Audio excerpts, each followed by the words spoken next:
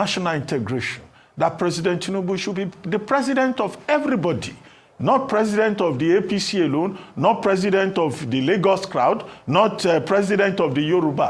But here you are saying that he should be the president of the APC by giving opportunities only to people within your party. I refute that. In our party supporters cut across the country. We have supporters from the Niger Delta. We have supporters from the Southeast. We have supporters from Yoruba land. We have supporters from the Middle Belt. We have supporters from the Northeast. We have supporters from the Northwest. Okay. So far, Asiwaju has made it. Let me finish, please, Ruben. So far, Asiwaju has given us the impression that he has only regard for only Lagos people. And most of us consider that to be an insult. You know? And then this, when he keeps insulting those of us, his core supporters, by ignoring our authentic supporters, and then giving appointments to all kinds of people that, I don't know what his calculations are. Strategy? No. In fact, that is the antithesis of strategy, as far as I'm concerned. Well, it's not strategy. Except that it's his prerogative to appoint or, fire whoever he wishes, as he chooses. Yes, and it is our prerogative. It is also, excuse me, Dr. Abati, it is also our prerogative to hire and fire a president. And if he continues like this, we fire him in 2027. Okay, at the moment, President Bola Ahmed Tinubu is not the only one in the equation. There is another Tinubu who is being proposed at another level, probably as governor of Lagos State. And some people are also kicking, the same way you are kicking, that the father cannot be president, and then he will say maybe his son, although he has not made any official statement in that regard, or that some people can even think that father and son, one in Abuja, another one in Lagos. What do you think of that? And I've had someone say he disagrees. I think you would be referring to my son, Sheyi Tinubu. I call him my son. The truth of the matter is that, as we say in Urobo, in Okpebholo, in Dadakboye, each person with his life, each person with his head, each person with his destiny. Sheyi Tinubu is a citizen of the Federal Republic of Nigeria. He is different from Bola Tinubu. I am very, very angry with Bola Tinubu, but I'm very, very proud of my son, Sheyi Tinubu. And if he wants to, didn't reach out to me, didn't tell me any such thing. If he wants to be governor of Lagos State, I fully support him. Is he not a citizen of Nigeria? Is he not a Lagosian? I support him. I will even give him money to campaign. I love the young man. I have a very big problem with his father, but I don't visit the sins of the father or the son. I'm proud of my son, Sheyi Tinubu. I don't have any problem with that. Just to take that. And I would just appeal to people to separate the father from the son and support the son on his own. Leave all that. It's not fair. Okay, go on, Ruben. Just to take that. When you say President Tinubu has disappointed you, there are some people who will say, well, serves him right. Because you, as chairman of the media support group, you were one of those persons appearing on television and other platforms telling us that, look, President Tinubu's presidency will change everything. Now, food inflation is over 38%. Headline inflation is through the roof. Borrowing cost has gone up. There is hunger in the land, although some states, at the state level, some states are doing well. I think Zulum is focusing on agriculture. The governor of Niger State is focusing on agriculture. The Lagos State governor, I think yesterday, just did something they call the Lagos Central Food Security Systems and Logistics Hub, somewhere in Ekpe. So you see pockets of those things. But there is hunger under the government that you supported. Of course. And instead of you talking about those issues, you are talking about appointments. No, I've equally, to be fair to me, Dr. Abati, I've equally spoken about hunger in the land. Now, why does this topic of hunger embarrass me? It's because This is not the plan. What Asiwaju promised us is that if we help him get to power, he is going to produce food massively to feed Nigerians. We didn't envisage this bizarre, macabre, I would say comfortability with prices just skyrocketing out of control. I don't know what happened to Asiwaju, seriously. In fact, I've taken to be booking masses. I'm a Catholic, to be booking masses for him. Whatever is happening, let God deliver him from it. I don't understand it. How can you just, you are a president, then prices just keep skyrocketing? If we can reduce the price of fuel, if we can reduce electricity tariff, can't we feed people? Let me tell you something about agriculture, Ruben. You can build our brother Aliko. He built his refinery for, is it 5 years? Is it 7 years? That's how long it can take to attain a milestone. Do you know how long it takes to grow crops? Sometimes as low as 3 months, 6 months, 1 year. You start harvesting and feeding people. Why is Asiwaju so reluctant to invest massively in agriculture? Let's just reduce the food of price first. Let our people see food to eat. I look like a hungry man. You would like to sell the food any amount. My problem will still be appetite. I will still see God will still give me money to feed myself and my family. That's not an issue to me. But people are hungry.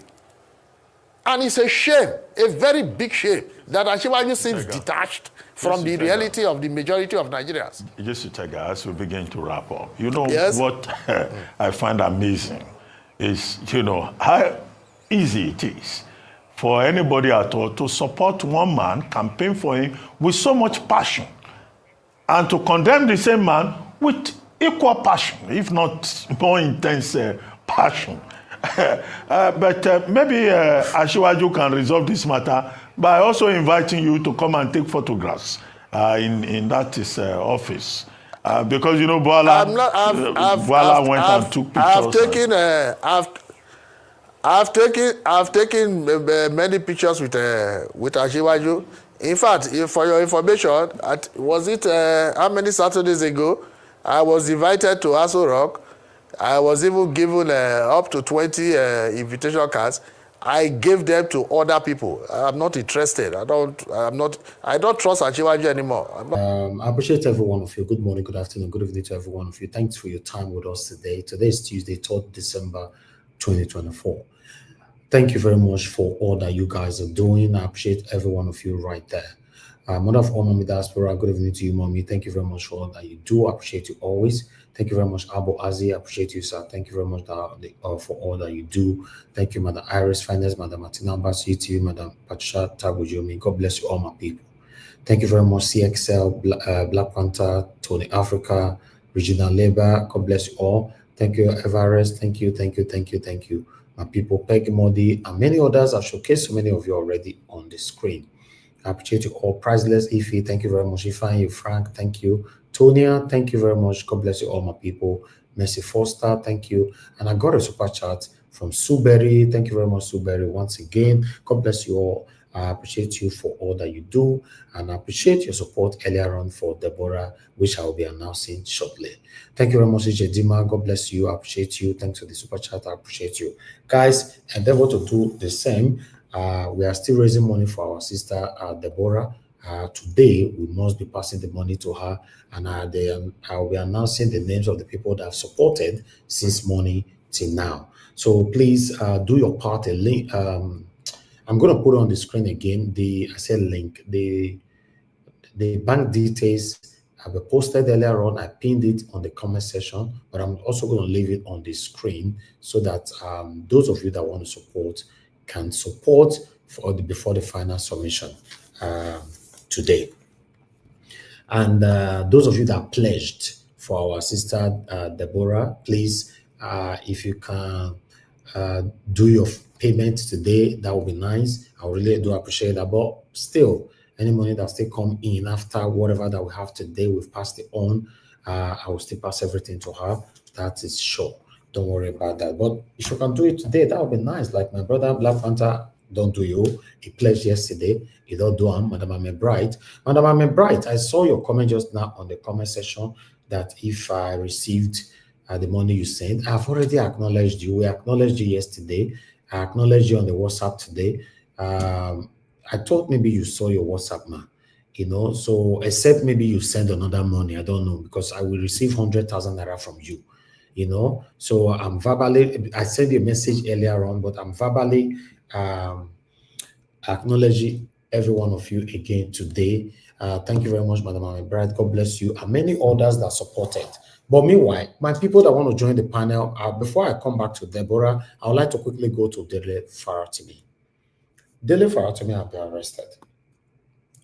Although this time, the way that they do them, they're not doing like say that government arrest them. They're not doing like that. Anyway, before my submission, let me take these articles. I think that will be much better, so that we can tally it properly. Let me come from Edo State first. Okpebholo dismisses alleged ringing in Edo poll, slams critics. As you all know that the PDP people said Okpebholo is a INEC select and all that, blah, blah, blah. But they have responded by saying that, no, I'm not INEC select. Now I'm win. I don't select anything or whatever. So, but meanwhile, I would like to quickly reference for that particular article that Okpebholo responded to. Let me quickly put that on the screen so that you can understand where we're coming from. There you go. PDP insists that the governorship election was ringed, described Okpebholo as governor select. So then that was what they responded to, because I'm not ready to read anything at all. I just wanted to show you the headlines so that you all can see that yourself. But meanwhile, let me come to Dele Farotimi quickly. Know that, yes, for a Edo matter own, we are already out of that. For Dele Farotimi, as you can see right there, human rights lawyer Dele Farotimi raises alarm over alleged threats to life by some Nigerian elites. This one was just less than 24 hours ago, and now he's been arrested. The lawyer said that though he's a law-abiding citizen and has consistently honored every lawful invitation by the Nigerian police force, this recent development targeting my associate, tracking my phone, and harassing innocent individuals are deeply concerning. So that was how he cried out. But today, they bundled him to unknown destination as we are talking right now. We don't know where Dele Farotimi day. Police arrest Dele Farotimi over UBA chairman Tony Elumelu's alleged defamation petition. So as I'm saying for that, I don't want to read anything. Everybody already know what is going on right there, which I totally against, because Nigeria have become a country under Tinubu's watch where you cannot speak anymore. If you speak, you'll be arrested. As you all know, that Dele Farotimi is one of the speakers that we have. In fact, few speakers one of the few speakers that we now have in Nigeria. He comes out every Sunday and he speak truth to power. Now they've managed to shut him up. Everybody, if you know you care about our country, you must use your platform to speak against this injustice, against this oppression, suppression, and intimidation. Now, this man had a put for front now say, make the do this thing. Government move themselves, like say, nobody feel mention their name, not be we, and I am the UBA chairman, now he see each other for this particular matter. But meanwhile, Mr. Peter Gregory Obi have responded to all this, which I would like to quickly take here. As you can see right there on the screen, I'd like to quickly read this one from Mr. Peter Obi. I just learned of the arrest of Dele Farotimi, respected human rights lawyer and advocate over an allegation of defamation. This action is a gross misuse of police powers and a grave assault on the principles of democracy and justice in Nigeria. I condemn this action in totality. It represents not only an attempt to intimidate opposing voices from questioning authority, it is also a worrying signal to every Nigerian who loves and values freedom of expression and dares to demand accountability and transparency. The Nigerian police force exists to protect the right of citizens, not to suppress them. Defamation by its nature, it is a civil matter that should be addressed in court through due legal process in line with the dictates of the rule of law in a democracy. Then Peter Obi went on. As a private citizen, former governor, and even today, I'm frequently defamed, insulted, and lied about against. Yet, I have never resorted to using the Nigerian police or filing report to silence others. Those who feel otherwise should seek redress through the proper legal channels, not by weaponizing the police or abusing their access to authority or state power. The result of police action in this case reeks of abuse of power and raises serious concerns about the independence and the professionalism of the police as a civil force. I hereby request that Dele Farotimi should be released immediately and unconditionally. The police must recognize that their allegiance is to the Constitution and the people of Nigeria, not to narrow interest at the behest of those in power. A new, more just and fair Nigeria is possible. This is sad. Like I said, arrested Dele Farotimi, the government stay back. They pull Elumelu, say this one not be also, but now you and Dele Farotimi now see each other. But if you look at the way Peter Obi addressed this matter, he not even mentioned Elumelu. He was addressing the government because he knows, say, they only just put Elumelu for front, say, help us deal with this guy. But we don't want to carry ourselves come out at all, say, we did this matter. It's very, very sad. We can't continue like this. Some of you might be saying right now, it not concern me, it not concern me. Someone that is speaking for you, now they arrest so. These guys, they are getting close in shutting everybody up. No, not worry. Very soon now, maybe before 2024, they will shut down Instagram, Twitter, Facebook, YouTube, all of them from Nigeria. So for you to be able to access these social media platforms, maybe you might be living, or rather be in any other developed country like other countries that have access to these social media platforms. Like me now, I broadcast from Nigeria. If that kind of thing don't happen, I need to pack my Ghana must go to UK. Because that is the area where these guys are going. This is sad. It's sad. And the funny part of it is that nobody is questioning these people. And we still have satanic Nigerians that still say, oh, we're going to leave them. Now our people, now my village person, they power, I must continue like that. It's affecting us now. Dele Farotimi is a Yoruba man, but who always speak truth to power. It's just like my panelist here, Mr. Jonathan, give us a mandate, Mashallah, and many others that come here to speak truth to power. It's very unfortunate that a whole Dele Farotimi is nowhere to be found as we speak right now. There's every possibility, if you refuse to use your platform to speak against this injustice, Dele Farotimi might be wherever they kept him right now, till Tinubu leaves office. Yes.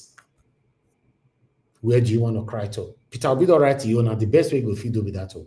Peter Obi don't even have power to change the narrative. The only people that have the power now to change the narrative is you and I, by using your platform to speak against this injustice, speak against this oppression. Most cases, you people normally say that, oh, we talk too much. It's the same Dele Farotimi that said that talk is not cheap. Even though some of you in the past have said, talk is cheap. He said, no, talk is not cheap because a lot of people can talk, but they hide themselves to talk. Those that can talk, that show themselves why they are talking, that kind of talk is not cheap. Maybe you might be able to digest it on your own. I stand against this injustice that is spreading like a virus right now in Nigeria. No freedom of expression anymore. The unfortunate part of it is that our police force, anybody can just call police now. Hello, help me go arrest so person. Go say, yes, sir. Where the person, they give us the address. Just like that. Look at our sister, Deborah, that she's sick. If not with the help of wonderful people that have been donating since yesterday, do you know how many people that have lost their lives in this process? Because they would certainly lost hope. There's no way they can survive it. Where you say a normal Nigerian from see 8 million, if the 8 million naira cheap, how come Deborah been in this pain for the past? She's been in this pain for like a year or so now. She could not. So just count how many thousands or millions of Nigerians right now facing different kind of illness that could not help themselves. But God has used me to use my platform to help her. I'm grateful. I will forever be grateful to every one of you that have put in your penny to this. I'm very, very grateful. Because we don't have a country right now. If you are sick in Nigeria, you are on your own. Except you have a second home, or rather, you have an option. Deborah don't get option. The only option she had was just looking up to God. God come direct and say, this platform will help you. Go to the platform. Then she came to the platform and started to, she started to serve. She did not even indicate she was serving. Serving us, you and I, all of us here. But she was still dying slowly. Every one of you that have responded, I don't know how to thank you all. Today, many of you responded again. Like, what did they happen? I was like, Jesus, what have I created? That's the question I was asking myself. What have I created? Because I didn't know how powerful my platform is although I knew, but sometimes you need to be reminded how powerful you are and how powerful your platform stands. I want to say, God bless you all. Thank you, thank you, thank you, thank you, my wonderful people. Nothing is working right now in Nigeria. I do give away all the time on my own. Even at Deborah, I wanted to handle what I can by myself because I never wanted to inconvenience nobody. Abu Azi can testify to that. Even Abu Azi himself also volunteer, say he go still find what he still get on his own to just keep all these things secret because I told him I don't want to inconvenience my people. That was 5 months ago. But the matter was brought back again just last week. But see how you guys responded. This one a platform. If you donate 1 naira, now the whole 1 naira would they give the person who want to donate for. I don't reach out to the people who would donate money for privately or otherwise. Now only here they talk to them. I don't talk to anybody. Not like many other platforms. You now reach out to the person you donated for, say, the money that I donate for you, so now our percentage with this, so our platform will do this thing. I'm not criticizing nobody, but everybody have their stand. You know what you stand for. That can never be me. It's not possible. That can never be me. Now, wait till be my own, and I enjoy it. So if you want to attack me because of waiting be my own, you attack yourself. But waiting not be your own, you can be easily attacked. And God will bless you, my people. My people, join us on the panel. Let's talk and let's take it from here. For Edo State, let's take this 1-minute video from Okpebholo. Monday, Okpebholo has raised concerns regarding calculated efforts of the People's Democratic Party and its agents to manipulate and distort the realities surrounding the 21st of September governorship election. Speaking during homecoming reception organized in his honor by the residents of Edo Central Senatorial District, the governor emphasized that the situation is a total disregard for the voices of the Edo people who cast their votes in support of his administration. My people, I am here to thank all of you. I am happy for the sound victory God gave us. The people that wrote result and were announcing fake result on the internet are the same people crying today. God has spoken, choosing the right path, path of development, path of peace, path of unity, and that is what they have chosen, and that is how it stands today. I want to thank Esa people, but I want to say today, I will not disappoint Edo people. I will not disappoint Esa people. I will do the right thing and let justice prevail. All right. Thank you very much, my people. Now God bless you now for that particular one. I guess that's all I have for you guys today. My articles, my videos, everything. Where are our people? You guys need to come in. Well, not the, I wish Oga Chris is with me, on time today. I need somebody to join us on time and now so that we can add whatever we've raised to what we rounded up yesterday with Deborah's money. So please, Oga Chris was very, very articulate with us yesterday with the putting on with the figure. So I wish he's here, and that'll be much better for me. But meanwhile, before people join us, it's very sad to see that our politicians can be so greedy. This one, you'll get only this whole state, because this one has state. This one, Emefiele, only Emefiele, you'll get a whole state. I don't understand. How? Where is all this greed coming from? This one has state now. 770 something buildings. Last Tinubu go still press that button, make press and wait, make press and even though I know yes, they punish them for because it's not on their side, like very dark man stated earlier on. I've said it before so many times here, but may they press the button well. This is sickening.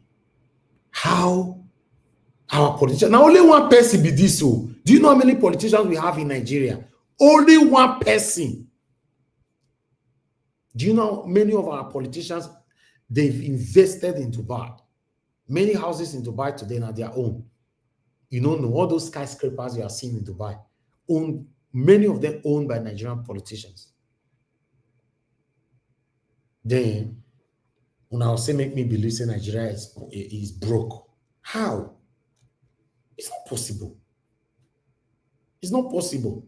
If we can recover everything from all this, our stolen properties, wealth, money, and all that from all these satanic politicians, is enough to fix Nigeria now. Only one person will thief, like say, I don't understand. It's crazy. Thank you very much. Yes, you can call back again. I just missed that I was talking. Yes, those of you that want to call in, please quickly call in. I really want us to talk about everything we presented today, but I want to do this Deborah thing out of the way. Mr. Jonathan, thank you very much for joining us. Good evening to you, sir. Thank you very much. I beg, I don't know if you have anything to say. I want to thank you once more for your wonderful support yesterday. God bless you. Today we'll be rounding up with Deborah. So I don't know if you have anything to say on that, sir. Yeah, Mr. Harris, thank you very much. God bless you. Okay, it shows you don't reach your location because your line don't clear now. yeah, exactly. Yeah, but yesterday I was attending my normal board meeting twice a year, so I was out of my normal area yesterday. But anyways, you see, I want to thank you once again. God bless you and God bless you abundantly. You know, I God bless all our panelists, all the commenters, all the callers. God bless everyone. Mommy Diaspora. Again, as I always say, God will bless you abundantly, greatly. In Jesus' name. I really appreciate what actually spurred me yesterday was the response. You know, how people responded in such a immediate fashion. You know, and that's actually what kind of took me off balance. You know, I really had to take quickly take the lift, the elevator from the 11th floor and quickly come down to join the panel yesterday just to contribute. It was so touching. It was so touching, you know. But again, I heard someone say yesterday that that's not the only one that we have in Nigeria. You know, thousands, if not millions of Nigerians facing this. And it is the responsibility of the state, the government, to do this. That's why they have failed. They have failed the nation tremendously. You know, I pray, I hope that our people will be able to hit the 6 million target today, so that we can just wrap this up. You know, I pray, I hope, I'm looking forward to it. I'm trusting that people will come up. I don't know what the remaining amount is, but I know it's less than a million, maybe less than 800,000 to hit the 6 million naira target. And once we reach that, it's not 6 million. Yeah, I said we are almost there. I'm hoping that we get there today. And immediately we reach that point, then we can close it and just exactly. Yeah. Yes, we are almost there. We are almost there. Yeah. Thank you very much. Thank you very much, Mr. Elvis. And again, I want to one man I can see already. Mr. Jonathan, okay, quickly round up, sir. I just want to again ask Deborah to keep the faith. The Lord is your strength. You are healed. In Jesus' name. Thank you. Amen. Thank you, sir. Thank you. One man went to move. I want you to quickly talk to us. Good evening to you. I saw your comment yesterday, so you didn't hear me acknowledging yesterday evening. Oh, all right. I just wanted to be sure that you did get it. Of course, I acknowledged it last night. Oh, no, yesterday. I didn't. You know, I dip in and out of your stream most instances, so I may not have heard that. But yeah, okay. Keep up the good work, especially those sort of charity-based things. So anytime that is coming up, anybody in need of help, just put me down as a donor. So we're all about that. You know, we use the platform sometimes to do good. And that is what I want you to be doing. What do you mean? I do it every year. I do it every single year.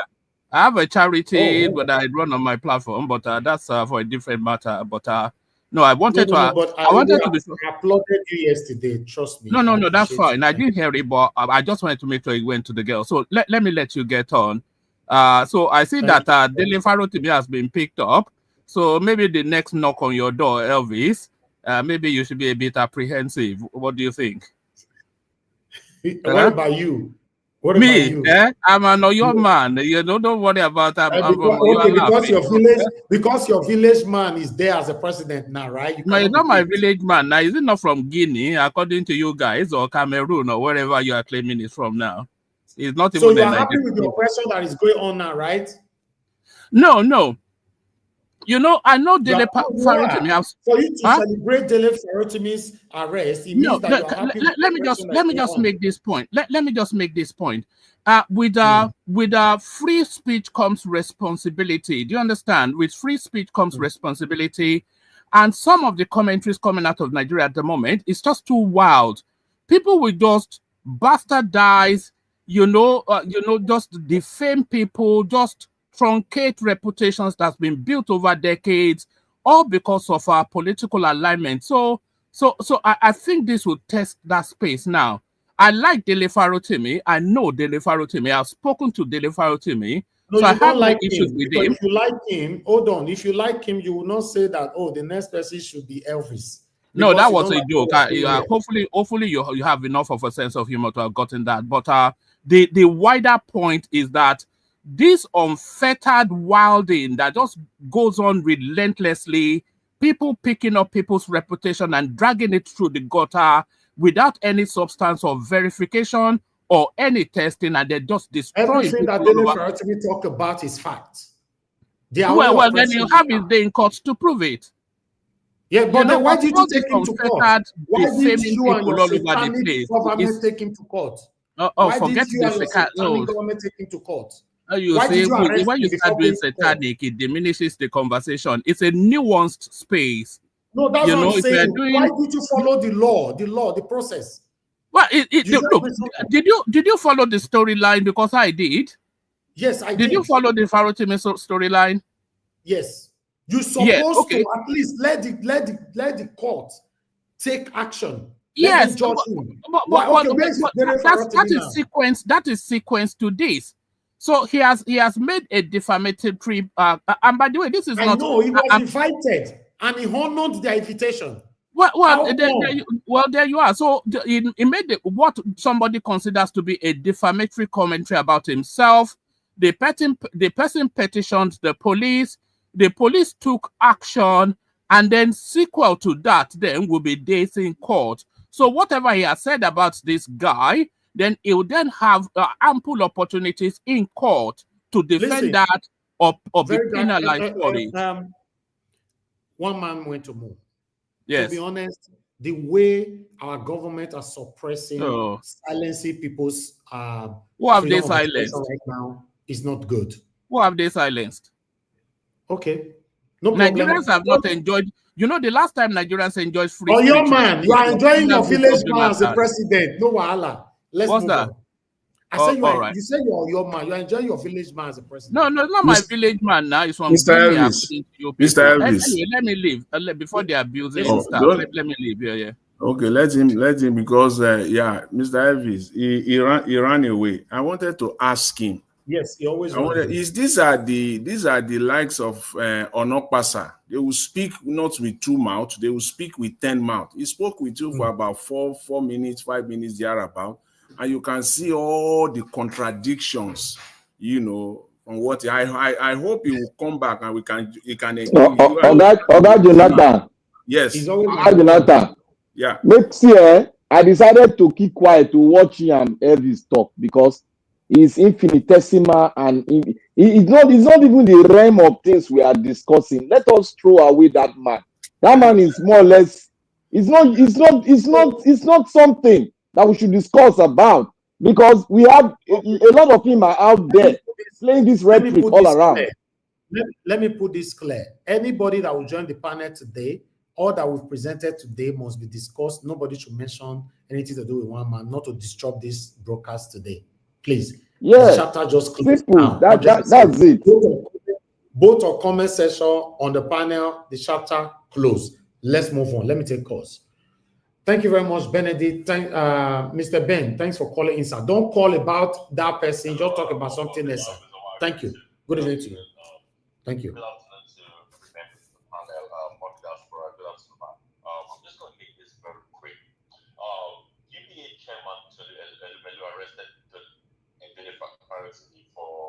For every reason.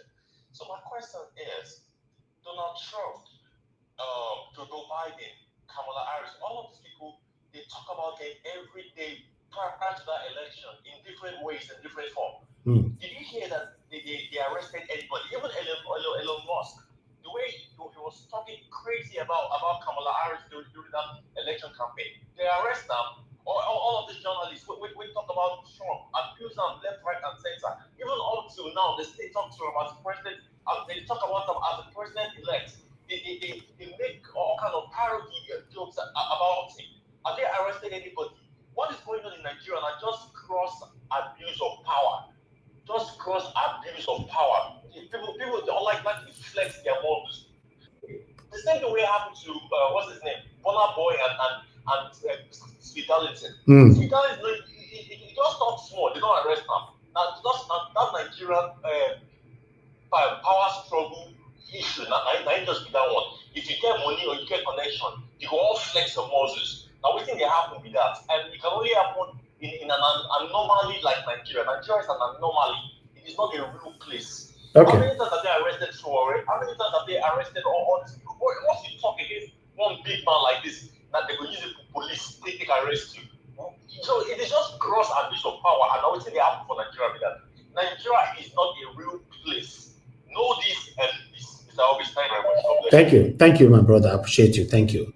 All right. Mr. Martin Benjamin, thank you very much, sir, for calling in. Good evening to you, sir. Please talk to us. Thank you very much for all that you do. We saw your support. We are very, very grateful. Thank you, sir. My brother, good evening. I just wanted to let you know that I've already sent you something on your WhatsApp. Yes. So I don't know. I've acknowledged you already, right? I don't know. Okay. Oh, yeah, I think so. I'm just joining you now. Okay. Thank you, sir. Thank you very much. God bless you. I appreciate you. Please be listening to us. We are going to take on the people that have sent money now. You know, so you hear your figure rather. Thank you. Thank you, sir. Okay. Thank you very much, Mother Deborah, for calling in. Good evening to you, ma'am. Please talk to us. Hey, Mr. Elvis. Thank you very much, ma'am. Good evening to everyone, our viewers and commenters at home. Just a quick contribution to the broadcast. Thank you. I've been following your presentation. Unfortunately, I didn't listen to the one of yesterday. So I really don't know much about the issue you're talking about the Deborah issue. She's even my namesake. Oh, okay. So maybe I will. But you didn't watch the video of yesterday then? No, yesterday. But I will go back and watch it. And okay. Maybe so I really understand what it's all about. Okay. That's fine. I just want to thank you. I will go back and Madam Deborah need about 8 million naira to go through surgery. At the moment now, she's totally paralyzed. She can't walk, she can't stand, she can't do anything. She's on a wheelchair, and for her to go through surgery, she needs up to 8 million naira to do this. So that's what we are raising. Is the surgery going to be abroad? No, in Nigeria. Yeah. But do you think they have this specialty to be able to do that kind of surgery successfully? I believe so, because I believe the hospital that told her that figure and all that must have assured her that they can do it here. So, Mr. Elvis, I worked in Nigeria for years, even both in private and government hospitals, and I can tell you that majority of Nigerian doctors, they prioritize money before even something that they know they will not be able to do, but they will just reassure you that they can do it. That's one thing that I will have to tell you to be at the back of your mind. Yes. Okay. I think we've assigned one or two persons to work with Deborah. So I think Mama H.O., Madam Iris Finance, Madam Ifi, and many others. So I think that, Madam Moni Olagbiyan, they will take that one themselves with her. No problem. Yeah. So, thank you very much. Briefly to one that you're talking about. Okay. Really saddened by the arrest of Dele Farotimi. Although I'm not too surprised because he's been vocal and he's been saying the truth. And if you are somebody who has followed the Nigerian system and the Nigerian people, you know that they don't like truth. They don't like anybody who is saying the truth. They will look for one way or the other to either intimidate you to silence or look for, if they cannot intimidate you, they will look for a way to silence you. And that it is shameful. And for anyone who is supporting this evil, just like you said, that if you support evil because it favors you, that same evil will come back to haunt you in the future. Exactly. And anyone that is coming out to say, indirectly or directly support what is happening. By the time they finally turn Nigeria to a police state, we have countries in the world today that people cannot talk, that you don't have any rights, and the government controls everything. There are countries in this world today that even if they kill you, nobody is going to speak for you. So those people who are supporting this evil, and for one reason or the other, they should understand that when it is fully manifested, it's going to affect everybody. By the time Nigeria becomes a police state, where the government controls everyone, where people have no freedom of speech, that's when everybody will now know what we are in for. And we are gradually getting there. Thank you. Thank you, ma'am. It's a shame that a thing like that has happened. And I hope that people will speak out. A lot of people will speak out so that wherever he is, he should be released. He Thank should you. be detained. Okay. If they want to take him to court, they should take him to court. Thank you, ma'am. Thank you so much, Mr. Elvis. God bless you, man. Thank you very much, Mother Deborah. Thank you. Okay. Mr. Tony, please talk to us, sir. Good evening to you. Thank you very much, sir. Thank you very much. So I want to say, you make my year. May God bless you and your mother. Everybody, amen. Thank you, sir. May God bless your father, your siblings, everybody, your children. Thank you, sir. Okay. So, your wife. I appreciate you. Because yesterday was the only happy day for me, sir. Till the beginning of this year, to be honest. That I was able to not to have a pumped up stomach. With what you did for Deborah yesterday.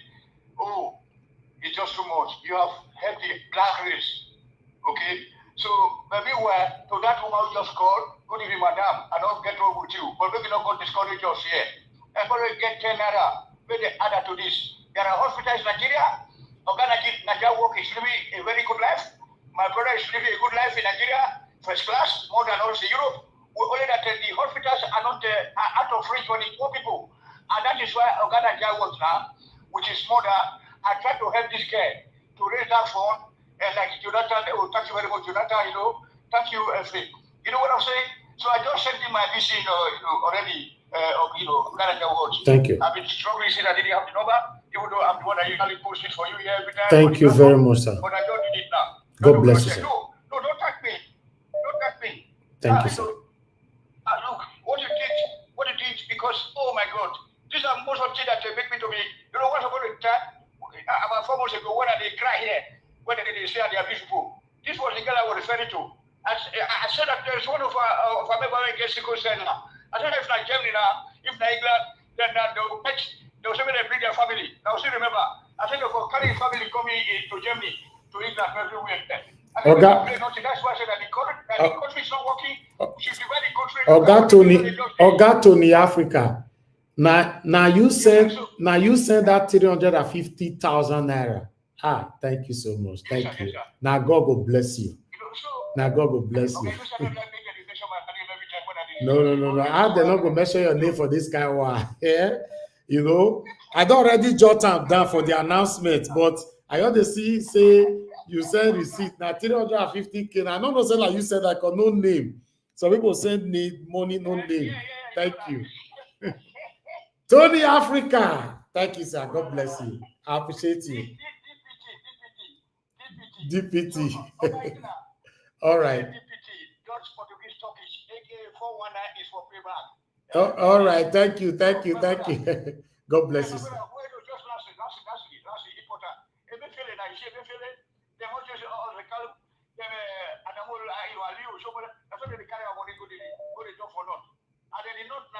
They also divide the country by themselves. And those they already get into investment. 90% of the private investors in Abuja, those real estate, are owned by Igbo people. The rest are owned by. That's why I love the Yoruba people. They don't use their money to buy develop. That's why you have Lekki now. And our people also, we always like to develop our place. You know what I said? Because although we don't get money, but I think our governors, all of them are living in this city there. Our governors, they are living in Ibadan. They are living in Odo. But all those people, they're going to crash that they're not. The country is going to be divided. We're going to lose all those investments. Thank you, sir.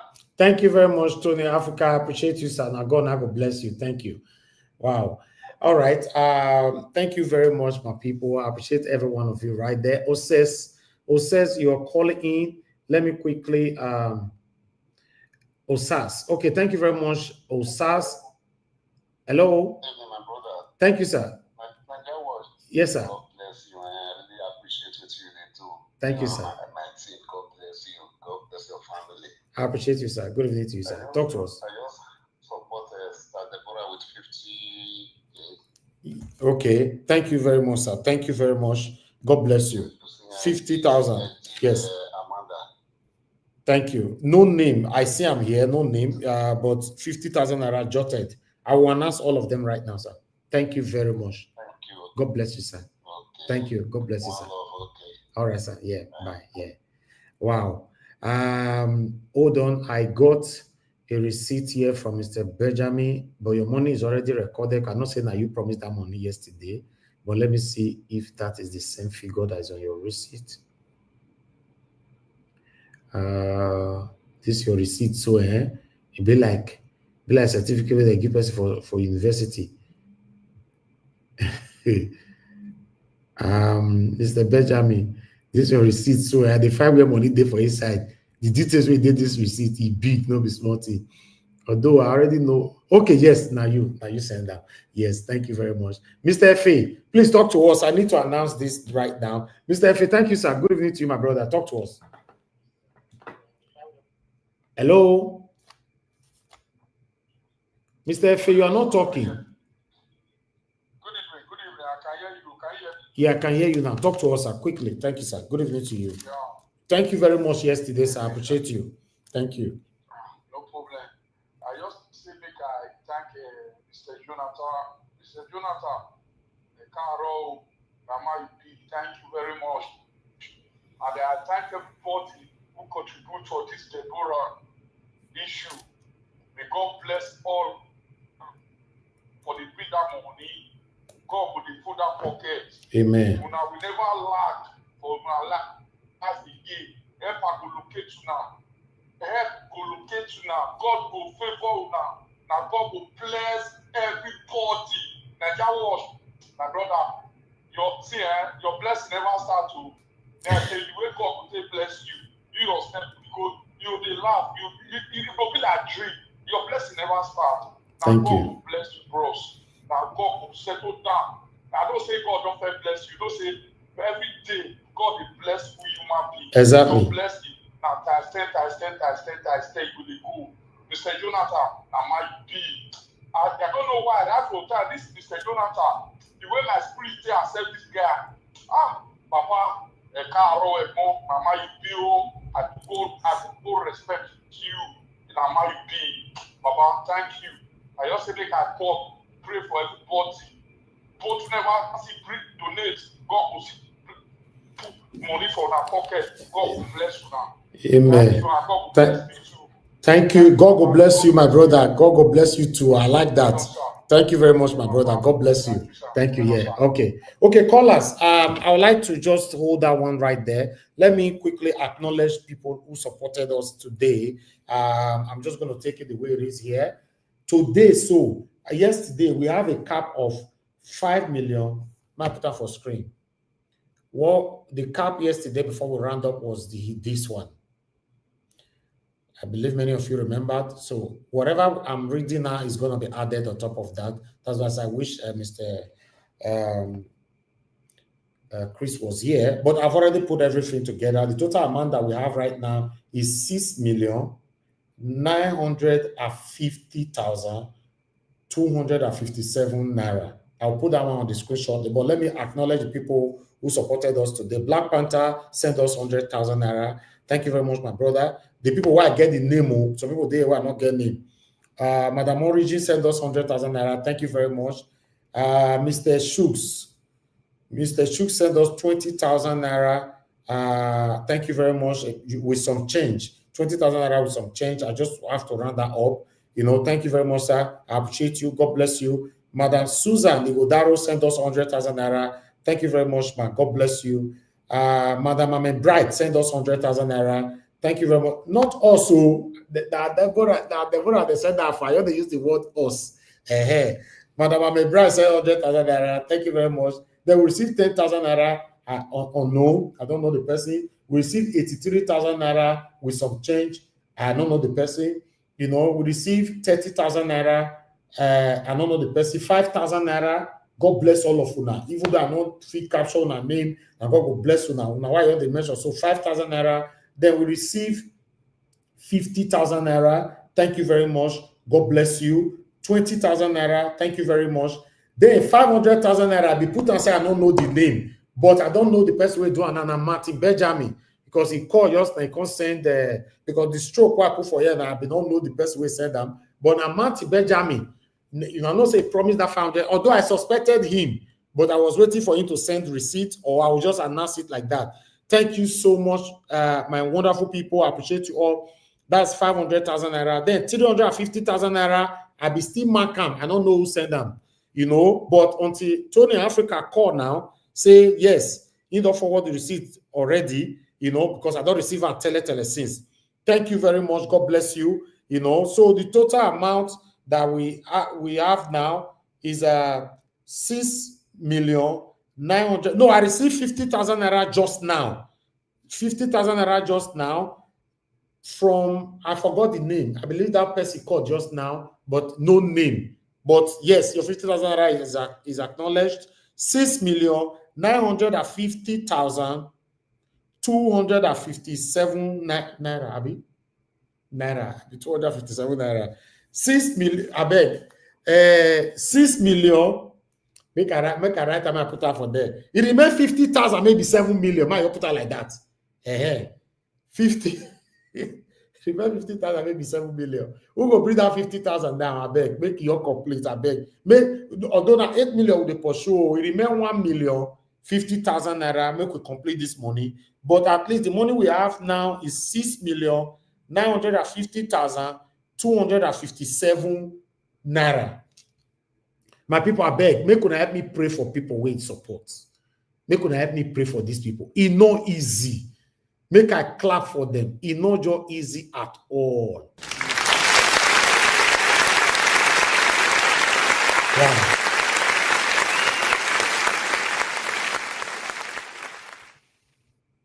This is something else. I can't believe this. As we speak right now, we have at least 7 million naira. At least. Deborah, I don't know how you feel right now. How you feel from where they hear us from now? How are you feeling? Yeah, how are you feeling? No one I pray for everybody. You know, thank you very much. Yeah, Michael Carter. Thank you very much. I received your money. Thank you so much. God bless you. Let me see. Maybe somebody will just send another money now. No. You never know. No, say this thing a magic. Okay, no money don't come right now. Yes, I beg. You know, anybody that want to send money in now, we need to do this closing. Should I just hand over this money right now? Anything that come after, we can put addition. You know, please, can people respond to this on the panel or the comment section or call into the show? Tell us, Deborah, so that Deborah, we can post out a link. Deborah to join us on air. Pass your account number to me on the WhatsApp number. On the WhatsApp number so that I can transfer this money to you straight away. I don't know. And our people where they follow up, I don't know whether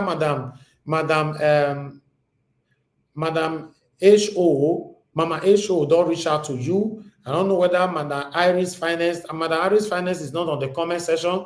I don't know whether anybody have reached out to you, you know, because they promised yesterday they will reach out to you. And they are not here. You know, nobody is here. It looks like I'm talking to myself. Is anybody with me at all? Is anybody hearing me? We deal with you. You're not going to be like that. You're not going to be like that. I did talk to myself. To be honest, yes, I beg. You know, at the moment now we have 50,000 to make it, to round this up to 7 million naira.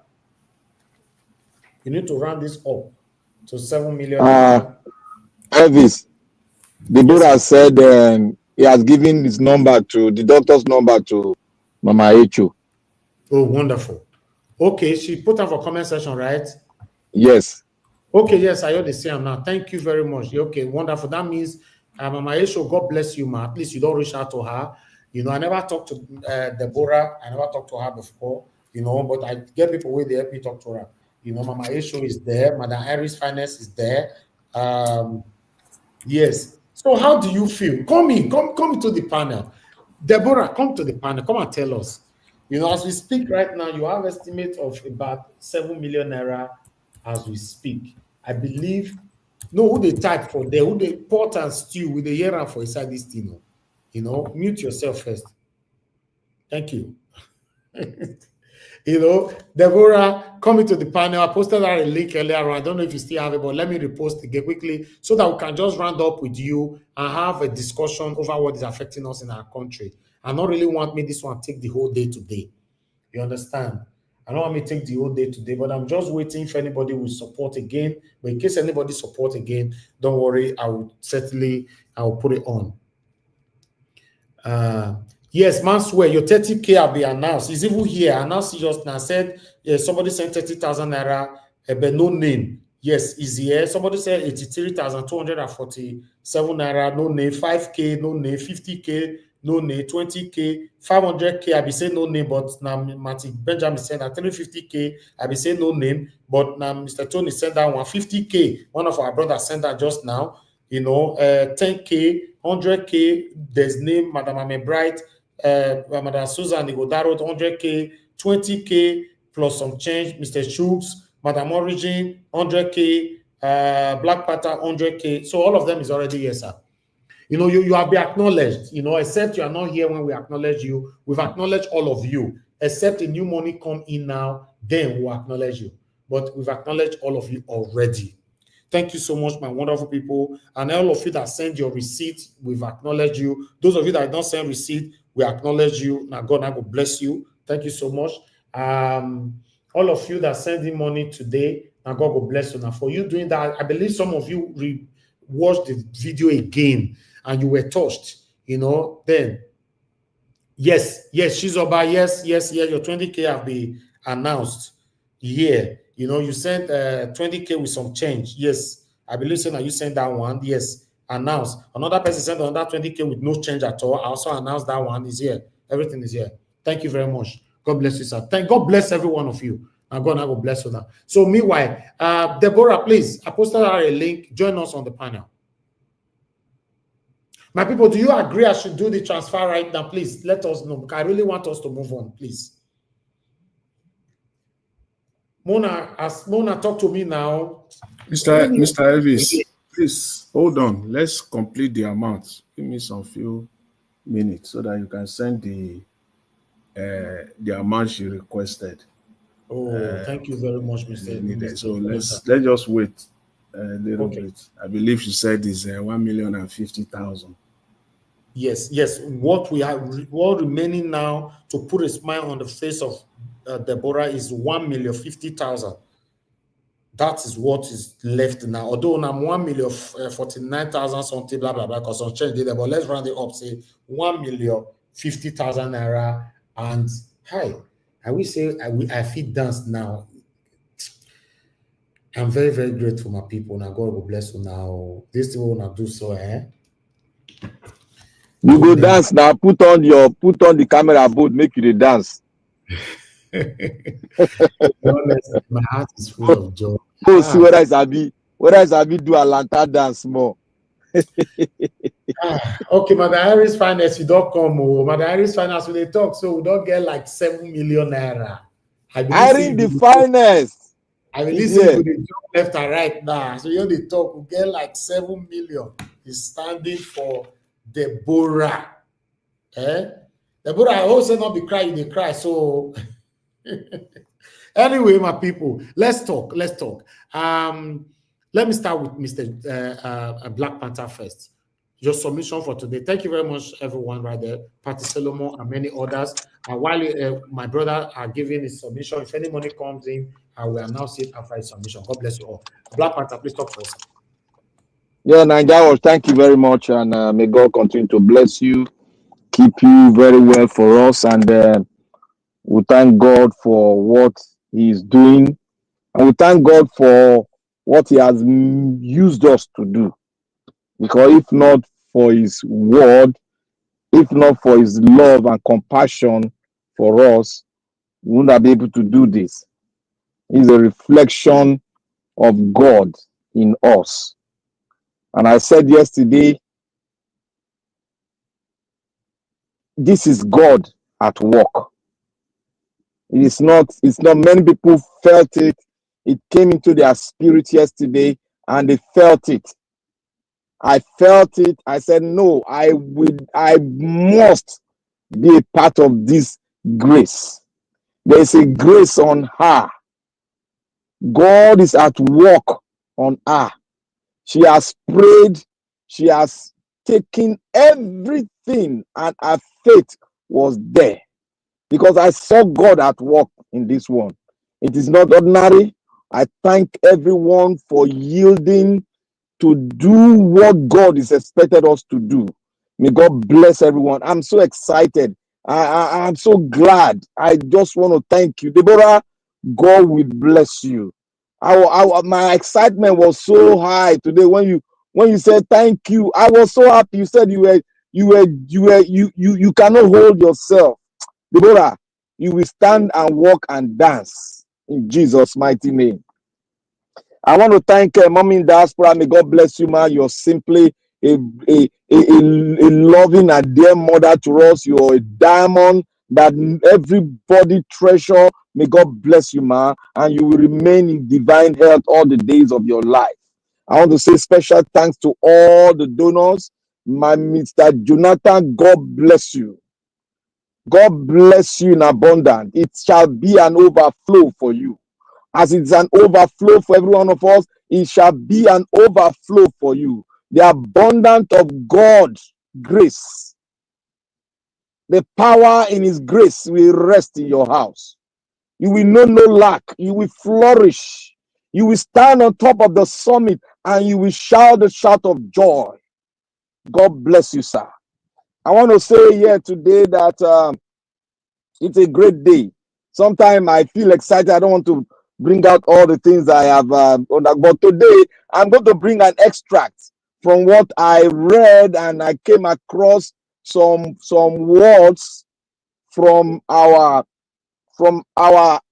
leaders, those that founded the country, those that were part and parcel of the foundation of the country, what they saw before we came in, and what it's their word that has been manifesting today. You can all see the corruption, the level of stealing by the central bank governor of the Federal Republic of Nigeria, the level of nepotism, the level of insecurity.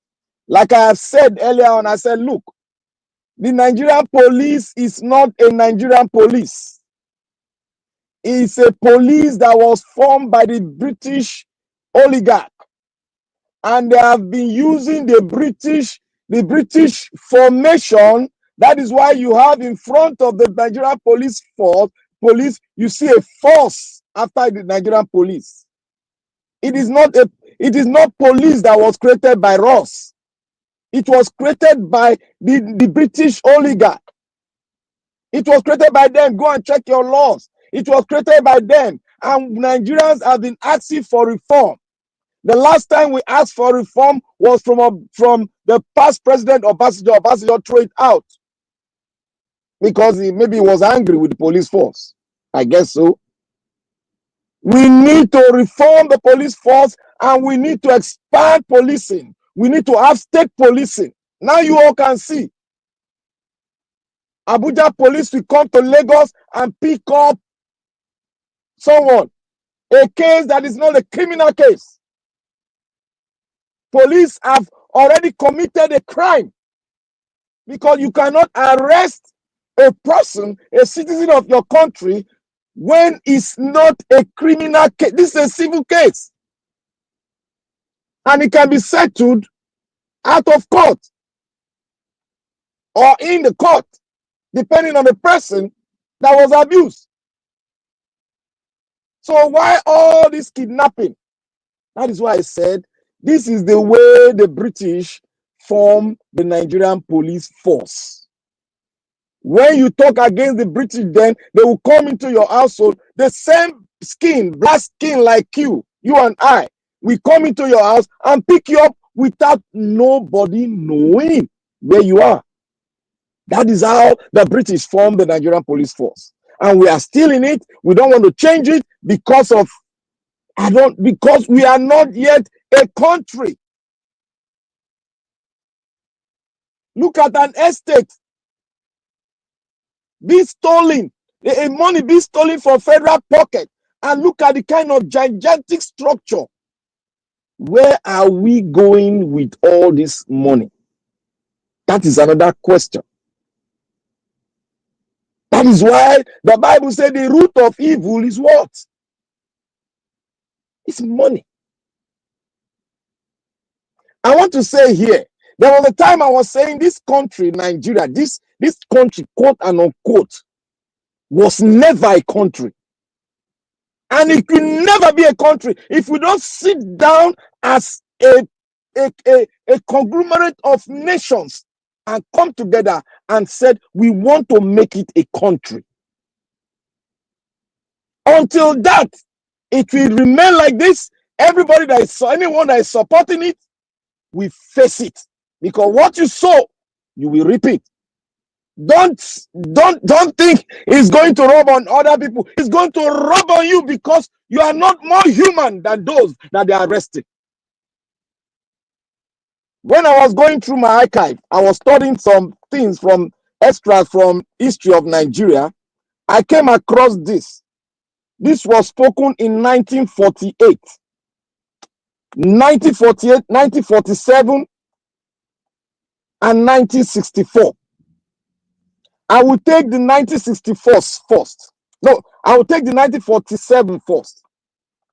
And this was spoken by Chief Obafemi Awolowo. Please listen.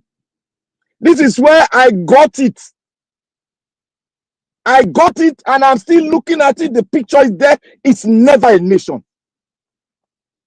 Awolowo said, Nigeria is not a nation.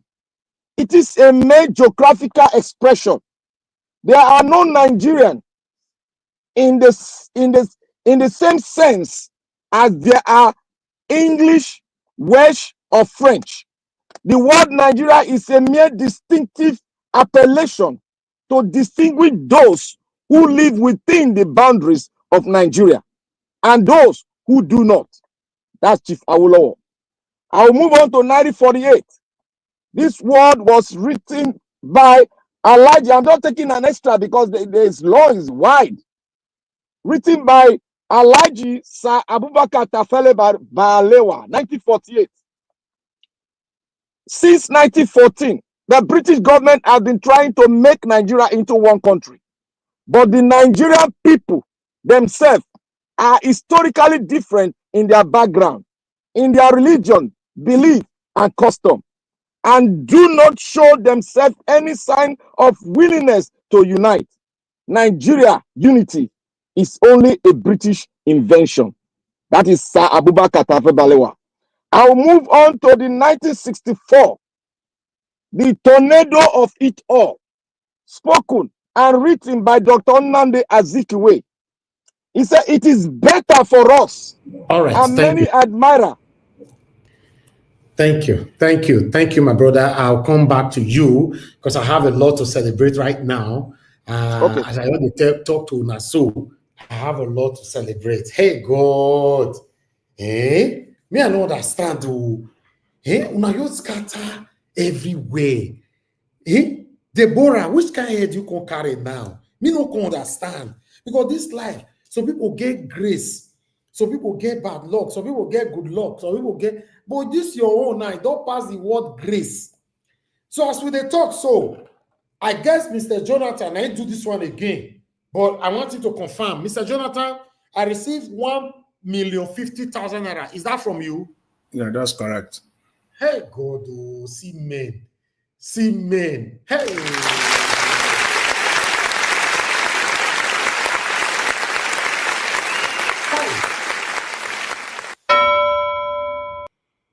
Mr. Jonathan, don't scatter everywhere. Yesterday, you gave 2 million Today you put in another 1,050,000 naira.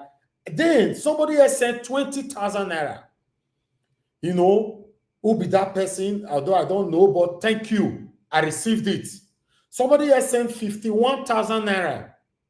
I received it. Somebody else sent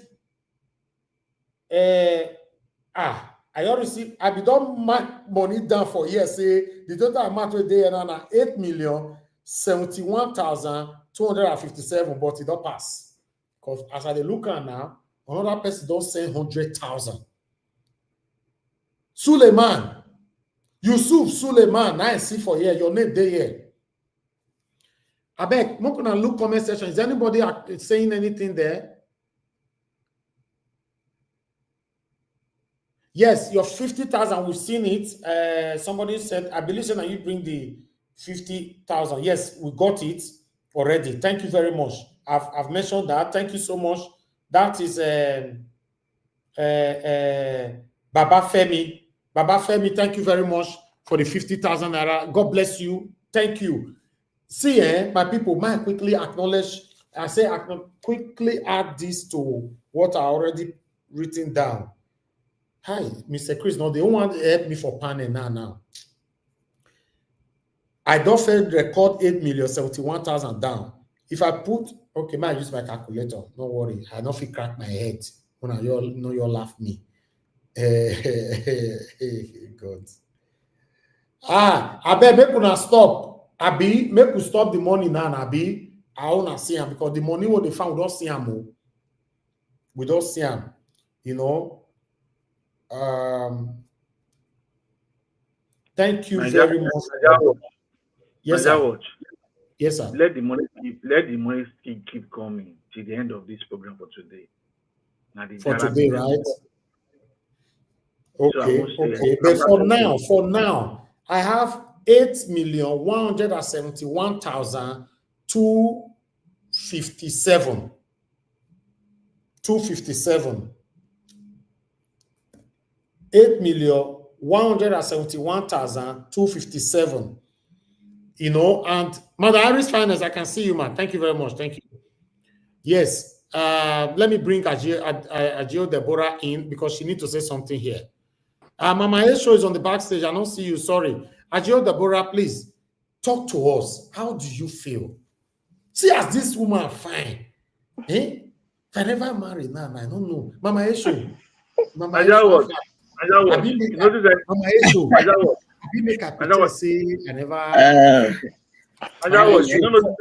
When you wait to match your life, they don't sort it. That was. You want to spend my love? No, not be your law. You see this girl, his face not change you. Money is good. Hey God, no, Deborah, so you find like this.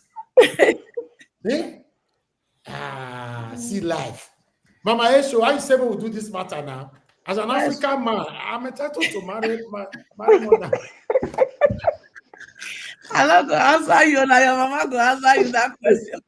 Mommy, Mona not ask Mother Rita that kind of question. Or she go finish for Mother Iris Finance. How you see this matter? Talk put.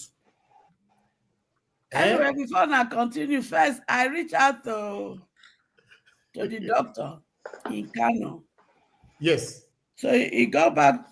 He got back to me because it was a missed call. So he got back to me, and we did discuss. I asked him to send me because he was giving me different breakdown and how the money amounted to that. So I told him to send me the breakdown. I'm still waiting for him. So once he sent it, I will send it to you. Then he said that when the initial this thing they discussed with Deborah was about 5.something million. But Nigerian wahala, it don't make this cost. So I asked him to give me the breakdown because he was calling different things they will be doing. So I'm waiting on him on that. Okay. That's the doctor in Kano who will do the surgery. Thank you, ma'am. Thank you so much. Mama Esho, I really appreciate you for your effort. You as Otokuna do now you be. As you talk and so you do. God bless you, mommy. Mama, God bless you. He said. You know, somebody just sent 10,000 naira. You know, thank you so much. I don't have that journal. At the moment now, we now have 8,181,257,000. 8,181,257 naira. You love me, Akpabio, when not know how to read the money again. No, you see, Mama, I never count this kind of money before. Akpabio, you feel like Akpabio when I never count before when begin. No, to be honest, excitement is just too much. Do you guys know that since yesterday, I don't like saying this. My mom don't like me speaking this kind of thing. But the truth is this, wait. The truth is this, we should learn something about this. That when the people arise, we will get what we want. Unity is the key. Just yesterday, you announced it, here we are. It looked impossible, here we are. That means our situation in Nigeria, overthrowing these wicked oppressors, is a done deal if we make up our mind to unite. Thank you. Thank you, ma'am. Thank you very much. My people, I appreciate every one of you. But for now, for those of you that insist that we should keep the money rolling, that's fine. I appreciate that. If you send us money, please either through WhatsApp or through the comment section, let us know. Even though if still talk, cannot worry, me myself, I can't talk. But the one that we have now, please, can I have the permission to transfer that one to Deborah instead of leaving it in the account? We need to take this one out right now. What do you guys think? Currently, we have 8,181,257 naira. Ms. Evix, I would suggest that you leave it to the end of the day. I support. You are a mind reader, F. Emmanuel. You are a mind reader. Supported. Okay, we should leave it till the end of the day, right? Yes. Yeah, when the end of the day, you can transfer it finally to her. You call her and she will respond. Okay. Maybe as we talk now, people don't transfer now. You never know. Make a check. Hold on. Okay, now the last money we receive 10K. The person say for Agio Deborah, but your own name, there. Only your reference we see. But thank you. I don't acknowledge you already. So my people, I'm so happy. I'm so happy. Anyway, let's hear from her. Agio Deborah, what do you have to say? Thank you. Good evening to you. Good evening, Mr. Elvins. Good evening, Mommy Diaspora. Good evening, everybody on the panelists, the commenters, the viewers. I'm so my joy is full. Since yesterday, anybody that even tell me anything now, just laugh. I just laugh. It was like, what happened? Why are they happy? I said, you will not understand. You will not understand because like I said yesterday, I've actually given up. Why? Because I know the places my dad have tried entering. He went to the government, they will tell you, go to this person, go to this person. I told him, Daddy, is okay. You have tried. If this is my fate, let it be. That was what I told him. Because I know if he had, he won't let me be here by now. I know who my dad is. So just yesterday when this whole thing started, I was so excited. My dad couldn't even sleep because he was sleeping. Later on, I had to wake him, come and hear the good news. When he came, that was, he could not sleep again. He was dancing, singing, praying. He said, my daughter, I know God will raise souls to help you. And people you don't even know. And here it is happening. I really appreciate all of you. God that placed it in your heart to bless me will bless you too in abundance. Amen. Wheresoever this money is coming from, He will replenish it. And you will never see shame in your life. Sickness or any problem that will make you people seek for help, any kind of help from human being, you will not see it. This my like I'm lost of words actually because I'm so excited. I'm so happy. God will bless you all for the prayers. Don't get tired of praying for me because at some point I was like, oh, okay, it's not just getting the money, the process. Will I be able to face it? I was just scared, but I know God will do it. God that have started it will do it because if you see me how I was looking as at last year, December, you will not believe I'm the one now. Yes. So I know that God has started working on me already and He will perfect all that concerns You me. should be celebrating, God my dear. bless. I'm proud of you. I want you to know that this did not just happen by mistake. You put in the effort yourself. You'll be consistent on the comment section. You'll be doing your work yourself, even nobody asked you to do so. So I want you to understand that yes, God used us here, and you should also be grateful to God that yes, me myself that created this platform, I have a name to protect. You know, if I was a criminal, nobody would put their penny. No matter, even though you did die for hospital bed, nobody will put in their penny. Just see, like, I beg, this guy cannot be trusted. This is one of the things I talk about all the time. You know, people, how do you protect your name? You know, it's very, very important. This is not what we do often here. So, Deborah, I'm proud of you. You know, and I thank every one of you that have supported. And God, I will bless all of you. I can't thank you all enough. Thank you, thank you, thank you, thank you. As you all have stated, that we should wait till the end of the broadcast. You know, then we can see if we are going to raise more. If we can raise more, that would be nice for her. Trust me. You know, if she have estimate of 8 million naira for her surgery, she needs whatever that is left on top of it to sustain herself. That's my take, you know, and I believe that is what most people listening to us right now believe on as well. Thank you very much, my people. Now, God, I will bless you. Now, Rita, I can see you.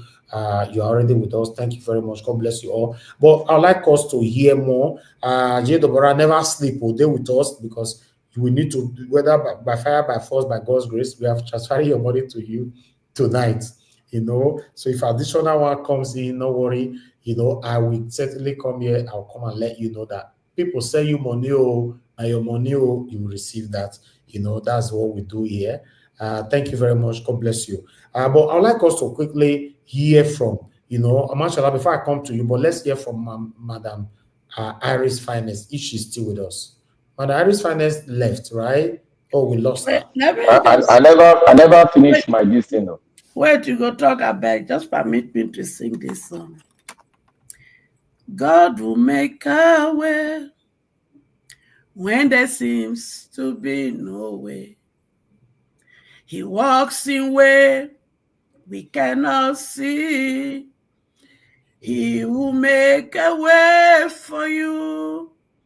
He will be your God. Hold you closely to his side. With love and strength for each new day. He will make a way.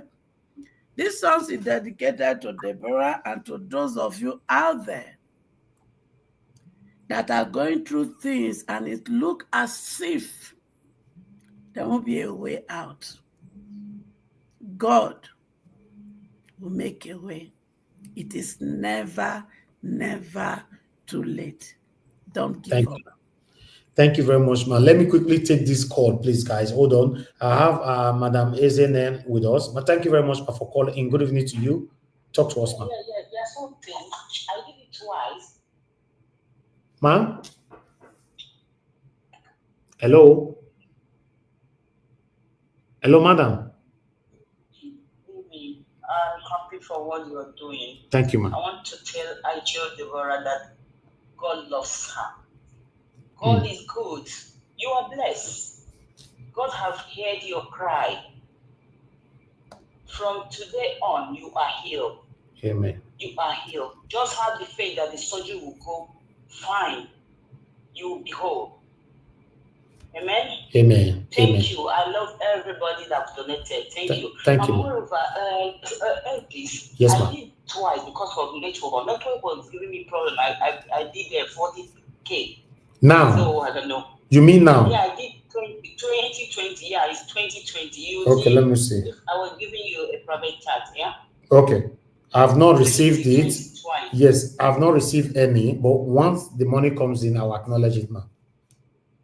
Okay, you just see it on the public chat. Okay. Thank you very much, ma'am. God bless you. Thank you. Thank you, ma'am. Yes, ma'am. God bless you. Yeah. All right.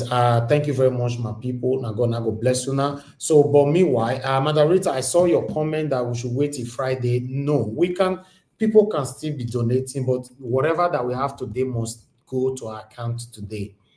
Let this move this one to her. Then whatever we raise or anything that still come up, prospectively, they will come here to talk about it again. So I think we should stand by that, please. The love service. Yes, ma'am. Is it possible for us to pay straight to the hospital and give her the balance? I don't know. She should take that decision by herself because she knows these people better than us, right? All this, say when it comes to Nigeria people, me not to understand these people like that, or both hospital and all of them, 419 offer everywhere for this country. So I don't want to take a decision that will later come and affect me. Because a doctor and the wife the jack Mr. Evix. Yes, the service, let the money go to Deborah's account. Then she is the one that's going to the hospital will render service to her. Exactly. That's what I support. Service, then she will pay accordingly. Yes. Yeah, that's what I support. And Black Panther I can see already. Yes, because let me ask Deborah. Deborah, now that this money is available, when will your surgery start? Okay, according to them, if I go, maybe by next week, if I go, they will have to do some tests again for me, then administer some medication to prepare my body and so on and so forth before they will tell me when they will start the process.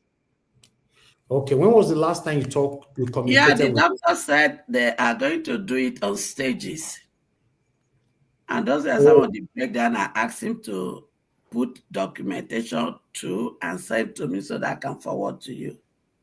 Okay, but I hope everything will be fine with her. She will walk again perfectly and all that. I asked those questions. He said yes. Usually for surgery, I know for surgery, usually what they because do, according to him, they're not going to do the 2 replacements at once. They will be doing... No, they won't do it at one. They will do it once. She will recover from that before they go to the next one. Yeah, so it's a process. Those are the questions I asked. And I think the money will be just they might request.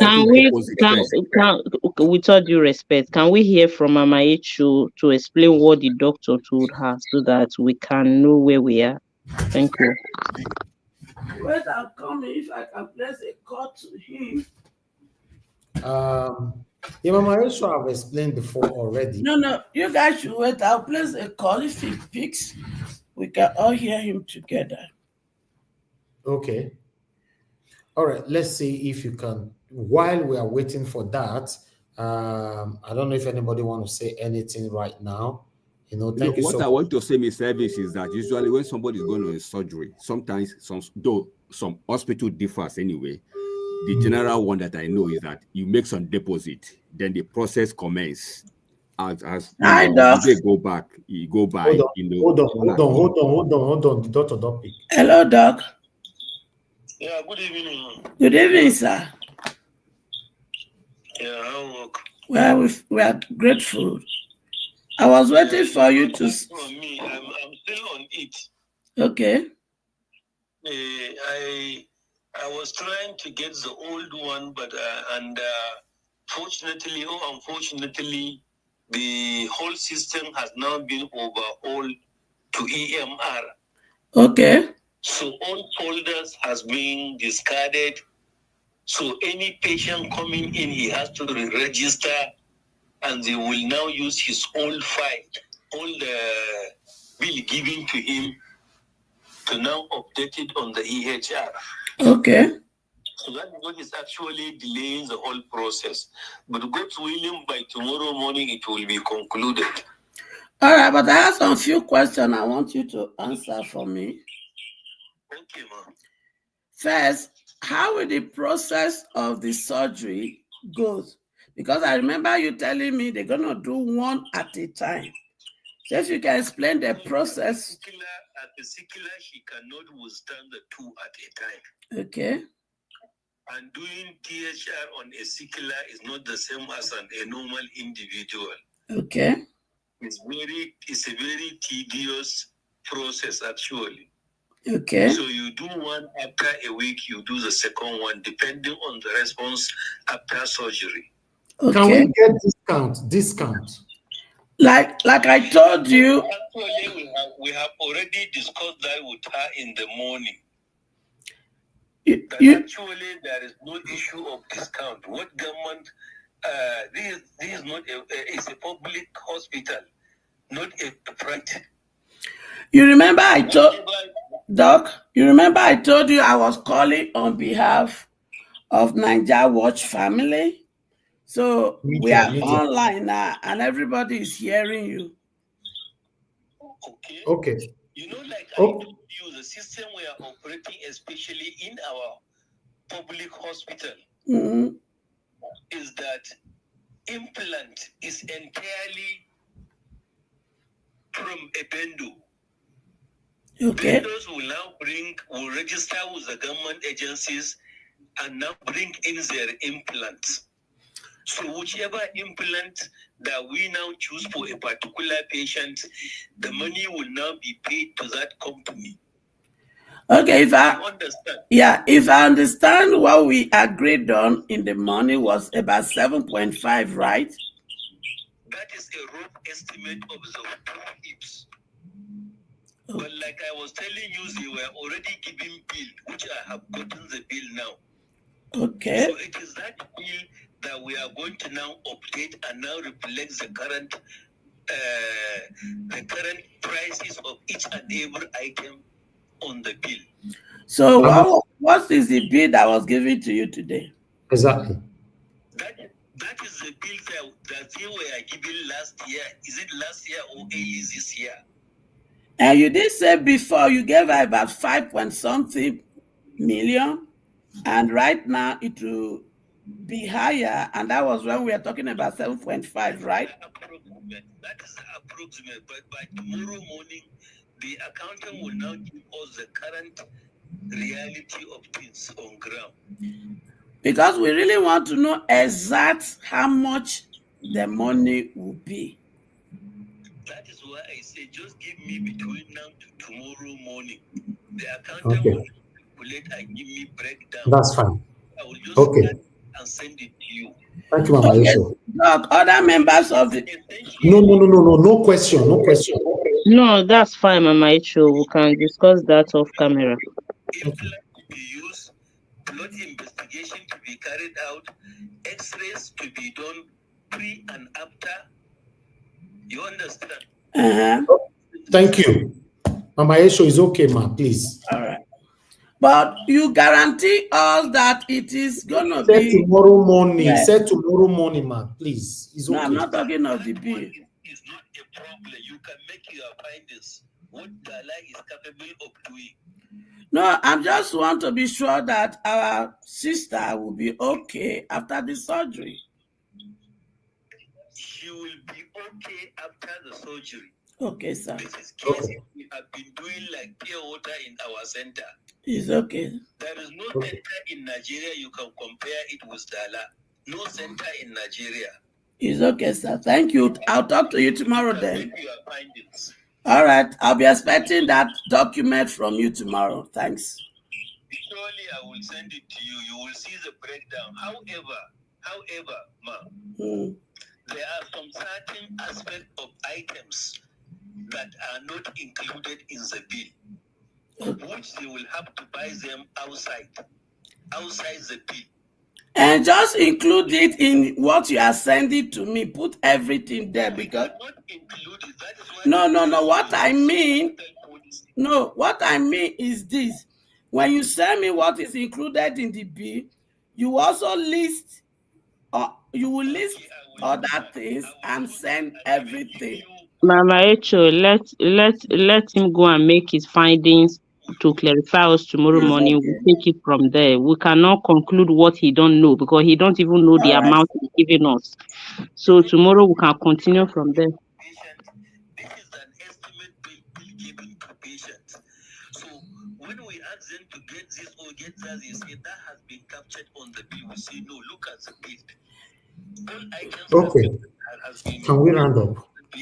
All right, sir. Okay, tomorrow I will.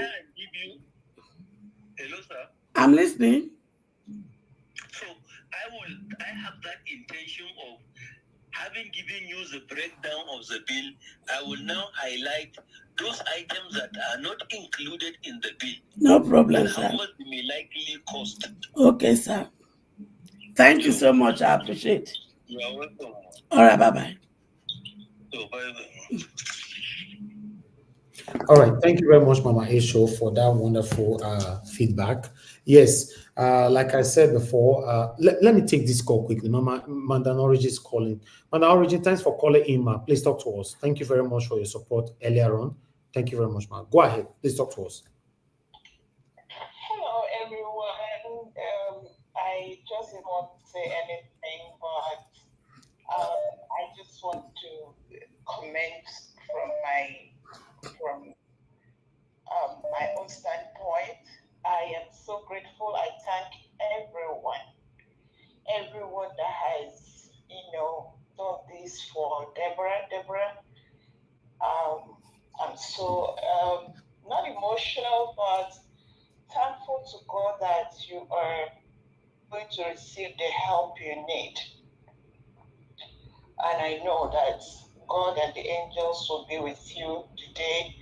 You are going to do the surgeries because it is going to take process. That being said, I please will plead with you, Mr. Niger Watch. We have helped in a little way that we can.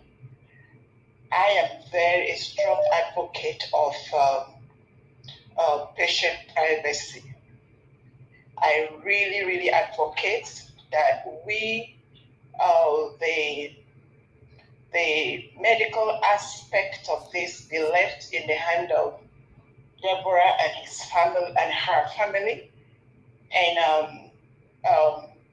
there is a big difference between Nigeria way of doing things and abroad.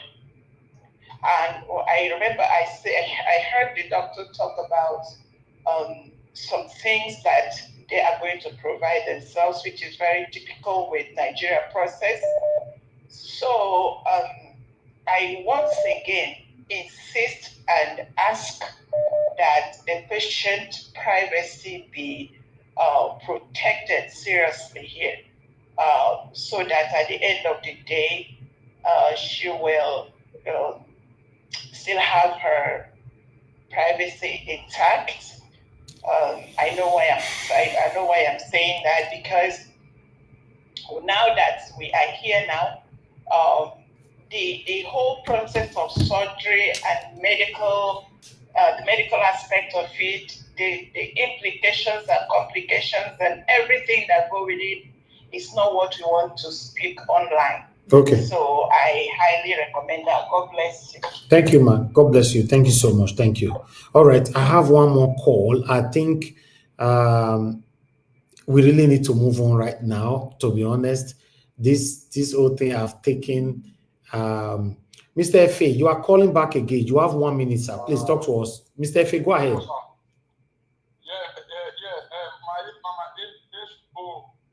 May God bless you, mommy. May God settle down, bless you. Amen.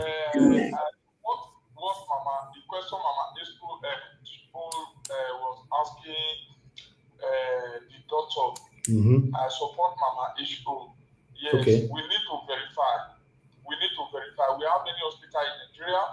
So before we just start, even for me, we have to verify first. Verify what?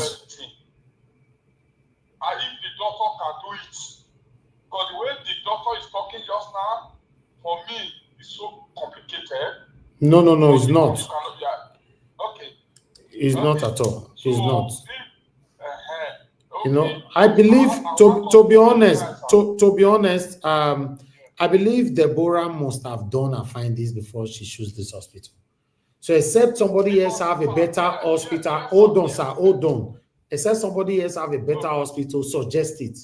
You know, a verification for now. I don't. She's the one that choose that hospital. It's not me. It's not you. So if we have a better hospital where this particular thing can be done, let us know. Suggest it to her. Then we'll take it from there. Fine. I understand you, Mr. Nagawash, but no problem. But you see, after everything, I don't want to hear any other story because this doctor just now, so I know what I'm talking about. Okay. We have to verify. That's my own. Thank you, sir. Thank you, Mr. F. Thank you very much. Mr. Elvis, yes, I think at some point, with Madam Origin, I think we should take this part of the discussion off air. I think what we need to know as per the level of transparency, we have shown it to everybody that have contributed. Deborah she's here. She spoke with us yesterday. We have played her video. She's here talking to us today again. So the doctor has been online. The doctor just finished talking to us. So I believe nobody that is involved in this, that is trying to help, that is not convinced that this thing is real. The most important thing here is we all are convinced that our sister is dealing with a certain condition. Like you said, she's the one that chose the hospital. This is not some condition that started just yesterday. She has been on this. So I believe she has been dealing with these people. She and her family are fully involved in this. I think we can always follow up, at least few of us that will be following up at the back of the camera, briefing you. That is follow up, as in she can tell us the extent she wants to go with us. Good and fine, just for us to have idea, to be checking up on her. If there is any more thing that we can be able to do for her, then we can follow her up in that aspect. Then I think anything that has to do with she and the hospital, they have been dealing with them for years, then they can continue the discussion or whatever. If there's anything she's not clear with, she's also need our advice, she needs to speak to us. She's always here. She can always call on our attention. Then the mic will be open for her to talk to all of us. If she suspects anything, she will cry out. She's there, you know. Exactly.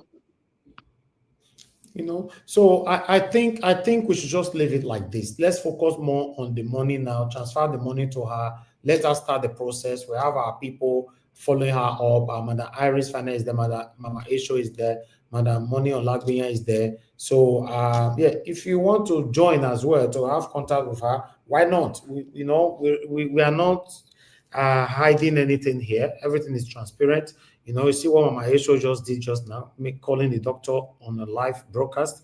So yes, at least she let the doctor know that everyone is listening to him. So yes, so let's take it from there, my people. Thank you very much. I appreciate every one of you. Thank you so much. Our sister that called in earlier on said you sent 20,000 naira. We still not see. We never see him, but we are still patiently waiting. We receive 50,000 naira from somebody else right now. That 50,000 naira, if we add it to whatever that I put together earlier on, which was 8,181,000 plus 50,000 naira, giving us 8,231,000. Let me just put it down because 8,231,257. Okay, that's what we have right now. Whoever that sent that 50,000 naira, and God bless you. Thank you so much. We really do appreciate you. May your pocket never run dry. In fact, you guys have done marvelously well. I'm very, very, very grateful. Thank you so much, my people. Okay, someone else just sent 10,000 naira. Thank you so much. I received your 10,000 naira right now. Make I quickly just add them. Just hold on.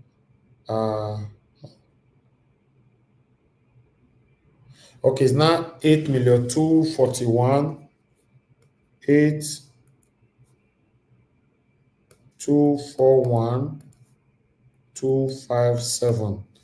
Okay, that's what we have right now. So my people, we say at the end of the broadcast, we're already about 3 hours. Let's transfer what we have right now. There's nothing wrong doing a continuous transfer if more money comes in. So I suggest we transfer what we have right now. You know, final. What do you guys think? You know, I don't want Madam Deborah to be on the screen here like that. She's not feeling too well to just stand there and or sit down there. Nigeria Watch. Yes, sir. Nigeria Watch. Based on security issue, I have a feeling you should just suspend it. Do it and announce it later. Yeah, okay, you just say some of our enemies in the Russia. Wow. No, we not know who be who. Since the other caller called, not be having this feeling. Even showing ourselves on screen too, all those ones. Okay, no, what will happen? You know, what will happen? Even though we want to give this money to Deborah, you bring somebody's account that you trust, and you are not going to bring it on air. Send it to Nigeria Watch WhatsApp. You understand? Yeah. You know, so send it to Nigeria Watch WhatsApp. Obviously, you're not going to bring it here. You know, so that we can credit it. But once credited, I need to show the receipt on air. That's what I'm saying. You know, so what do you guys want us to do?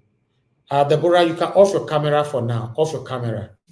You know, so that you can have some time for yourself, but you can be listening to us. What do you guys think? Final, so that we can move on. We never talk about politics for Nigeria Watch. Yes. Just what you need to do, just call her. She'll give you an account that is secured and send the money down there. Let's throw away every other thing. Okay, good. Yeah. That one makes sense. Okay, let me do that while you guys are giving your submission. I guess many of you are happy with that, right? As I do that now, and then we'll take it from there. Ajay Deborah, send me account straight away to Nigeria's WhatsApp. Just do that now. And once done, I'll come back to the screen again to showcase the receipt on air. Thank you very much, my people. In fact, I go the tank on they go. I will bless all of you now. This is not easy. This job not too easy like that. I'm exhausted. It's not easy. Just talk. Well, meanwhile, let's talk. Let's talk, my people. Let's talk about what we've presented today. Emefiele get a whole state. How is that possible? Then Dele Farotimi arrested. I like us to talk. Let's talk. Let's do. Because I need to have some time. Madam Harris, before you leave, please quickly just do a few minutes with us. You know, everybody that needs to talk, let's do 8 minutes. I don't really want this broadcast to long today. After everybody's 8 minutes, 4 minutes, let's round up. But meanwhile, before Madam Harris do 1 or 2 persons, I think I should be available so that I can sort all these things out. Madam Harris, are you there with us, ma'am? Yes, I'm here, Mr. Ivis. Thank you very much, man. Thank you very much. We are going to start from the beginning. Black Panther, we don't talk about. Remember 1 minute for a minute, you know. You don't start now. That one you just open the door. You know, go sleep today. We'll continue. All right, we'll start from Mr. Jonathan. Start from Jonathan. I'll be the last. No worry. Okay, Mr. Jonathan, Mashallah. Then Mama H.O. Give us a Monday. All that. Yes. You know, Ajay Deborah, you can leave the screen for now. You come back again later on so that you can do what you are required to do. Thank you. So, Madam Iris Finance, you have the floor. Thank you. All right. Good evening, everyone. All our viewers, our comment section people, our invisible viewers. I want to thank everyone for all that has been happening since yesterday. Thank you all for making this platform, how will I put it, Talking Do platform. I mean, we are so grateful. In fact, I'm so excited. Since yesterday, I've been having this extraordinary joy in me, knowing that, You know, I don't know about you guys, but there is this special joy you feel when you know that you have people that you have never even met in your life that are there just like family for you. You know, it's such a good sensation to experience that in the world we're living today. So I just want to thank you all for demonstrating this strength, this spirit of one Nigerianness, without adding any funny feeling or any funny sentiment to this. I want to give special thanks to Mr. Jonathan. Honestly, I didn't foresee this coming. I did not expect it. So I just want to say God will bless you. God will bless your family. God will bless the works of your hand, just like every other person of us that contributed to this. And we'll still keep our sister in prayer. I urge everybody to do that. It's very, very important.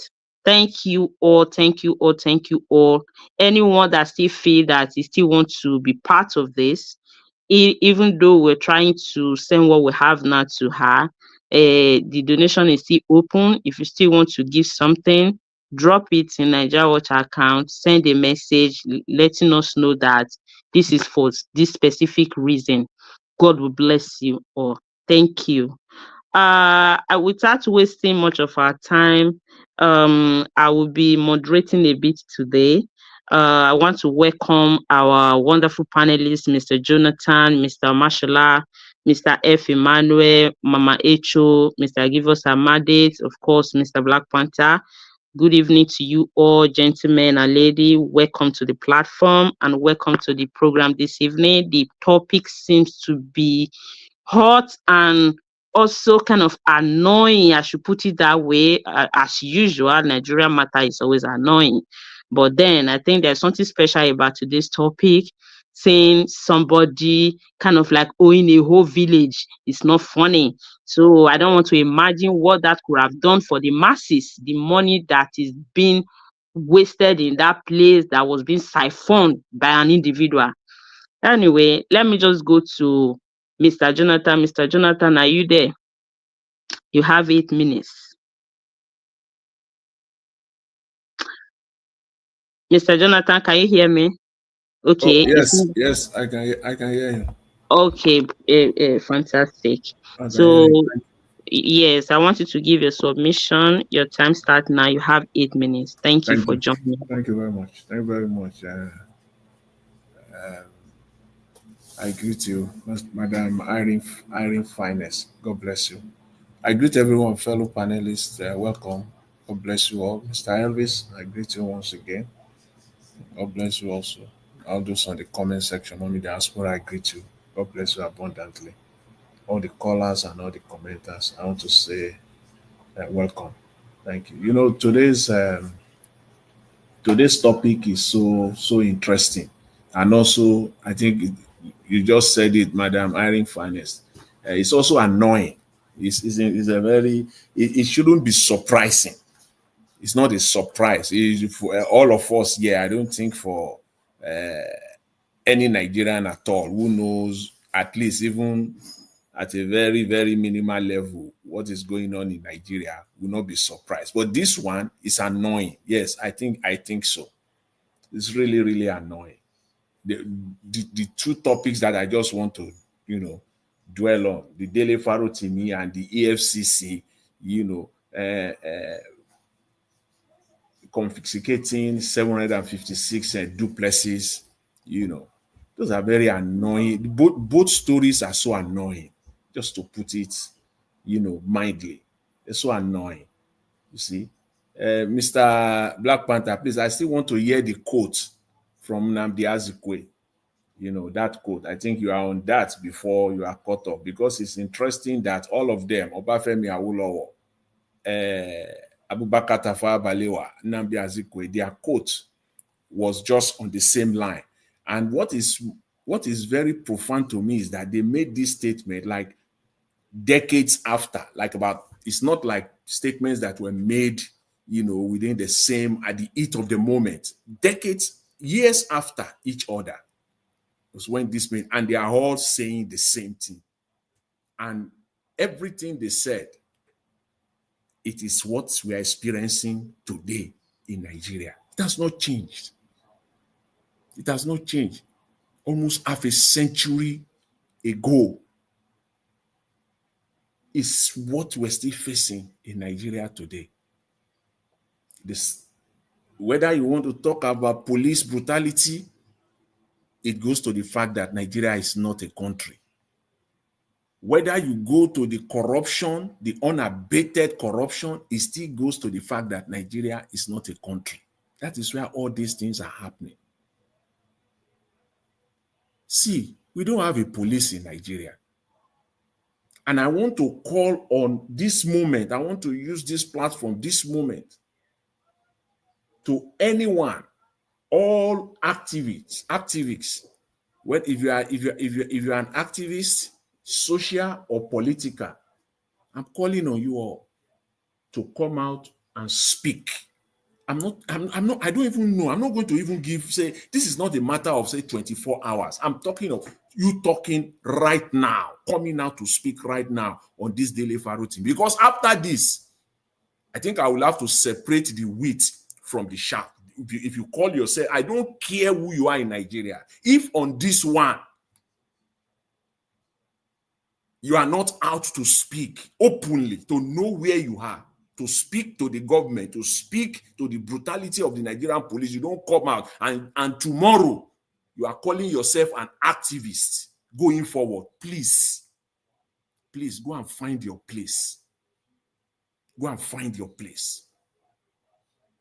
You should go and find your place. All of them inclusive. Yesterday, Deji Adeyanju was speaking in one of the interviews, with one of these platforms. It was presented there yesterday. And he said something that is true, that is real. He said Nigerians generally are oppressive people. An average Nigerian has the tendencies to be oppressive. We are oppressive in nature. Give Nigeria one power, with tiny power like this, the next thing, he will be calling police on people that are under him. We are naturally oppressive people. And if you know you are not a wicked man, you are not oppressive in nature, and you are not, you are, this is the time to prove it that you are not. Especially those that call themselves activists. It simply means that you can do the same and even do worse. Do worse than Tony Elumelu.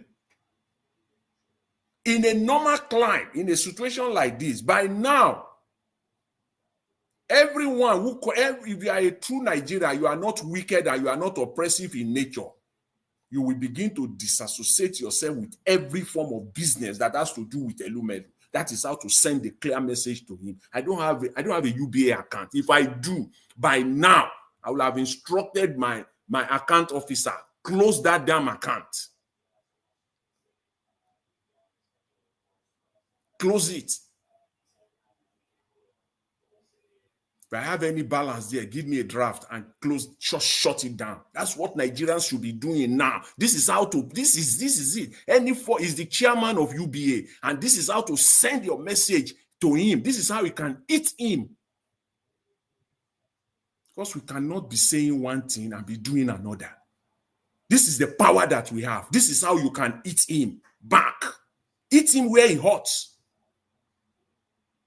Go to his bottom line. Start closing your account with UBA. What is keeping banks is not the billions and billions. It is not those ones. It is those small ones. That's why they can go to central bank and say they have 10 million customers. That's how they can go to central bank and say they have 12 million customers. It is those small. You see those 1,000 balance, those 2,000 balance, those 20,000 naira balance, those 5,000 naira balance. That's what is keeping them flowing. It is not the billions. By the end of this week, if 4,000-5,000 I mean, 400 to 500,000 customers have closed their account on them. Tony Elumelu, nobody will tell Elumelu. Nobody will tell him. He will be on his knees. That's how to deal with these people. I'm so that man. I never knew. Such a shameless man that you can go this far. For what? The point is this. Let's come to the substance of the matter. What is it that Dele Farotimi, in all his statements, what is it that he has said? Any one of them that is not true in substance and even in fact. What?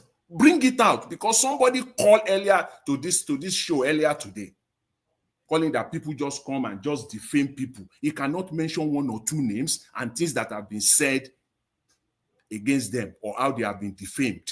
He can't mention names. He cannot mention names. That's just what we do in Nigeria. Naturally oppressive people. Give them 1 inch, they will oppress. We don't have a police. We only have a bulldog. We don't have a police structure. It is an oppressive force to silence, to intimidate, and to blatantly violate the right of citizens' right. That's what they do. We don't have police. Someone said earlier this was Black Panther. This is not a criminal case. This is a civil case. It's a civil case. And I don't even see it as an arrest. If you are calling it an arrest, we are getting it out of line. This is more or less you are kidnapping somebody, you are adopting somebody. This is not an arrest. Because it's a civil case. Why will you keep him for more than 24 hours for crying out loud, or 48 hours?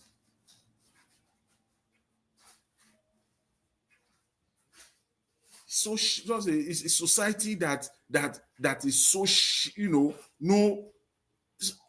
so deceptive, full of lies all over the place. One set of rule for one, another set of rule for others. That's why politicians and government officials can go away, with 753 duplexes. I don't know. I try to put that down on my head. Just average it, that each duplexes is costing 50 million naira. Just on an average, on a worst case scenario. You are now talking of close to 40 billion naira. So one person has stolen over 40 billion. To put it in perspective, so that people can know the amount of money we're talking about here. And this is Abuja. They cannot they can't give us the name of who is the person.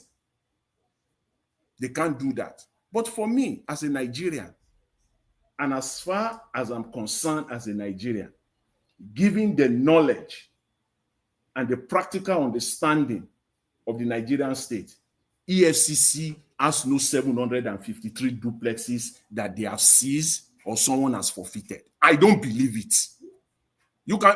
That's the problem we have in Nigeria. EFCC don't have any damn 753. If they do, tell us the names of the people or the persons or people that are behind it.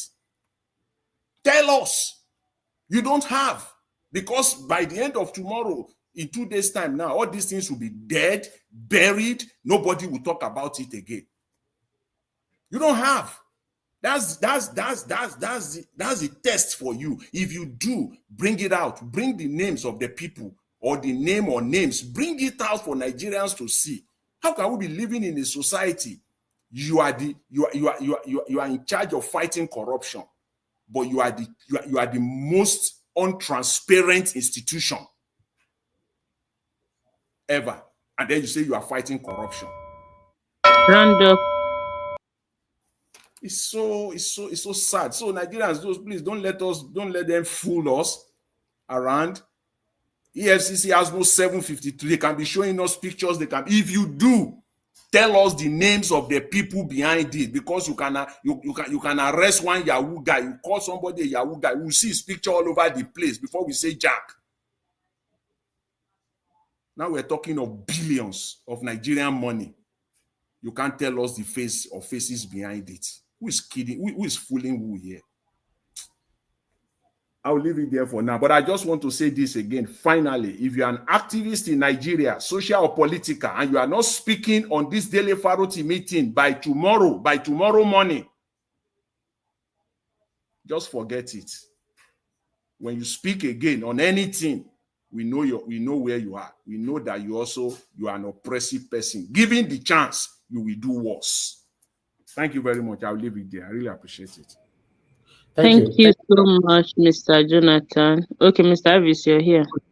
Thank you. Yes, thank you very much, Mother Iris. Finance, God bless you, man. Thank you, Oga Jonathan.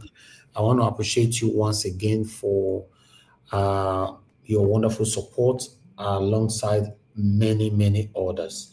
And God bless you, my people. Before I will say this special I'll be calling in. Good evening to you. Your name and where you calling us from? Hello.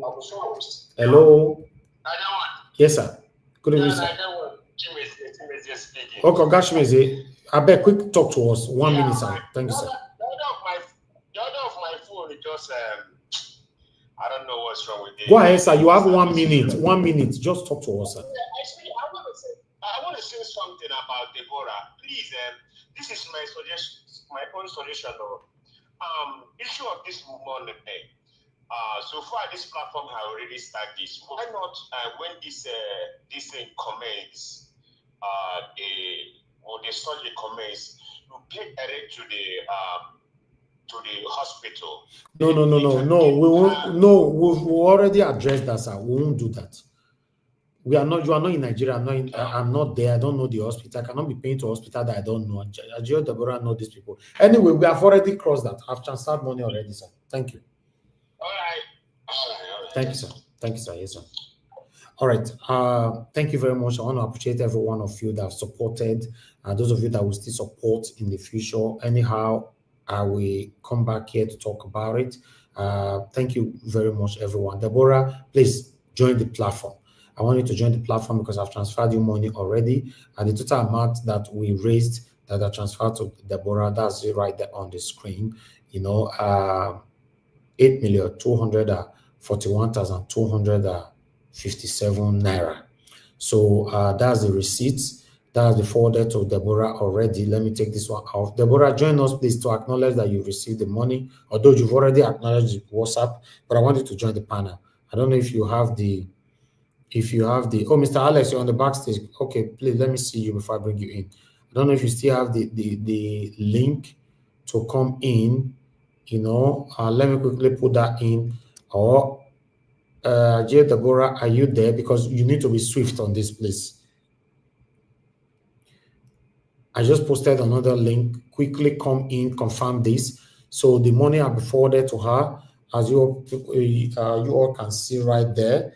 But for any reason we receive more money, I will let you guys also know. I want to thank every one of you that have done this.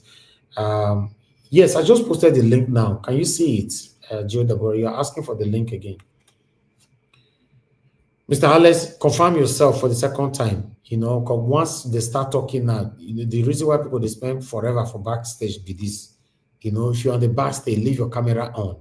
I cannot be asking all the time, turn your camera on.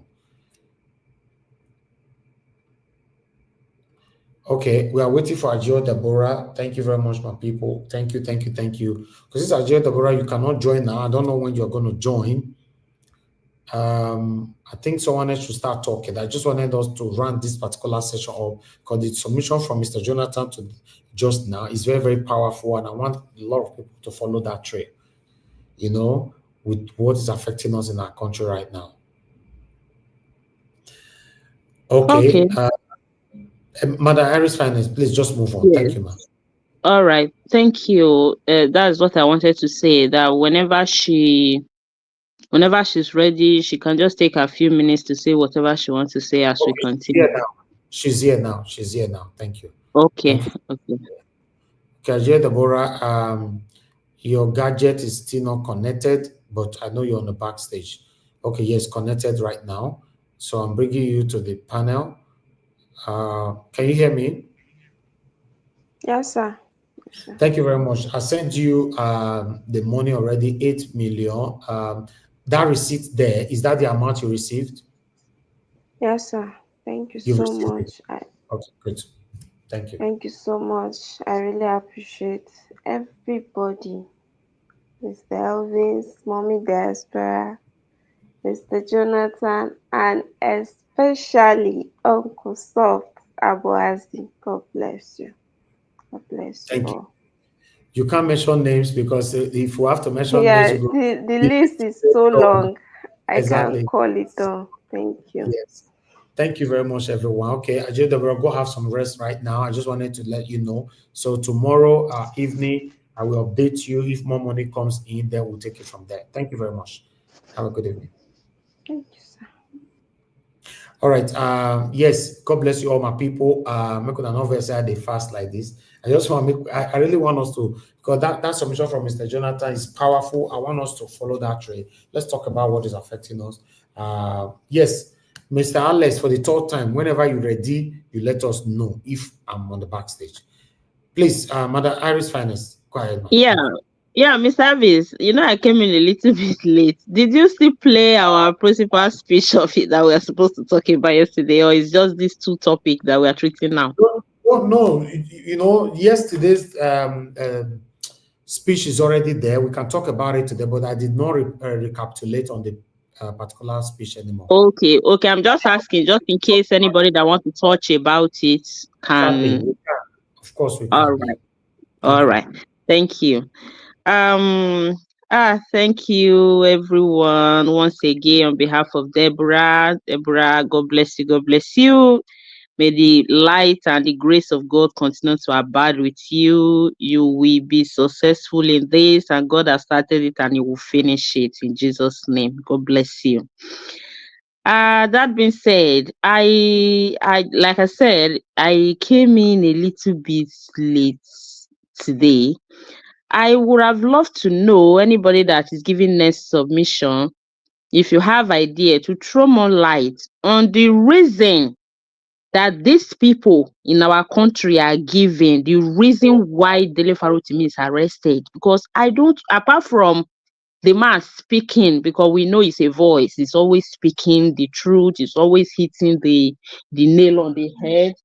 So I don't know the reason, because I've been busy the whole day. I don't know why he's been arrested. I saw in the news that he's been arrested. So any next person that is giving submission, Mr. Mashallah, is your turn. Your 8 minutes begins now. If you know, please share light on that. And the video we played yesterday about our principal, the speech of Mr. Peter Obi. If you have, if you can split your 8 minutes to touch on these areas, that will be fine. Welcome on board. Okay, Madam Irene. I greet my fellow panelists on this panel, and I come again to say thank you to everybody that supported Deborah. I want to go to Onopasa first. I don't know whether he watches Nigeria Watch. Anybody that is watching Nigeria Watch, I know him. Please, in the name of God, tell him to stop coming online to talk, because he's coming as an embarrassment to himself and his family. He should not come and be talking again. Let's go back. Let me now go to the kidnap of Dele Farotimi, because to me, kidnap is not arrest. Because if you arrest somebody, you tell us the police station the person is, and then his lawyer can go there and bail him and find out what the problem is. But for police to now arrest someone and we don't know his whereabouts, we don't know the police station he has gone to, and we are just speculating that he's in Ekiti. Dele Farotimi has been speaking to the government of the hills and the rubbish they have been doing. And I think they are not tired and looking for a way. Tony Elumelu, I don't know whether you are involved in it, because you are saying that maybe he's saying some negative thing about you. Whatever he has said and you have proof, he's a lawyer and you're a big man that has money. Employ like 20 stand and then you go and deal with the matter in court. You don't need to use the police to oppress anybody. And it's the government that is using you. It's a shame. It's a big shame. It's now obvious that the big people. Sorry, in sir. Nigeria, Can I ask you a question, sir, Mr. Mashallah? Yeah. are you saying that he was arrested and his whereabouts is not known, or how? Is it that It's not known. If he's arrested, we should know the police station he is now. There's nobody know where he is. And on what ground was he arrested? Was there an arrest warrant? Was his family available when he was arrested? I mean, these are things that he was adopted. He was adopted. The man that Aisha Yusuf read his last statement, how he has been going to the police station, when they invited him, and he has gone there. But of course, this country, the cabals in charge, those that rule the country, don't want people to talk, because this man speaks every Sunday. That's why when Nnamdi Kanu say this Nigeria is a zoo, we think that he's just talking. You didn't know that what he said was prophetical. The issue right now is that it's unfortunate. For him, there must be some information this man has, and they don't want him to let it out. So the best thing is to hold him on, the same way they are holding Nnamdi Kanu. If you have information about the government, about Nigeria, that is very bad at, it could split the country, and you have not said it, the best thing is just to keep it silent. You don't want people to talk. You are meant to keep quiet. Don't say a word. That's the kind of country we are in, and that is what Tinubu government is all about. By 2027, God knows what will happen, because already they are already showing you an example of election you'll be expecting 2027, and yet Nigerians are still smiling, staying in their house, still trying to survive with the kind of leadership we have. And they're stealing money. Then the EFCC, you seized estates of over 700 duplexes. That to let you know how wicked people in government are. That's an example. That building in question, that estate in question, can have been government building to the poor, or people that can just civil servants can take over those buildings. But they want luxury.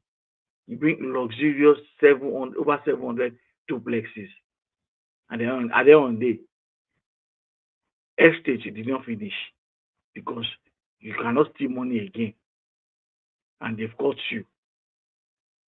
And EFCC has refused to let us name the person in charge, whoever owns the estate. Many of our governors, many of our politicians have stolen money. That's what they do.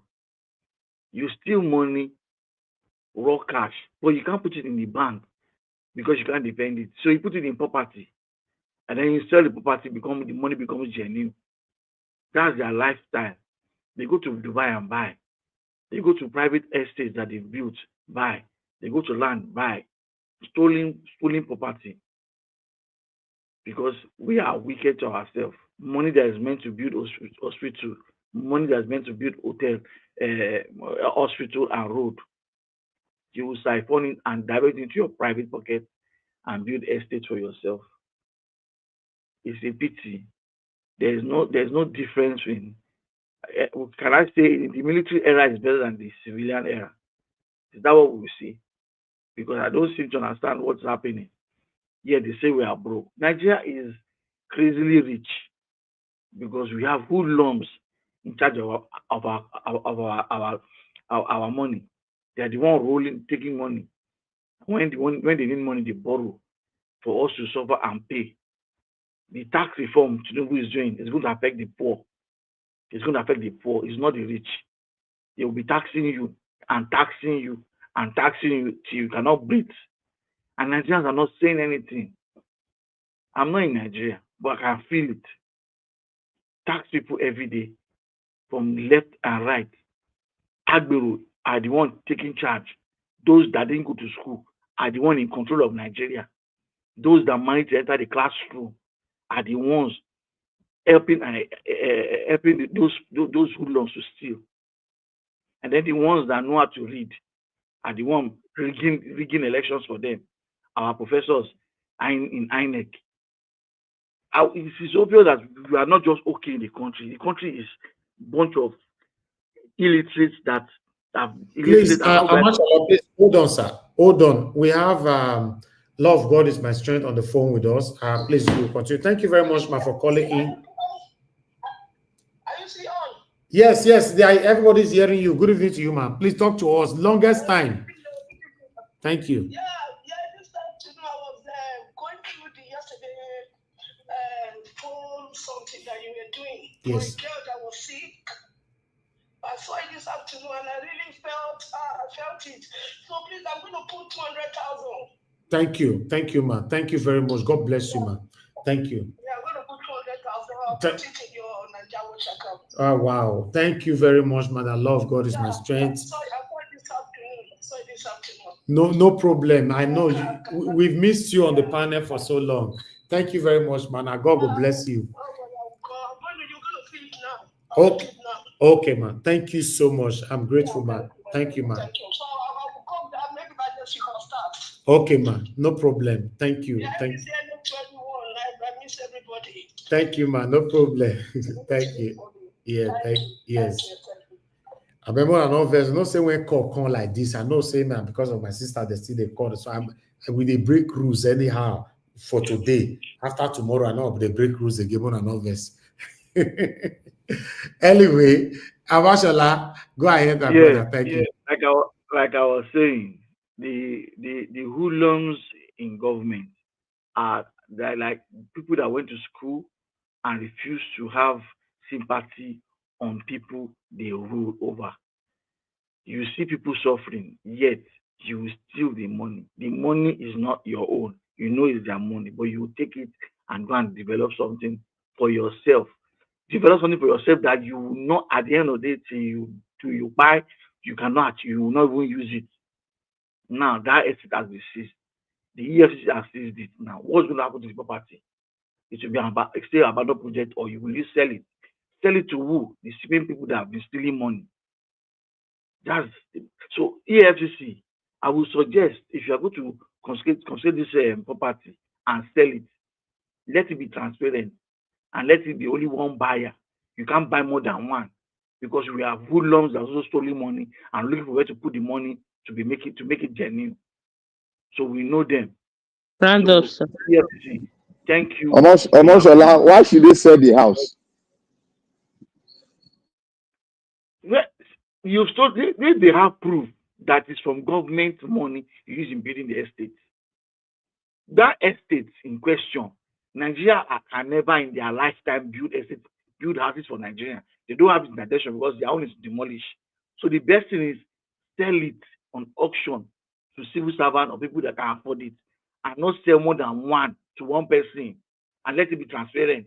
Because we have people in Nigeria that are stealing money. They are looking for where to put the money. Thank you. Thank you very much, Mr. Mashola. I would have loved to support that your idea, but Nigeria is always a situation of loot. When you recover, they reloot. So all the recovery they have been doing to this point, I don't have idea what they are doing with those things. Nobody know where they are. So if it was a working system, there is nothing wrong in establishing a housing system in Nigeria. But we are far from having those things. If they sell this thing, the money will still go to the same pocket. In fact, I don't even know any which way they will handle this thing that they will do. So Nigerian civil servants and people living there are not okay. Even though you set up a estate for Nigerian government to sell, the same people that have been stealing Nigerian money can buy one full street. That's why I said if you're going to sell it to one person, and that one person must own it. It is buy it and stay inside, not to rent. Yeah, but this idea will still work with the system that function, because the power that be might still want to hijack and buy off the whole thing. It is well with Nigerians. So honestly, thank you very much anyway. I just want to appreciate everyone in the comment section.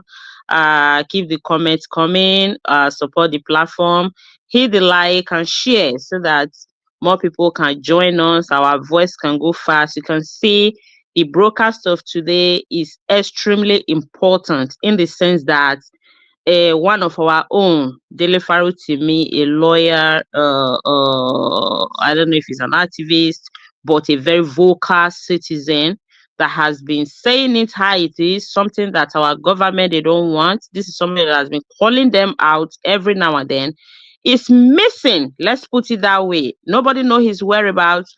We don't know the reason of his arrest. All we know that he's been arrested. So the more reason we have to share these broadcasts. Let it go far. Let the world know that we are lending our voices together with some few other people that have already started lending voices to this. They have to release this man. If we have to create a hashtag free Dele Farotimi, do so, because I don't know what Nigerian government stands to achieve. They want to silence everybody. Imagine the other day, a whole governor came out saying that it was a mistake to release some minor that were unnecessarily jailed. So they just want to create this fear, the atmosphere of tension, so that nobody can say anything. Everybody should keep mute. Everybody should keep quiet. A country cannot be run like that. We don't operate a military system. We don't operate, even if it's a monarch system, people still disagree. I don't know why they want to shut everybody. So share this broadcast, like it, share it, let people hear it. Let this news go far and wide, because you can see sometimes we feel that they don't listen or they don't hear what is happening. Yeah, these people are also scared of the media. Let them know that this thing is going far in the media. If they have any second plan in their mind, it will not hold. They must leave Dele Farotimi, because we need people like that in our society. Thank you all so much. Let me go straight to Mr. F. Emmanuel. Mr. F. Emmanuel, are you there? Yeah, my sister, beautiful, beautiful, finest. You are the one in charge today, Abi. Yes, right. so I've not heard from Chris Dublin. Welcome aboard. Mr. Chris will soon join, I know. Okay, so at this point, let me say Domoma instead of Domosa. All right. Well, Nigeria, as we all know, is sick. Both the leaders and the led, we are all sick. Things are not working accordingly, and we are the cause. Nigeria has what we call there's a word I'm trying to look for now. You know, the law, the law according to Rufai say there is a specific law for the poor and there is a specific law for those that are in power, for the rich. So the law is one of the eye of the law is open. When you see that you are rich, okay, you are set aside. But once you are on the other side, struggling, living your life, then they'll look at you on the other side too. So it's unfortunate that we find ourselves where we are. But the truth is, like Dati Ahmed said, Nigerians, when you're ready, your country is there for a grab. So you are not ready yet. That is why all this thing is happening. Remember the other day we came out en masse against bad governance to protest. All of us are hungry. Ebbing power, ebbing power, ebbing power, ebbing power. But the unfortunate thing is that part of us that is supposed to be shouting that ebbing power for bad governance decided to fight against the protest. They are protesting against the protest. So tell me now, who are we fighting? Is it the government or we are fighting ourselves? That is the problem. Even we ourselves, the ordinary people, we are not being fair to ourselves. Probably because of maybe Naira and Kobo, that those in power must have, quietly sneak into our pocket, and we just want to keep quiet. If we continue in this way, I don't think it's going to take us anywhere. Sincerely, it's not going to take us anywhere. So Nigeria right now is in shambles. Things are not working. The looters are looting. In fact, was it Sunday or last week, somebody told me in confidence, the way they are projecting Tinubu to become the next governor of Lagos State. You can see that eventually we are trying to build Tinubu is trying to build what we call a colony also, for his family. So father will be president, son will be governor. Then maybe daughter might become something else. For now, we know that she's still a Iyaloja, and she has been given the ambassador of which state also, which country also. So you can see how he is busy sharing the position across his family, handpicking all the Lagosians to man his cabinet. Mr. F. Emmanuel, thank you very much, sir. Thank you. I beg. Let me quickly bring Oga Chris in. Oga Chris, thank you. I can see you already. Thank you very much. Mother Iris Finance, then you are relieved now. Oga Chris is here, so whenever you are ready to leave, that will be fine. But just stay with us. But Oga Chris will take over from us. Oga Chris, thank you very much, sir, for all you be doing. I appreciate you. We don't finally for now transferred 8.2 million points over to Deborah, Wow. So a lot of people responded today again, and Mr. Jonathan gave another 1,050,000 naira, adding up to 2 million naira that he gave yesterday, and many other people donated excessively. So we've crossed the budgeted amount, and more people are still coming in because Madam Love God is my friend just promised now that she's going to send another 200K for her. So we'll see whatever that we can raise between now to tomorrow. Then I'll pass the submission tomorrow on the broadcast. But for now, we've transferred money to her already, and the receipt was put on the screen earlier on. Because it's just coming in now, I'll put it back on the screen. That is it right there. That's the money, and in a big figure, that is it right there. Thank you, sir. Thank you, sir.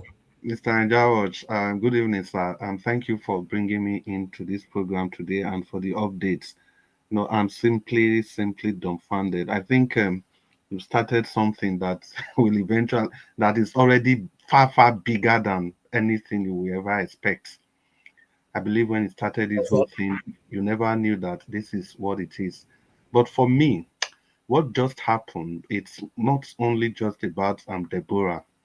It's also a reminder for you to know how important your movement is, because it's not easy to call people and they respond to like this under 24 hours. So Nigeria, that's a lesson for you as well. You have to begin to reevaluate how important your movement is, that you've been strategically placed by God to do something. And it's something you must never take for granted. You must not take it lightly. It's a very big task ahead of you. It's not easy. I'm sure the over 80 or 70% of the people that contributed, they've not met you, they don't know you, but just by cyber communication, you are able to gather this level of trust. So my brother, this assignment big. Good evening. We will continue to the talk later. Domo, sir. And the good Lord continue to bless you and your family. So we just continue on the broadcast. I think I met Mr. Oga F. Emmanuel was talking. Okay. So I beg, let him just continue. After F. Emmanuel, Mother Iris Finance, please. After F. Emmanuel, who is next? It's Mama Echo. Mama Echo. Okay. Then after that. And after that, I think is I don't know, Black Panther. Just wait, it's on the screen. Give us our mandates and Mr. Black Panther. Okay. Thank you very much, Madam Iris Finance, for the update. Okay, F. Emmanuel, welcome to the broadcast. And once again, thank you for yesterday. And special thanks to Mr. Jonathan. Of course, I'm coming to that later. Emmanuel, please continue so that you round up with your time. Thank you. Yeah, I just asked about you a few seconds ago, a few minutes ago. And Demosa. Yeah. Thank you. Good to see you again. Good to hear from you. Thank you, my brother. Welcome to the show. All right. So, like I was saying, the day we are ready to fix our country, it will be fixed. Let's keep watching out all the people that be speaking out against this bad government. If you are not careful, they will be picking them one after the other. Mark my words. Because they are looking at 2027. To them, 2027 is sacrosanct. To them. So we have to be on the watch out for this evil. Today is Dele Farotimi. Tomorrow, you don't know who next. That is what they have decided to do. Instead of giving us good security, good governance, rather they are picking us and shutting up our mouth. You know, so let's not allow this to continue. We will keep shouting. We will keep speaking. If you watch very well now, you find out that people are not even talking about protests anymore. People are just focusing on something else. Nobody's thinking of protest anymore. So it is assumed that we have accepted the government the way they are. The way they are running things is not acceptable to us.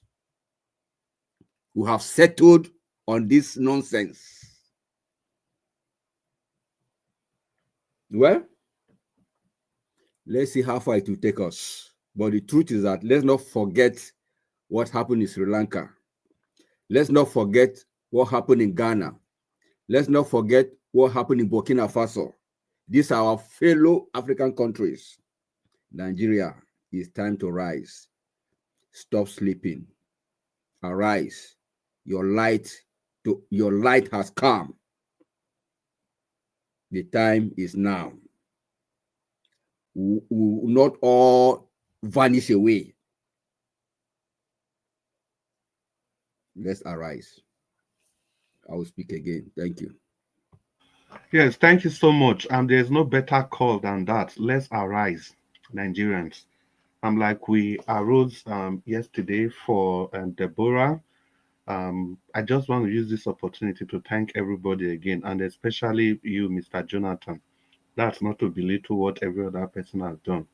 Thank you so much for taking up that challenge. May the good Lord continue to bless you and meet all your expectations far and beyond your imaginations. And thank you so much. And we'll just continue on the broadcast. And the next person to talk to us will be Mama H.O. Mama H.O., it's good to have you on this broadcast. I beg before Mama H.O., please mute yourself. I don't know where the echo is coming from. I think it's you. I don't know. Okay, thank you very much. I appreciate you. I think the 200,000 naira that Madam Law of God is my strength promised, she has sent it already. So we have it right now, but I'm going to keep it in tomorrow in case someone else send money. I can add it to it. Tomorrow I'll transfer it to her. But I just wanted to pass that on here. God bless you, Madam Law of God is my strength. Thanks for all that you do. And God bless every one of you that have contributed to this medical bill for Ajio Deborah. God bless you all. Thank you, Mama Esho. You have the floor, man. Oh, greetings to everybody, and una do well for the support you are giving to our sister. Everyone that has contributed, home and abroad. We ask that the Lord that reward bountifully reward every one of us in the mighty name of Jesus. Amen. So all protocol observed, and I will go straight into discussion. The question at our hand right now is, they picked Dele Farotimi. Who is next? Who is next? And who will they pick next before we will say enough is enough? Because like I used to say, injustice to one is injustice to all. And if you look at the caliber of people that are perpetrating this evil, if living this world is by age, that means they are soon going to leave this world. And yet, they are the ones that are holding the country hostage in the expense of over 70% population whose destiny are being held hostage. And they are doing all this so that they can shut up everybody to create fear, so that we don't talk, we don't do nothing. But the question we should ask ourselves is this: are we just going to fold our hands and let their evil wish for us prevail? Or we are going to rise in unity of purpose, just like we did for our sister Deborah, and we'll say, enough is enough. And say, if I'm not fighting for my sake, I should be fighting for the sake of my children, and I should be fighting for the sake of my unborn generation. Because if we don't get it right, they will pass the mantle to their children to continue from where they stopped. And me and you know that their children will even do worse than their parents. They will not become the Pharaoh that does not know Joseph. So now that we are still breathing, now that we still have the ability to think and reason, I think this is the time we should say enough is enough. I was just talking with somebody today, and I said to the person, who will be the next? Maybe it's Aisha Yusuf. Are we going to wait until that happens? Or we are going to say enough is enough? It is time for us to wake up. It is time for us to let them know that there is an office called the office of the citizen of every nation. And the office of the citizen of every nation is the highest office of the land, because it is that office that determines every offices they are occupying. And that office is where me and you are occupying. So, since we are occupying the highest office of the nation, which is the office of the citizen of the nation, what are we doing with our office?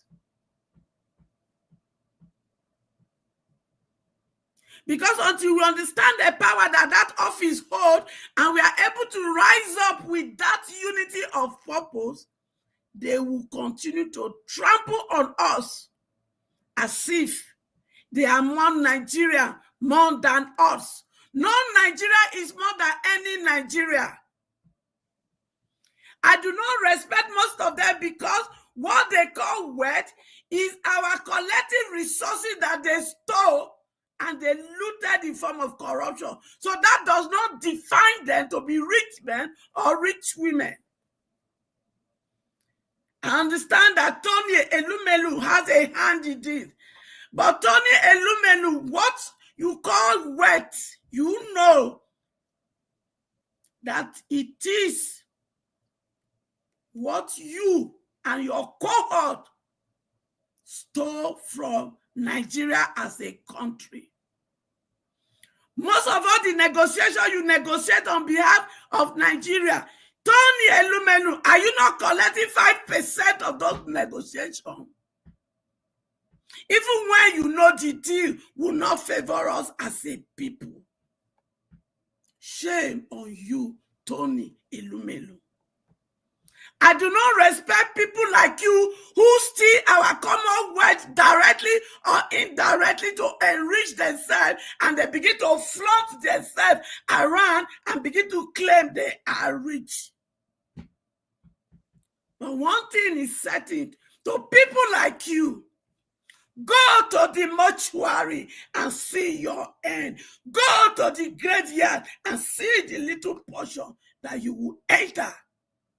I am glad that you and other one like me will end up naked in the mortuary. There is no special place for any of you in the mortuary that differentiates you from me. So why should I be envious of your greediness and wickedness?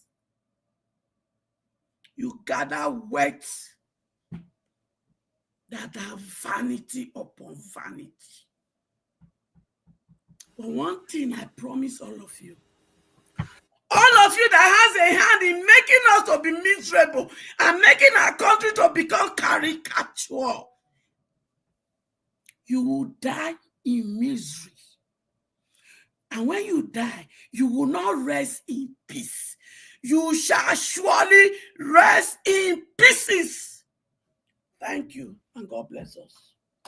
Yes, thank you, Mama Hicho. Thank you for that wonderful submission. I was just going to tell you your time was over. That was timely. And thank you so much. We just continue on the broadcast, and then the next person to talk to us will be give us our mandate. And give us our mandate. If you are there, it's good to have you on the broadcast today. Please open your microphone and talk to us. Give us our mandate. It appears and give us our mandate. Thank you. Can you hear me? Yes, loud and clear. Welcome. It's good to have you. Thank you very much, Mr. Chris. I greet you. I greet the panelists. I greet everyone. Thank you for all that you do. Mr. Elvis, thank you very much for all that you do. Thank you for rising up to the occasion for the lady. I mean, I wasn't here to know what's going on. I just saw this. But thank you very much for always doing this. Oh, my brother, please. Make every person go close the account come up for UBA. All these people that doesn't protect our interest, they don't deserve our money. Tony Elumelu will close our account and let us see how your so-called UBA will thrive. Wicked people. Sorry, my dear.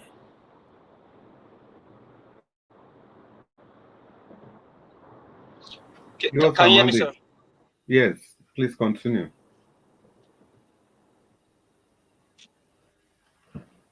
Give us our mandate. Are you there? Okay. Thank you very much. So, can you hear me? Yes, we can hear you loud and clear. Yes, we can hear you. Just keep on talking loud and clear. Okay. Thank you. Greetings to everyone. Panelists, I greet everyone. Comment section, greetings to everyone. On the diaspora, greetings to you, Mr. Elvis, greetings to you. Thank you very much. One of the things that actually brought me in today is one for this sister, and then two for Dele Farotimi. Now, when I hear the panelists speak and the way everyone is speaking, so are we saying that we are accepting that these guys should just be taken like that? Because what I was able to pull off on X now from Showare's Ando shows that I don't know how the story went, but how is Attorney Elumelu brought into the situation, because I'm hearing that also Okpebholo also has a hand in it. I'm not sure what's going on. But so on Shore's handle, I think I sent that to Mr. Elvis. On Shore's handle is showing that Okpebholo has a hand in the arrest and all that. So I'm not sure. And so if we're speaking like this, and then another thing is, I think the country should be enraged. Honestly, the country should be enraged. I may not have much to say, because honestly, I don't have my thought together, because Dele Farotimi is one person I look up to. As it is, honestly, I'm not even coherent as I'm speaking to you. I'm just trying to put words together, and it's not to show any sadness or any fear. My call is to Nigerians. I don't know if there's if we need to call you guys to arise, because you cannot afford. Hey, you cannot afford to even lose this kind of person. You cannot afford. You cannot afford for someone like this man to go down. You cannot afford it. And so whether Tinubu or whether Okpebholo or whether Elumelu, whoever is involved in this, hey, just let this, just stop this nonsense that you guys are doing. It's nonsense. It's just foolishness. It's craziness. It's foolishness. It's madness. It's a nonsense that they are doing. In fact, it is craziness of the highest order. Craziness of the highest order. All this hashtag free Dele Farotimi, I may not join in the hashtag free. This one is, start calling them out. Nigeria should arise and just do the needful. Turn the country upside down. Turn the country upside down. Nigerians all over the world, arise. Let's turn the country upside down. This is, if you have not seen this one for the past 24 hours, and we are still holding our calm and holding our cool. All right, give us a mandate. You are going out of track. You are going against the rules of the platform. You cannot tell Nigeria to turn the country down from a platform, please. It is wrong. Take that back. Okay, sorry. Okay. Hold on. I'll take that back. You cannot. Oh, you hold on, please. You cannot be saying the city president is crazy and all that. You don't say that here, please. You know, is forbidden on this platform. You know, please take those things back. When you are talking, listen to what we are saying. Constructively criticize these people. You cannot be insulting a president directly. It is wrong. Thank you very much. Okay, turn it upside down on this platform. I take that back. But for me, I think this is the highest level of injustice. So for the sake of this platform, it may be said somewhere else, but for the sake of this platform, I'll just take that back. And so whoever is involved in this act should just free this man. Let him just go, because he doesn't. You guys are killing Nigerians in their numbers.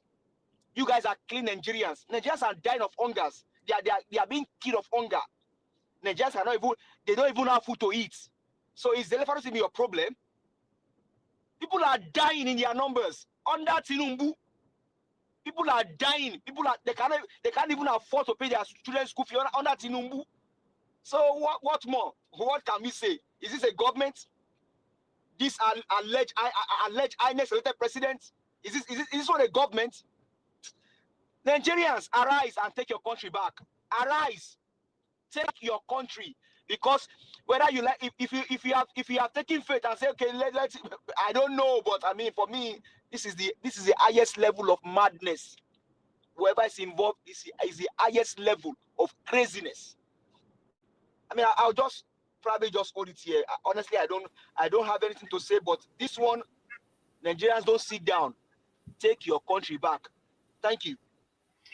Yeah, well, give us our mandate. And thank you so much for your presentation. Mr. Ndawosh, thank you for that intervention. And at times, if you are moderating, it's difficult to know where to draw the line. Well, once again, Mr. Ndawosh, thank you for that intervention. Yeah, give us our mandate. The pain is real. Everybody is as confused as you are, but we are just trying to put our thoughts together. I don't know what's going on in this nation. It's so crazy. But the question is now there's Elumelu, there's Okpebholo. What is the situation? Who is involved in the arrest of this man? Who is involved in the arrest of this voice? Who is involved? Is he Okpebholo or Elumelu, or is it the government itself? Who is involved? I think obviously to me, every other thing is just politics. I believe it's the government that is behind it. That's just my own. Of course, they are going to use somebody as a front. Well, let's just continue. Let's give people the opportunity to express their views. And then, talking about expressing your views, Mr. Black Panel, it's good to have you on broadcast today. Please, you want to open your microphone and talk to Nigerians? Let's hear your opinion on these crucial issues. Good evening. Thank you, my brother. I will not speak much. Something is disturbing. Continue. I will not speak much. I brought out an extract from 90. Before then, I'd like to greet everybody. I'd like to greet Nigerians, greet Mama in diaspora. May God bless every one of us. And those of you that have contributed, and those of you that are still contributing, may the Almighty God strengthen us, bless us in abundantly in Jesus' mighty name, and keep every one of us in good health. I want to say here, Nigeria cannot fight because they don't understand what is going on. I repeat again, Nigeria cannot fight because they don't understand what is going on. If you don't understand what is going on, factors will be brought in to divide you and I. And those factors, we saw it during the election. Before I will go into it, I need everyone to know, to get this extract from 1948, from 1964 to 1947 to 1964, drawn out by three of our great leaders in Nigeria that formed alongside, that fought for the country to get independent. Three of them brought a statement. In that statement they brought, there is the solution in that statement. People don't want to read that statement because what they look, they are narrow in their reasoning, they are narrow in their understanding.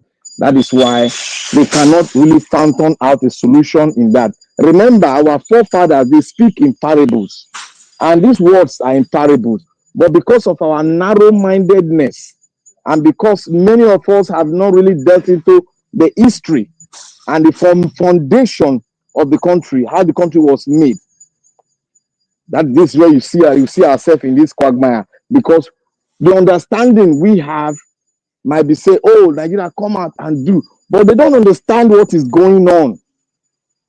If they move a step, they'll see their brother at the front end. They don't even understand whether their brother is with them in this struggle. They move backward, they see their parents somewhere. They don't even understand if their parents even understand what is going on. Now, in understanding what is going on, we need to dig into the word our forefathers, the founding fathers spoke to us. There is a solution inside. And if we don't find a solution, there is also, they found out that there is going to be a bigger problem ahead of us. In those words, I will take Nandi Azikiwe on last, so that we know it's hot, but don't let it hurt you. There is a solution in what he spoke. He spoke this in 1964. He said, it is better for us and many admire abroad that we should disintegrate in peace and not in pieces. Should the politicians fail to heed the warning, then I will venture the prediction that the experience of the Democratic Republic of Congo will be a child's play if it ever comes to our turn to play such a tragic role. Dr. Nnamdi Azikiwe. I read the one of Awolowo. I read the one of Alhaji Sir Abubakar Tafawa Balewa. All these great men, in their world, there are solutions. But we don't want to go in. We don't want to put it into our head and factor out a solution for me. Now, like Awolowo said, Nigeria is not a country. Yes, indeed, it's not a country.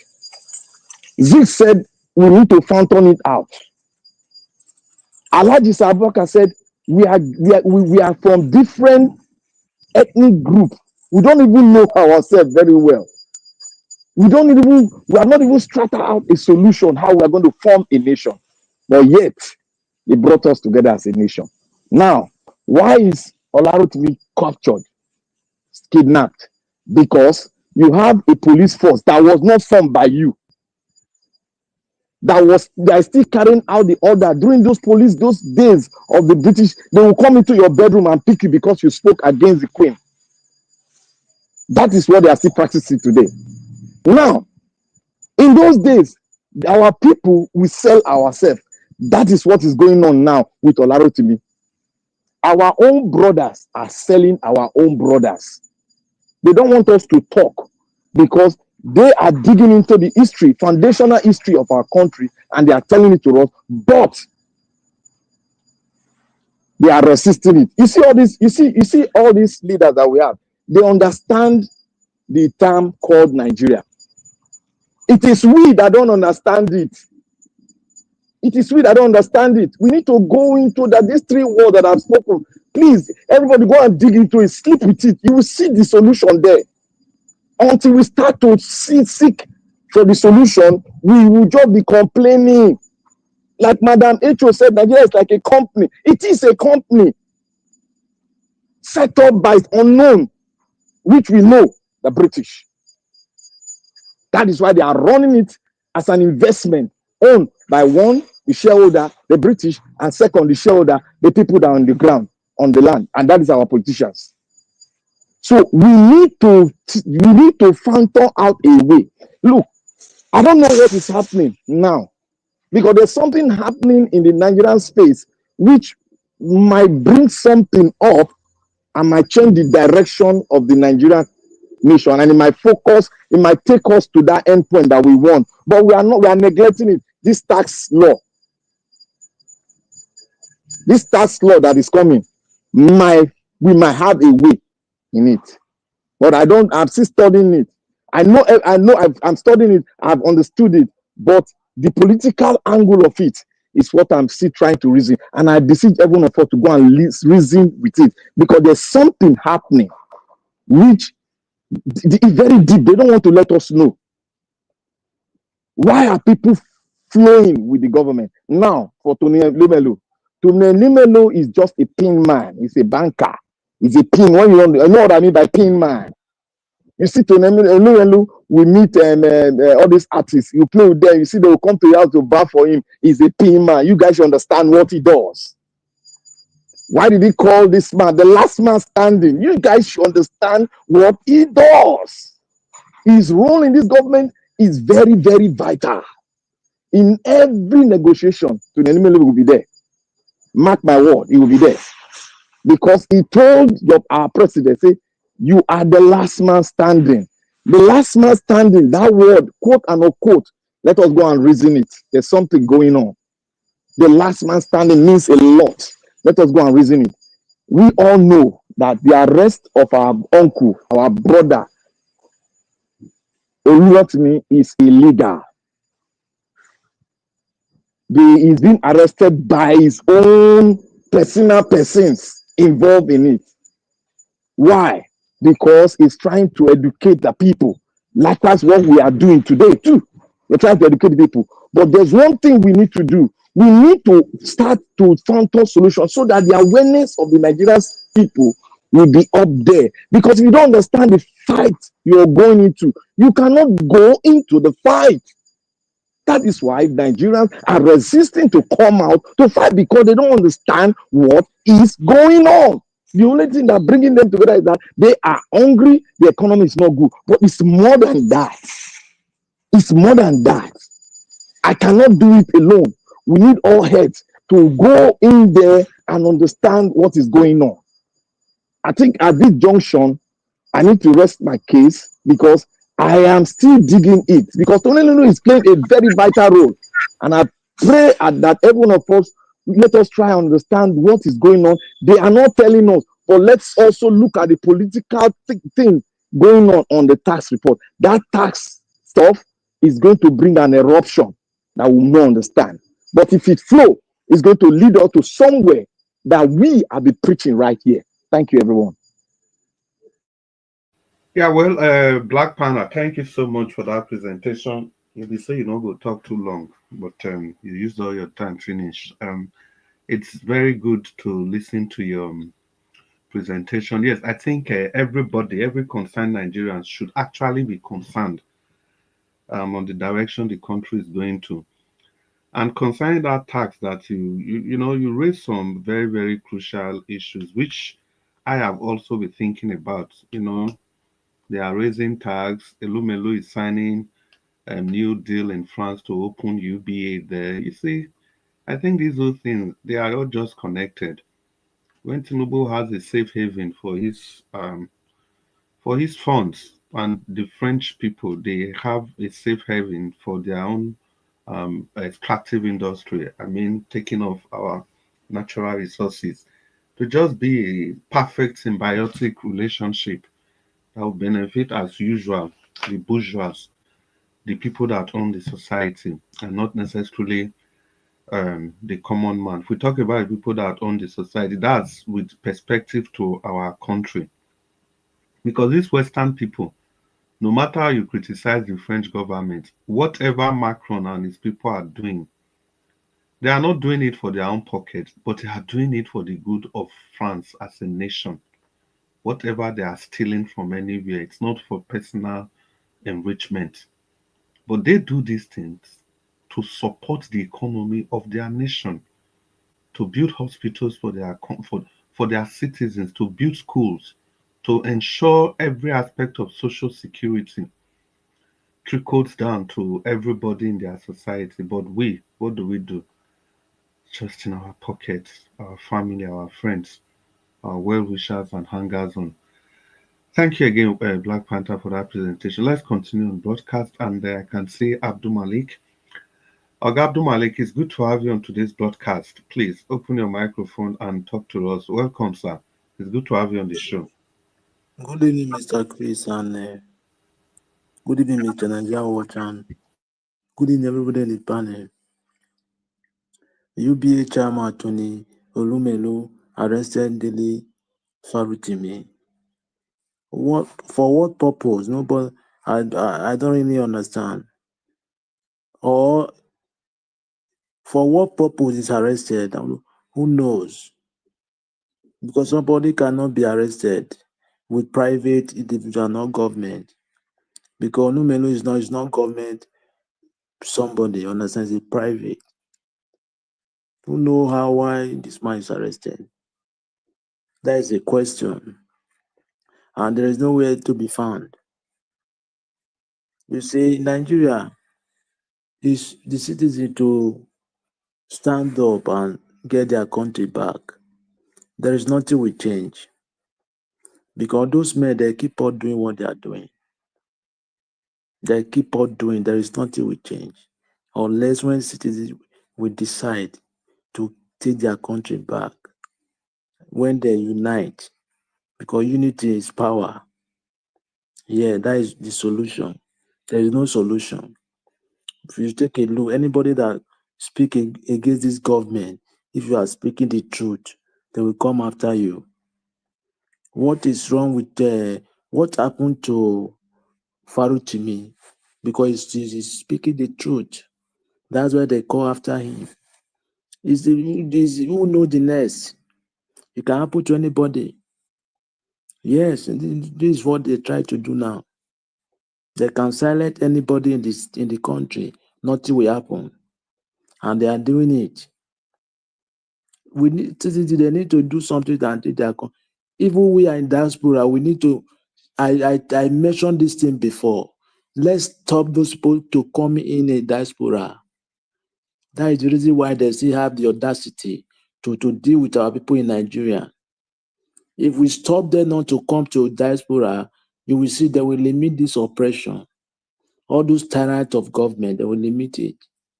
Yes, anytime they come to a diaspora, it's not that you will not beat them. You know how to do it.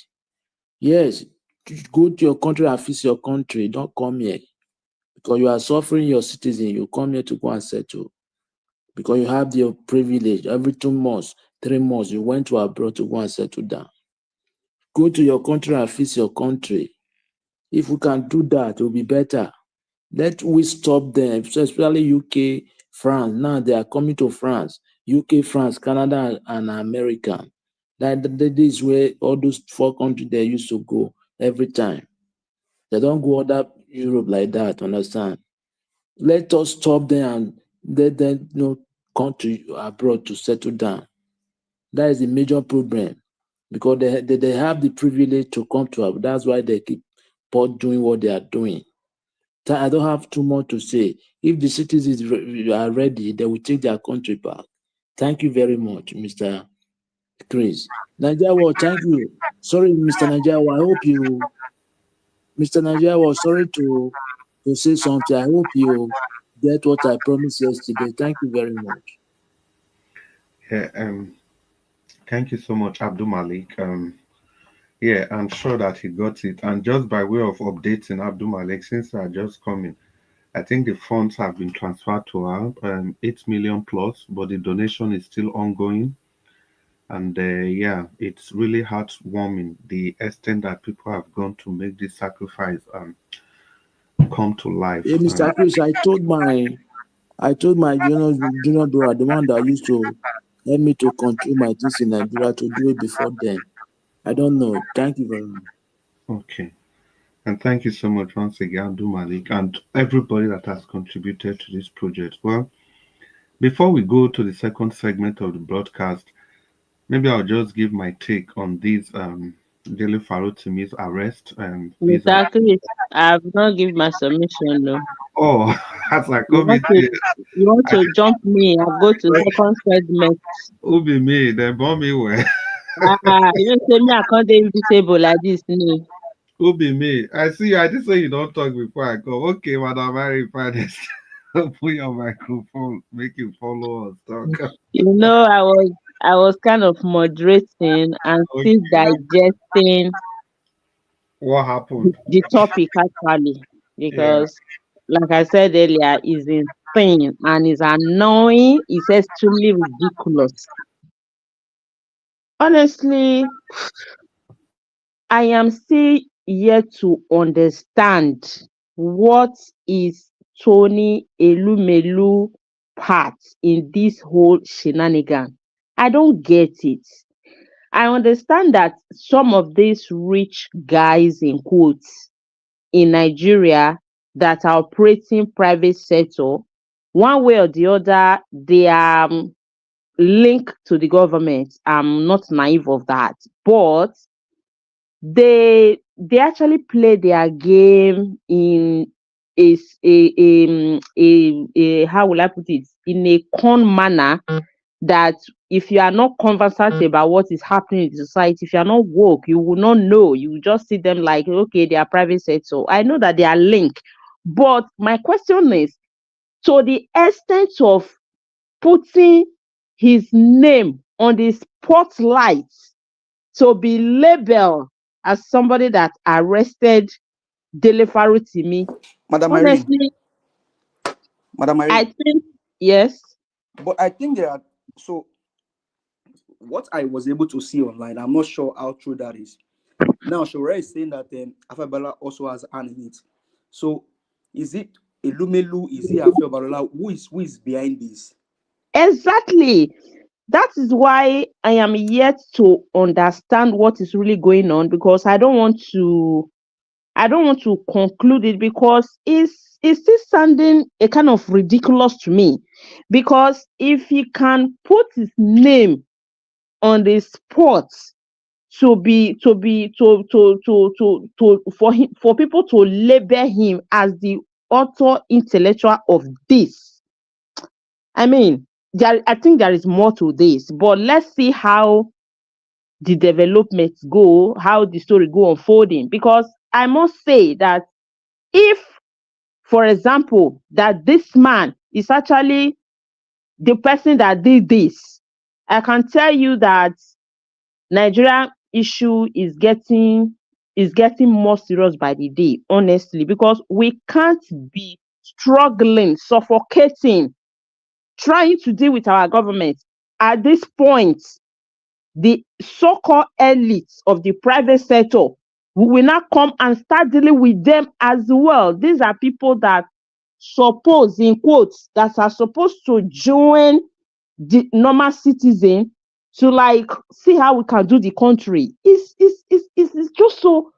just so I can't get it into my head, because like I said earlier, somebody like Farotimi should not be somebody that Nigerians will fold their hand or we should joke with to just hear that the man is being whisked away. Nobody knows the destination. Nobody knows where he is. And everybody's just moving on. Like every other day, going out, coming in, talk on the social media, write something. Hey, they don't catch him, or they don't carry out, they don't know where he is. No, it should be more to this. It should be more to this, because what Dele Farotimi was actually doing is not an easy thing to do. Because this man put his face out there, put his voice out there. He has been consistent. Something that along the line, many of them derail. Look at Doyin Okpebholo. Look at what it is to who he is today. Look at Daniel Buwala. Look at who he was to Atiku. Look at where he is today. So a lot of them that came out with that face of, oh, let's fight this fight. Look at where they are. Dele Farotimi, just like the former speaker said that Tony Elumelu said that Tinubu is the last man standing. Dele Farotimi, for me, it was a kind of last man standing when it comes to the public vocal people in Nigeria. Then all of us will sit down. All of us, because at this point, I will not say those in Nigeria don't want to take their country. It's a lie. Because one way or the other, this thing is dealing with all of us. It's dealing with all of us. And that is the only place we got that we call home. We don't have any other place. I keep saying this thing every day. The world is evolving. Things are changing. Today, I saw a video where they said Deborah said they arrested one of his pastors because he used the word ladies and gentlemen. That is an example to tell you how the world is evolving. I was in somewhere in a conference where people were speaking, professional conference like that. There was a question one white girl asked there and say, okay, if we find ourselves in social profession, you want to deal with people, and you find somebody that is telling you to refer to him or her as animal or as a cat or as a dog, for example, that he identify him or herself more as a dog, how do you do it? In as much as equality that they are fighting for, the speaker was speechless. Why am I making all this reference? Is to tell us how fast the world is changing and the world is evolving. Because why am I saying this? I keep saying this thing every day. Some of us are so relaxed because probably nationality of the various countries we are living in, we have passports. Yeah, anyhow it is, if they like in Nigeria, let them go and, it's a lie. These people can wake up one day, you never can tell what will happen, and say, we no longer want you people in our land. Whether you are a citizen, whether you are not a citizen, it's none of our business. Go back. Where do we go? Where should we go? And the funniest part about Nigerians, you still see many of them still saying, no, in as much as all this, we don't want military. We don't want this. Go and see what Ibrahim Traore is doing in Burkina Faso. Look at what the guy in Mali is doing. I saw a news that day. I don't know how. God will bless you, my sister. I don't know how true it is. I saw a news the other day that Mali is the first African country to be debt free.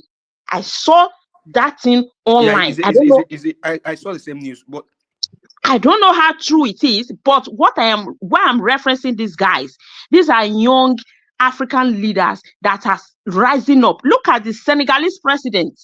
He's about to complete his promise during the campaign. Macron is already writing letters. He wants them to take their miserable military base out of their country.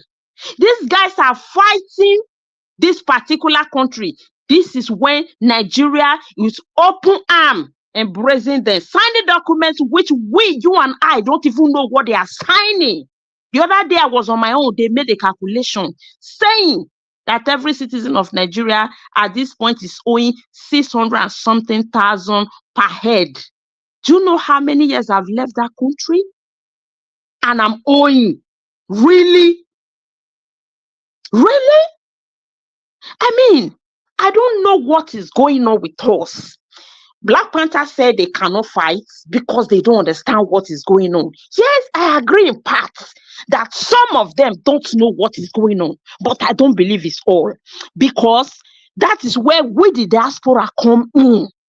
I can understand out of trauma, suffering, a lot that has been happening. Majority of them in Nigeria, they are traumatized, they are confused. Many of them don't know what is happening. I quite agree with that, because when the trauma is too much, you have lived with trauma for so many years. Your mental health is messed up. You are bound not to even be reasonable. You can't even reason. You can't think straight. Yes, I agree with that. But what role should we play? Mommy, H.O. was talking, he make reference to what we just did for our sister. That is to show you the force that we diaspora have. We have a lot to make that country, to contribute to make that country work. Because just check it, in every sector, we have it. We have Nigeria's professional militaries. We have professionals. We have high level of educated people in different fields. We really need to do something. We are just too relaxed. We Nigerians in diaspora, we are not the people that tribe and politics are fighting. We are not really. Because in as much as sometimes we come online and shout and rant and disagree with ourselves and go, you see, we still come back and rapport and do things and just let's go. Unlike a case of Nigeria, I can boldly tell you in Nigeria today, there are so many people that are still not talking in ending of 2024 because of the election of 2023. It's as bad as that. There are some marriages, intertribal marriages, that have been broken as a result of that election. That is how severe the manipulation is over there. It's not as much as that in us. So what I am pleading, what I am saying here, I don't know how it's going to happen. I don't know the group that will rise up to do this, to plan this. I don't know how it's going to happen, but I am pleading the diaspora need to step in into this thing. They just need to step in, because I can say the confusion and the level that Nigerians that are living in Nigeria are right now. They are so confused. They are not saying, they are not thinking straight. Somebody needs to step in. That is where you see some of them are so unnecessarily aggressive. When you try to say certain things, they attack you to defend themselves. They don't understand anything. But we that have a bit understanding, seeing, knowing that this thing is not normal. You can't rule a country like I don't think like a dictator. You can't rule us like that. You can't. We can't continue like this, because sometimes it can be so shameful, so annoying to see the level that Nigerians in diasporas are soaring, the position they are holding, the level of intelligence. You come out in the public place, in school, in conferences, you say you are a Nigerian. The way some of them will look at you, you will know that there is something that they know that is attached to that country. But here we are, allowing ourselves to be ruled by I don't know, Nigerians, the graduates and PhDs in Nigeria are the one doing PA for the school dropout, for the old cargo. What is going on? Why are we keeping quiet? In as much as we have large population of Nigerians at home, the same way we have them outside Nigeria. It must not be in Europe. We have Nigeria all over the world, South America, Asia, other African countries, name it. Why can't we just do something? All of us cannot just go and sit down and relax because we have nationality, because we are comfortable. We are too relaxed. We are too comfortable. We are contributing to this problem. Which the diaspora need to rise up, because the problem is that we are so relaxed. We are waiting for the ones at home to rise. They cannot, because the oppression have lasted for too long. And these countries that are waking up, that are rising up, do you see that is the grandfather, the ancestors that are rising up? How old is Ibrahim Traore? How old is President of Senegal? How old is President of Mali? How old is President of Chad? How old is President of one of the Guinea? I can't remember which of the Guinea. How old are they? That is to tell you the group we're having in those other parts of Africa. They are analog and old leaders. If we really rise up, if those countries can be dealing with Western country, they are dealing with France the way they are dealing with France. You think it's we, the younger Nigerians, that will rise up that cannot deal with these ancestors? We can. It's just that we are not just ready for it. We are so relaxed, waiting for the ones that doesn't have what it takes to do it. We can't continue waiting for them. We really need to do something. And we really need to change this idea of saying when they are ready, Nigerians are not ready. Are we not Nigerians? Since when did we suddenly become Europeans? Because we are living here. We really need to do something. We can't just leave them into this. We can't leave them into the Red Sea to perish just because they are fortunate to find they are not privileged to find themselves in where we find ourselves. We are too relaxed. My purpose this evening is to speak to the diasporas, because sometimes it got me so angry hearing that statement. Let them rise up. Let them not rise up. We are doing our own. Yes, we are doing our. We are talking. I know, but I have this instinct in me saying that we can do more. We can if we really want to, because we have the caliber of people. We have what it takes with that in diaspora to really do something if we want. What does it take? Finance and one or two head put together, intellectuality. We'll deal with this thing. We're in technology era. Come on.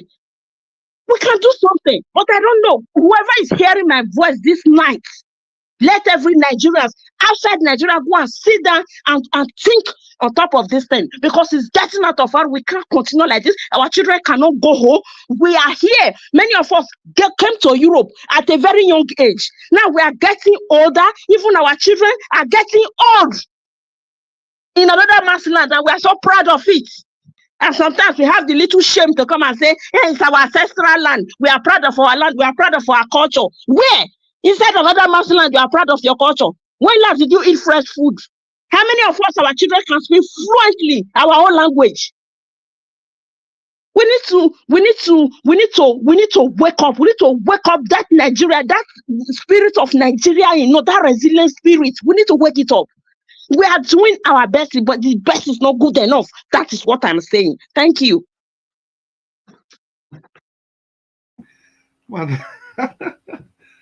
Madam Mary Finest, oh God, that was so lovely. I wish you would continue. And that's what we say, Amon. And before we continue, Mr. Ninja, I beg, my brother Alex is at the backstage. If you can bring him in, I know he has so much to say. Yeah, back to the discussion. Madam Harris, just a second, Chris, Dublin. Yeah. Madam Harris, thank you so much. God bless you for this your wonderful submission. You have opened our eyes more. You did a good, in fact, you summarized everything, because we'll be hiding here and be shouting. We can't even go over there to do anything. Thank you so much, my sister. God bless you. Yeah, my brother, thank you for adding your voice to that. Madam Mary Friends, like I was saying before, that submission was very powerful. And yeah, like for me, it's not just about the diasporans. I'm not in the business of blaming the common people. That has always been anytime, it has always been my submission.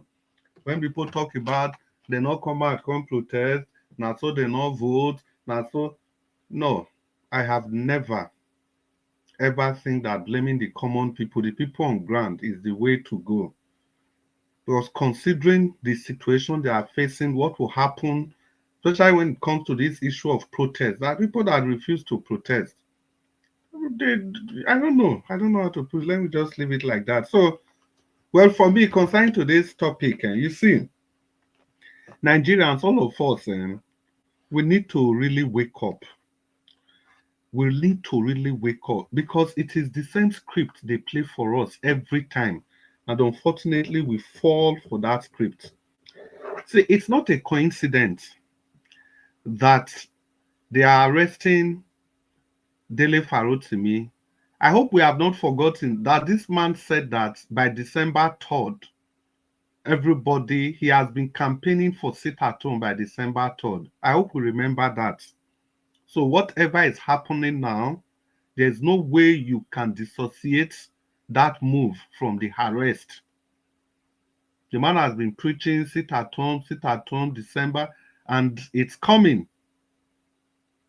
And these people, they have to quickly do something. It has nothing to do with whatever he has said against any person, or it's all politics. And again, they had to throw a Emefiele's issue in the matter.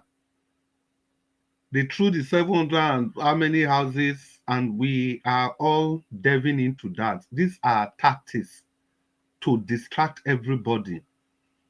It is a time-tested practice they've been doing since God knows when, and it has been working for them. This was what Buhari, the APC, this was how they came to power in the first place. They threw information everywhere for Nigerians. As at then, they threw information everywhere. Half-truths, outright lies, and people embraced those information. It was as bad as some information. Some of the dollars they were showing in Jonathan's government, they were pictures from Colombia. And people embraced those propaganda, and that's what they are still using today. They use it to distract everybody. And the Emefiele's house, is it that we don't know that this thing, it's been over a month? Because this is not the first time. The case is already in court. This issue has been in court for over 1 month. So why now? Why? What's the new thing about it?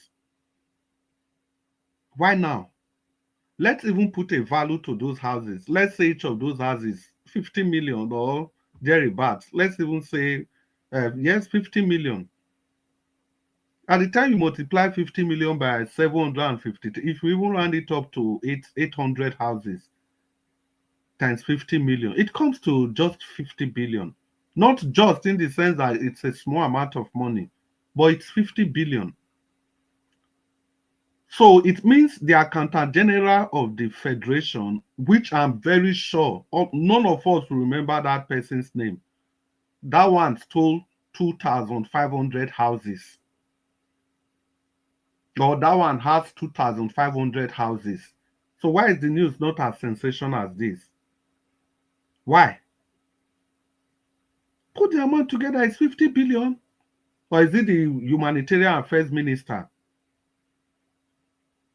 That we are talking about hundreds of billions going into trillions.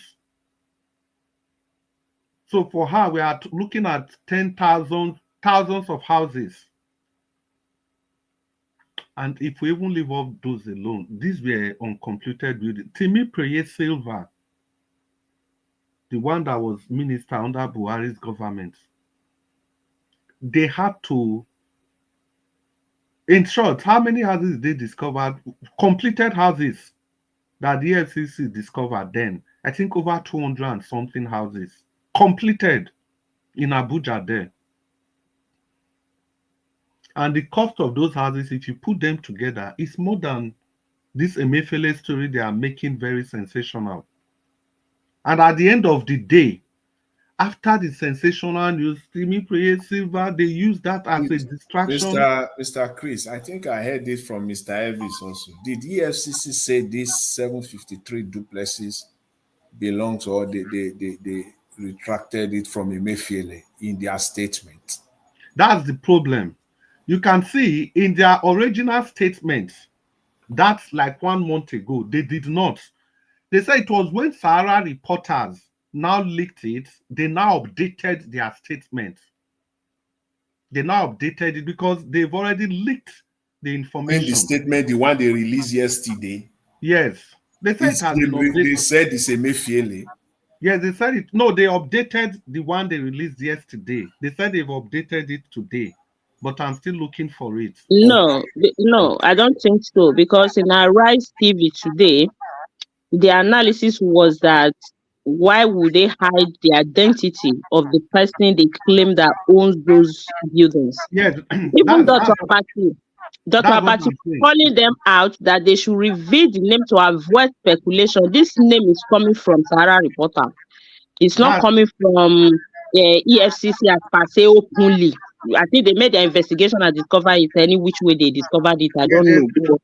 There's a news I was listening to this evening. The news said that following the outcry that the EFCC has recently updated their release, and they've not put a name to those houses. Okay. That was just around the 4 o'clock or 3 o'clock, but I've not had the time to actually browse through the internet and see what's going on there. But for whatever it is, I think Mr. Chris. Yeah. You see the way they are moving everybody's mind all around the globe. Yeah, they've not finished with Kogi State past governor. They are pushing us to another one again.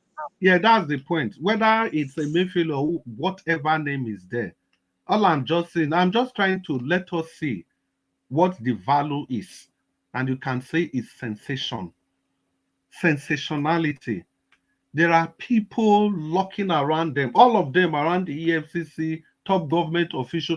Matawale is there, still ferrying gold from Zamfara.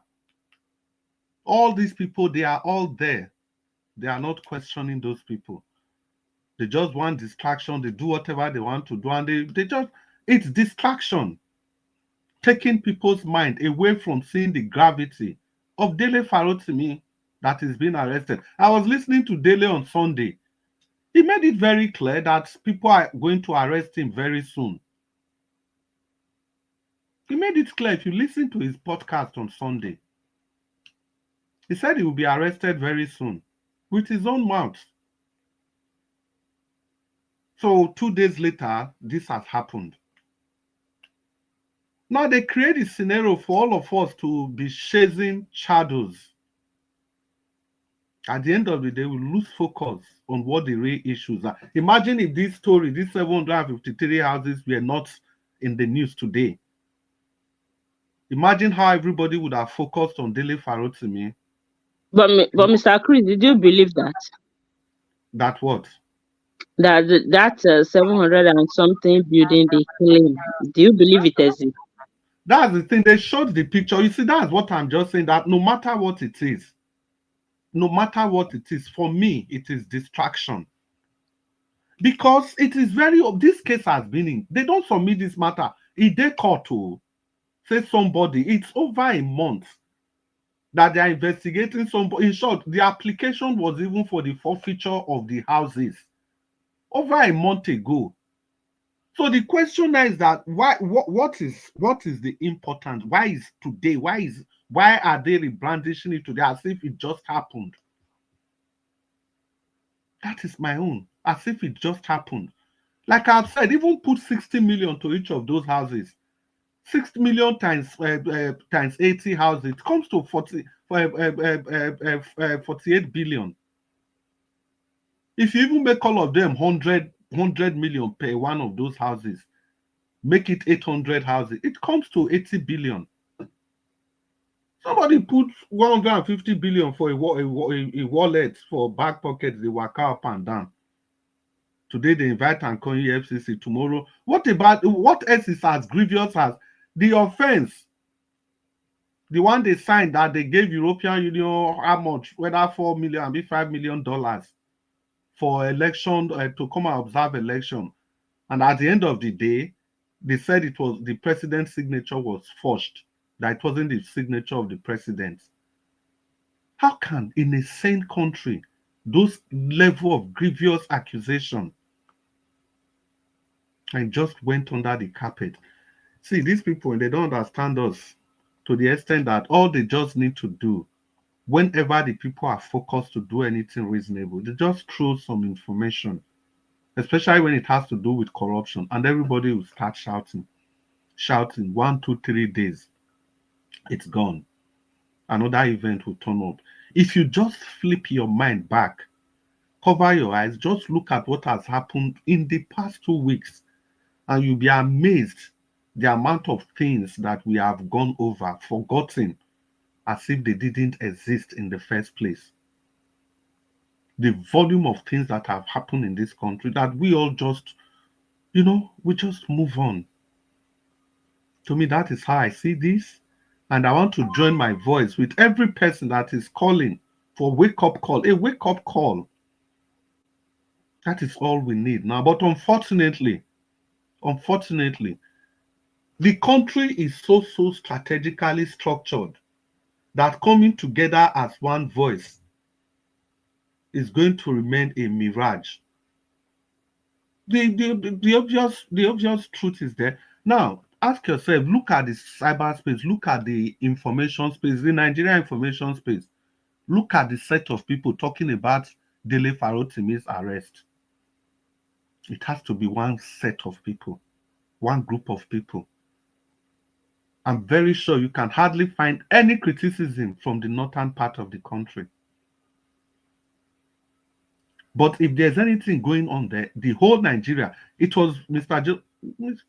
Jonathan or Mama Hitra, I can't remember. Somebody once said that if you put your voices together for a common cause, anytime we hear Mr. Jonathan, anytime we are able to look beyond the regions, imagine anytime you have the north, the south, the west, the east, they all clamor for one thing. The government is usually at unease and they want to quickly do something. But at the time we fight, you see, only maybe two regions is just talking about a particular thing in society. They don't take it serious. And Dele Farotimi, you will be surprised. People, just because they want to protect Tinubu, they will be defending him, making excuses why Dele Farotimi should be where he is today. Like Showore once said, if you want to fight for Nigeria, you go reserve one hand where you go take the fight for your own self, because the people, they will also come for you. And see, people will start blaming Dele Farotimi and say, to they talk, self, why you go talk like that? No, say, this is just the sad part of the whole thing. But all in all, we must learn to come together. And again, let me just add this so that I conclude. Madam Mary in finance, you see the examples that you raised, those countries that you raised, they have a unifying factor. All of these countries, they all share one thing in common. In Senegal, they are all 98.9% Muslim. So it's so easy for all of them to come together for a common cause. Nobody will want to play the religious card. The same thing, but look at Niger. The same story. As long as you have a nation that... And Mr. Chris, aside the tribal issue, you know that military regime is not also like a democratic regime of do meeting, deliberate, and not the whole of that. So it's not the same thing. So in as much as they have religion that bind them, their system of governance right now also have a lot to do.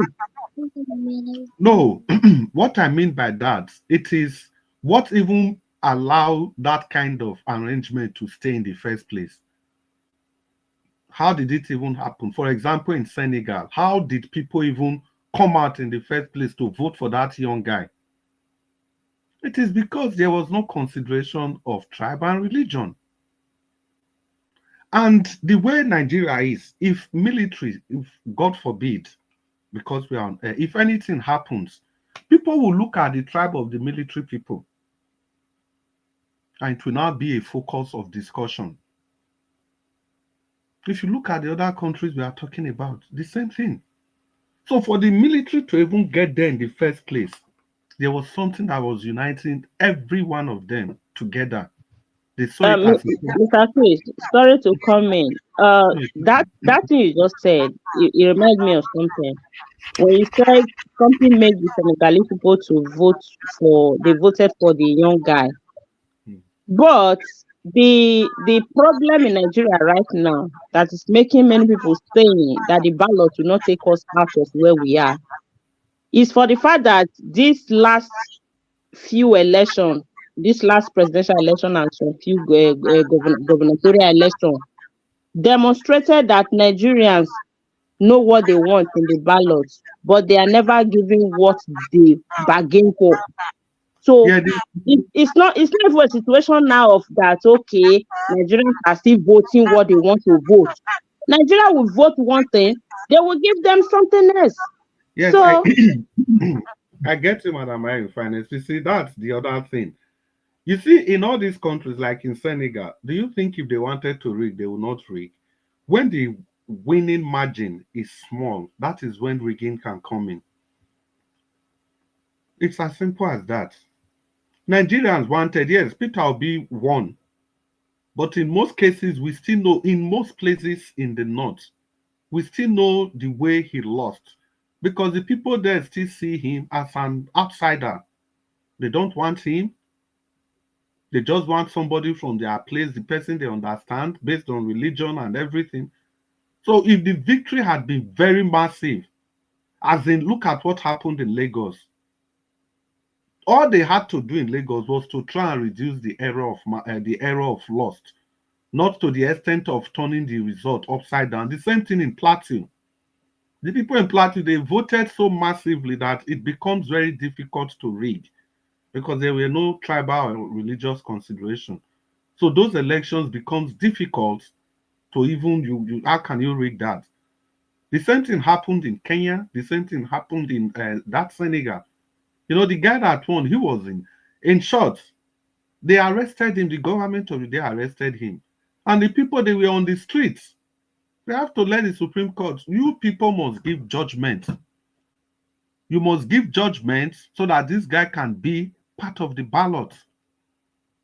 And for God's sake, his a co-traveler, the person that was with him, that one was still in jail. It was when this Senegalese guy, when they made him president, before he now had to release the other person, and they reconstituted the parliament. They had to even conduct another election again. Now he has the full grasp of the entire parliament, because before he was still more or less like in opposition. So these are factors they are factors that are holding us back as a nation. And if we continue to neglect these factors, Black Panther, thank you for reading what our forefathers, their founding fathers said. That's the thing. We are deeply divided along our fault lines, along the primordial sentiments, and we can never ever overlook that. Well, let's continue on the second segment of this broadcast. And thank you all for being a part of this show today. And once again, I want to celebrate everybody and that contributed to the welfare of our sister, Agio Deborah.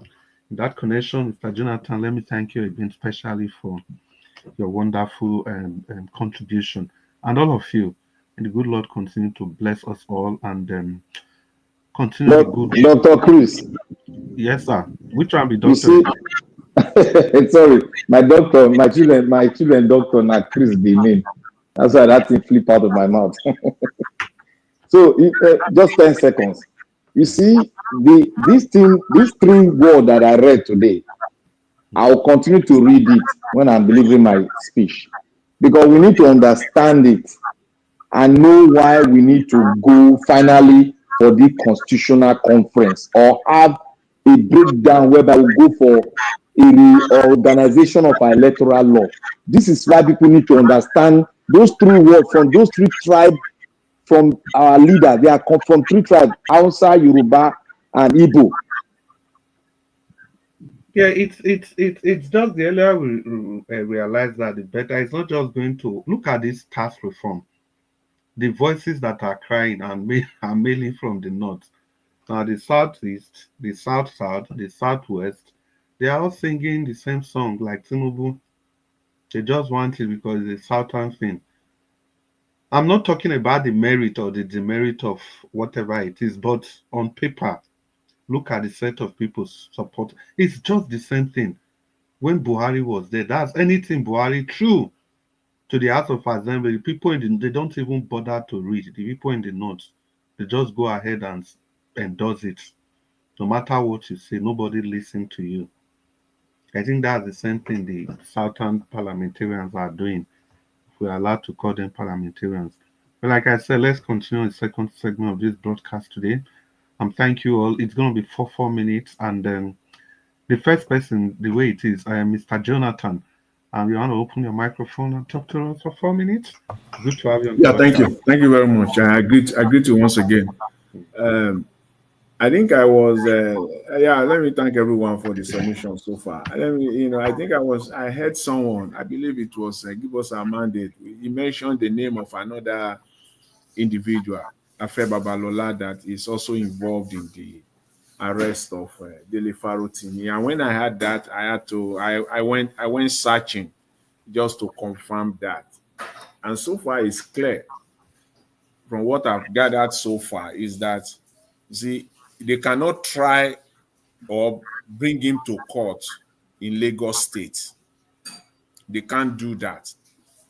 This is a scheme. We must not be deceived. Yes, I agree. It's or any other story that is coming out today, they are all distractions. This is the front line. Sorry, Mr. Jonathan. Do we know his location now? Where is he? It's not in Ekiti. It's not in Ekiti State. Why? Okay. Because by law, libel, even criminal one that they want to charge him for, that they allegedly arrested him for, it's not a crime in Lagos State. 2 states in Nigeria have decriminalized defamation: Lagos State and Edo State, and that's confirmed. So you cannot be charged for libel in Lagos State. You cannot be charged for libel in Edo State. They have been decriminalized. Defamation is it a criminal case? It depends. There are civil defamation and there are also criminal defamation. If somebody takes somebody's name now to go and defraud somebody, and then the person's name now is being dragged in the mud, the person can charge that individual for criminal libel or defamation because you have used his name, or you have used his name to perpetrate fraud, or in a way and in a manner that is now affecting the person. So that could lead to criminal libel or criminal defamation. However, in Lagos State, these 2 items has been decriminalized, and Edo State was the last state to do that in Nigeria. In fact, there are only 2 states, Lagos State and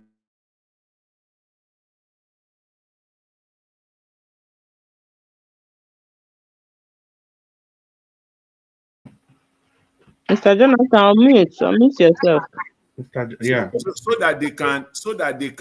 So they have to bring in this Afe Babalola into the mix so that they can successfully take him to Ekiti State. In fact, we speak now, he's in Ekiti State, where they have transported him to Ekiti State.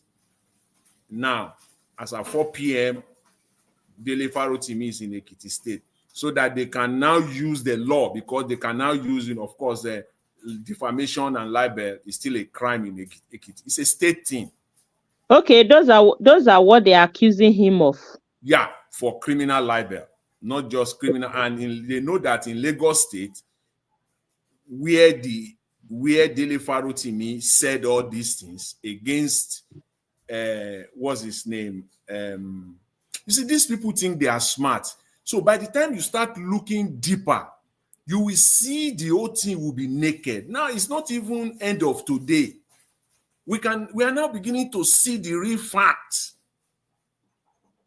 Tony Elumelu, his own was just to kind of distract us. Because they know for a fact, Tony Elumelu is a resident he lives in Lagos State. Dele Farotimi lives in Lagos State. So if this crime that you are this crime you are alleging, against him was committed, allegedly in Lagos State. So he has to be tried in Lagos State, but you know that he cannot fly in Lagos State. So they have to bring in Afe Babalola, who is a son, SAN. Is the one that is in the mix now. They want to fight this to the end. So the way this thing is going on, it's like a big fight that they have just started. It's a big fight that they have just started. And I'm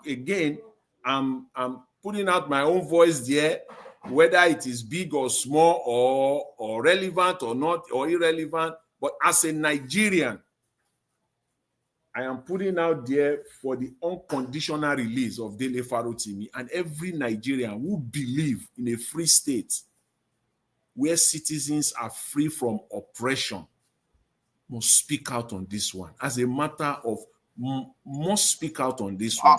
Jonathan. Yes. You see what I think about it? They know they cannot win the case, but they want to drag it so that they can't win the case. They are going to drag it so that they will distract us and keep him in jail. This is for me. This is a confirmation. Now let me just say, let's see, exercise some patience, some little bit of patience. That by tomorrow, if these people do not release Dele Farotimi and people that are supposed to speak out, I want to thank those that are spoken. The likes of Mr. Peter Obi, he has spoken.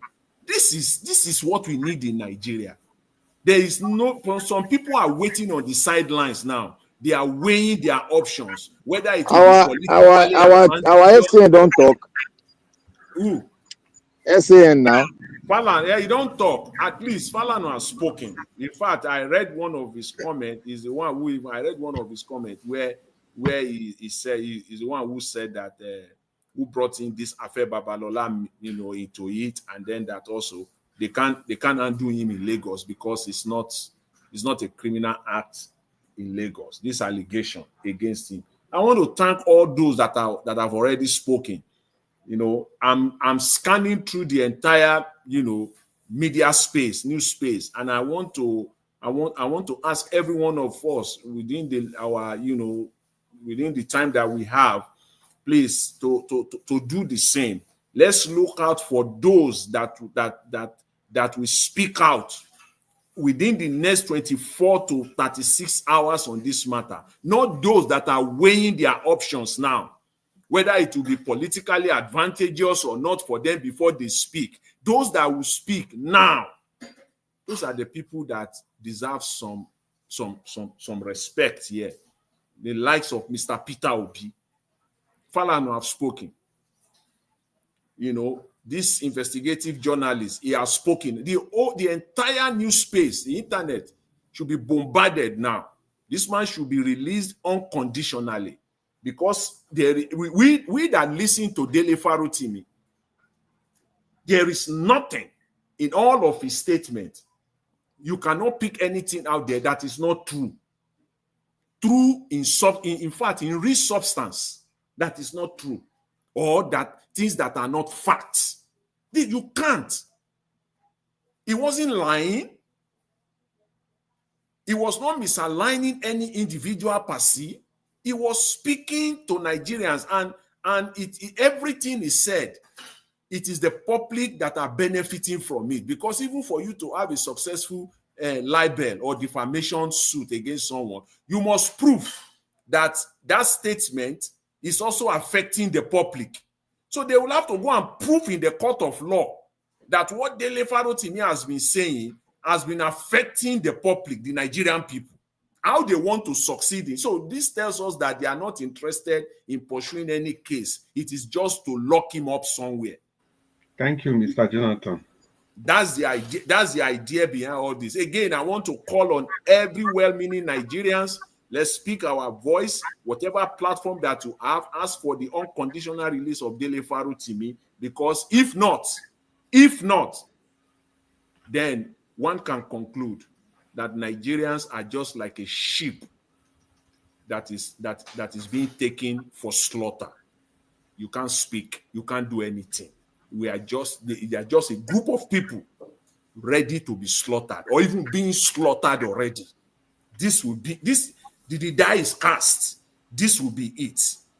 If nothing happens within the next 24 to 36 hours, the man is not back in his house, then Nigerians, forget it. If you are in that space, just forget it. This is just... Okay, Jonathan. Yeah. Sorry, let's conclude with this. Don't you think that there is an hidden agenda that they don't want anybody to leak out? Because I think it was getting close. The team was getting close. Somebody said, I think it was Mr. Chris Dublin, was saying, the Dele Farotimi has been talking about December 3rd. He's been talking about it. And we don't know what he's planning or what he has to say, especially this coming Sunday. We just don't know. There is something that they are trying to hide. Whatever that is, we will know. But this one, I think they will pay dearly for it. I don't think this one they will. I don't think they will go free or they will have this one their usual way. I don't think so. I just don't think so. They will not just only pay for it, the public, backlash. In fact, financially also, they will be sued for damages as well. Because again, as I said, Nigerians, there is nothing. If you have been listening, don't just listen to their propaganda.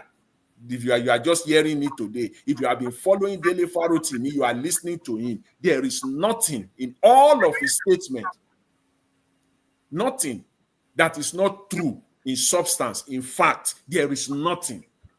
As a matter of fact, we Nigerians, you all Nigerians, you are the beneficiary of everything that the man has been saying. I'll leave it there for now. Yeah. Mr. Chris, thank you very much. Yeah, Mr. Jonathan, thank you very much, at least for quickly doing some quick research. Like I've said before, seeing this thing, I just know they just want to hold him down temporarily for something, not as if they are interested. See, Dele Farotimi, according to the eyes of the law, has not done any wrong. In the sense that, look, he said these things in Lagos.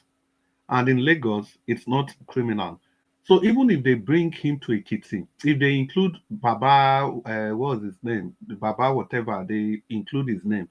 If they take him to Ekiti, the thing is that in Ekiti, it can't also be tried. It's a conundrum. Even if it is criminal in Ekiti, but that was not where he said it. It is the same problem they had with Nnamdi Kanu when they said he made some broadcast. And the court asked them, even in Nigeria, even as how powerful his case was, where did he make the broadcast? He said in the UK. So why don't you charge him there? Why don't you take him to court there? They said he brought some of those equipment to Nigeria and he took some to Abia State. Okay, then we cannot still try him in Abuja. We have to take him to Abia State. That is what the law says. They know all this. These are big lawyers. They know all this. So mine is that it is distraction. That thing that Dele Momodu wanted to do this December 3rd, they had to stop it. On Sunday here, 3 days ago, if you listen to his podcast, he already said he will be arrested. He even went ahead to tell people what they Chris, that is where I'm coming from. There's an hidden secret that he knows. Yeah. And they are stopping him. Yes. In that podcast, he said if they arrest him, make nobody pity him. He said nobody should be crying that he has been arrested, that people should just use the opportunity to do what they are supposed to do. He continued talking and talking, but unfortunately, I didn't get the other part. But I'm very sure that he said he will be arrested, and that if he's arrested, it is not a time to be pitying. It's a time for everybody to take action, the proper action. The arrest is distraction. They are not going to try anything. What are they going to try him for? You have to try him in Lagos if you want to. But if you want to go to Ekiti, if you want to try him where he committed the so-called crime, I can't even call it a crime. He's in Lagos, but there is no law against that in Lagos. You take him to Ekiti, the judge, if he has any brain inside his skull, will say, go back to where the crime was committed, because I can't try you in Ekiti. It's as simple as that. You know, Afe Babalola resides in Ekiti State, and is a SAN. He is also alleging, defamation. Yeah, I understand the alleging the defamation. If he's alleging defamation, okay, where was the defamation? But how did he defame Afe Babalola? How? His own is cyber crime. He said it was, he was bullying him on the internet. Bully? Yeah, see, I listened to that podcast also. I think that was like about a month ago. It's not as if he was just bullying Afeba, but what Dele Farotimi said, he was talking about a completely different topic. And then he just threw in the issue of Babalela. That is somebody has never made before. How they went to court, how they drag in court before he finally won the case. And he continued on his broadcast. I don't know. Afe Babalela should be, to me, is a very respected Nigerian. I don't know. You can never. I beg, let's just continue. Mr. Nanja. Afe Babalela na government lawyer now from time. Mr. Nanja, I beg once again, Alex, and give us our mandate. They are still at the backstage, please. If you can let them in. So maybe we continue for 4 minutes. Make I start. Okay, Black Panther, you want to talk? Yeah. Before they talk and finish, Abi? Every time your mouth go to scratch this Black Panther. Wait. My mouth don't scratch. You know, say my sister dey here. My sister go attack you. I didn't find a day. Go attack you now. You know, take time. Yeah, Black Panther, 4 minutes, quickly. Okay, I want to go like this. I want to say something here. Before I say it, somebody's making noise. Somebody's thought is open. Yeah, I want to say something here. It's a distraction. Everything they are doing is distraction. It's distraction. My sister said something here that I spoke on it. I said, the military you want to take to the war front, they don't understand what is going on. Why are you fighting? Will they follow you to the war front? That's a question mark. This thing is not a child's play. This thing we are facing in Nigeria is not a baby play. Oh. Look, this politician, you see all of them. You see the cartel working now. After Balola, government lawyer, ex-government lawyer, then the man that owes UBA. You see he's a pin man. He's a pin man. You see all the connection. There's another cartel that they created now in the southwest that is functioning. That we're going to see their head arising in every cases, just to do what? They are trying to protect something. It might not be the president alone, but they are trying to protect an hidden agenda that we are not getting yet. We are trying to understand it. And I'm trying to understand why was the arrest so bogus that everybody, after Popola jumping, Elumelu jumping for, you know, people don't abuse them, but they never arrest. So I want to say this thing that we all should know. I want to bring this extract again. We need to look this thing. We need to sink in. We need to dig in. So we need to be saying it every day so that they will know. Say we need to. If we want to be one, let us come together and talk. All these things what they do now, just somebody is working on that ground that want to force us, but we don't understand the way they are going about it, because all these things that is happening now, that all these guys are coming together, they are coming together for something. And let us look at this tax law. Something is happening on the ground that we don't understand. Why everybody is quiet on the tax law? The North, 7 states in the North are the one talking. 7 states are the one talking. The North are protesting. Now 7 states they protest. Wait, watch. If you go understand what they go on internet, where they talk. Go look. I sent some videos to Nigeria Watch. The North, the Hausa people, they know they talk, they support the tax. But the Fulani people, they don't support the tax.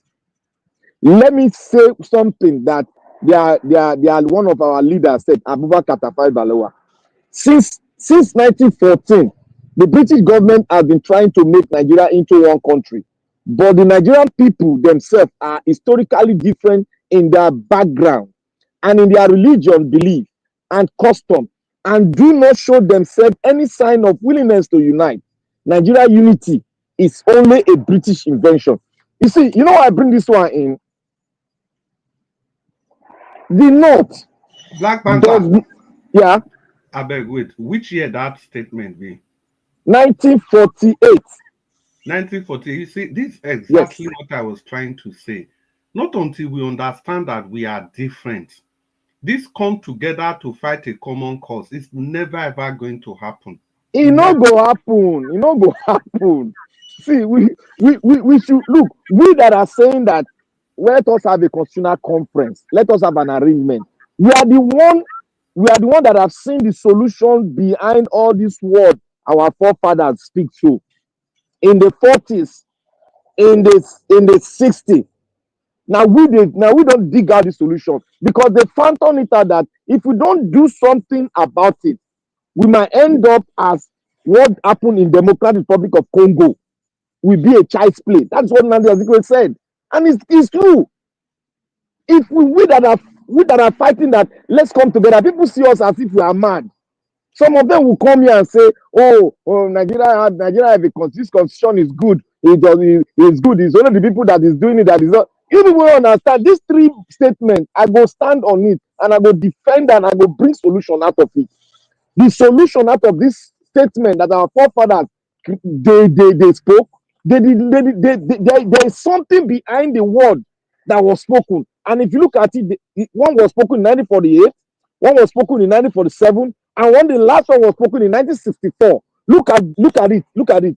After independence, the last person that saw it was Nnamdi Azikiwe, and he made a statement concerning it in line with what the two leaders have spoken. So what does that tell us? We need, if you want a one Nigeria, we need to have a constitutional conference. We all need to believe in it. We all need to speak it out. We all need to start from one place. That is what we need to be speaking about. All this one going left, going right, we are still dividing. We are still pushing hard so that day of division will come. But if we that are speaking of constitutional conference, we are speaking of electoral law, we are the one fighting for one Nigeria. Not those that are saying, "Oh, the laws we have here is okay." No, those are not understand them. I want them to go and read these three statements. One was after the independence, and two was before the independence. They saw it before our independence. Why did the last one did not see it? Because the last one was thinking about the unity of Nigeria first, and he said, "Wait for them so that we can come as a big nation to unite." He didn't see what those two have seen. This I'm getting in gradually. He didn't see it, but the last man saw it after the independence. That what those two men saw, it is true. Now we that are the extract from them, now we that are generation they've spoken about. Now what do we do? Do we take this statement, this word of wisdom, do we throw it into the trash can, or do we phantom a way out if there was a solution embedded in the statement? Should we try and phantom it out? Yes. If you want one Nigeria, those of you that are so abreast that want one Nigeria, we are speaking that we should come together and speak. People are telling us that the constitution is okay. Look, you got to go and read this thing. The constitution, it's not a constitution. They are following in line with what the British did so that they can steal your resources. I've been saying it for long. People think they want to stamatize Nigeria. Not be so. They want to steal the resources. Because they know at the long run, the statement that Zik made is going to happen. Why? Because if you don't keep peace and you don't bring people together to speak on how they are going to live, the tragedy is what Zik mentioned in 1964. And they know. That is why they are stealing for the rainy days so that they can move. When this wahala happen, they can move. That is what their mindset is. This position, that is all of them know. They know. That's why they don't want to bring us together. They know that this thing is not going to work. In the statement, it is quite clear that if the North are resisting, it is not going to work. How are we going to do it? We just need to make a path whereby we can sit and bring out that GEJ constitution that he has led us to sit down, and they agreed. That is another weapon to bring to the round table. Why did they agree on the statement? That's the question we should ask them. Why are they retreating? Why are they backing out? That's the question we should have asking them. Do they want us to be one? That's another question. Because we need to understand this before we can take the soldiers need to understand it before we can bring them out to focus on what our father said so that they can know what to fight, in particular, what to request for in the struggle. That is why you see we are requesting for the different things. Oh, police, reform this. Because we don't understand what we are going for. We need to research in what the founding fathers said. That is why I'm going back, so that we can get the picture clear. Every Nigerian should get the picture clear. It's not this our father, they hide everything into the world. They hide them. If you say it now, people will be angry. It is right there in it. That is why we are calling for electoral reform. Let's start from there. When we get good leaders in, then they can listen to this parable and they will know that sure, if you don't do what they say, then Democratic Republic of Congo is going to be a child's play. It's not. CIA brought it out. You can't even see it. CIA brought their statement out. It's just a matter of time. It's there. It's there for you to read.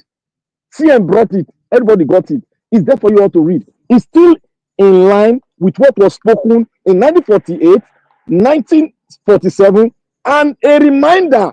The man that got its senses back from these two times was in 1964, Nnamdi Azikiwe, an Igbo extract.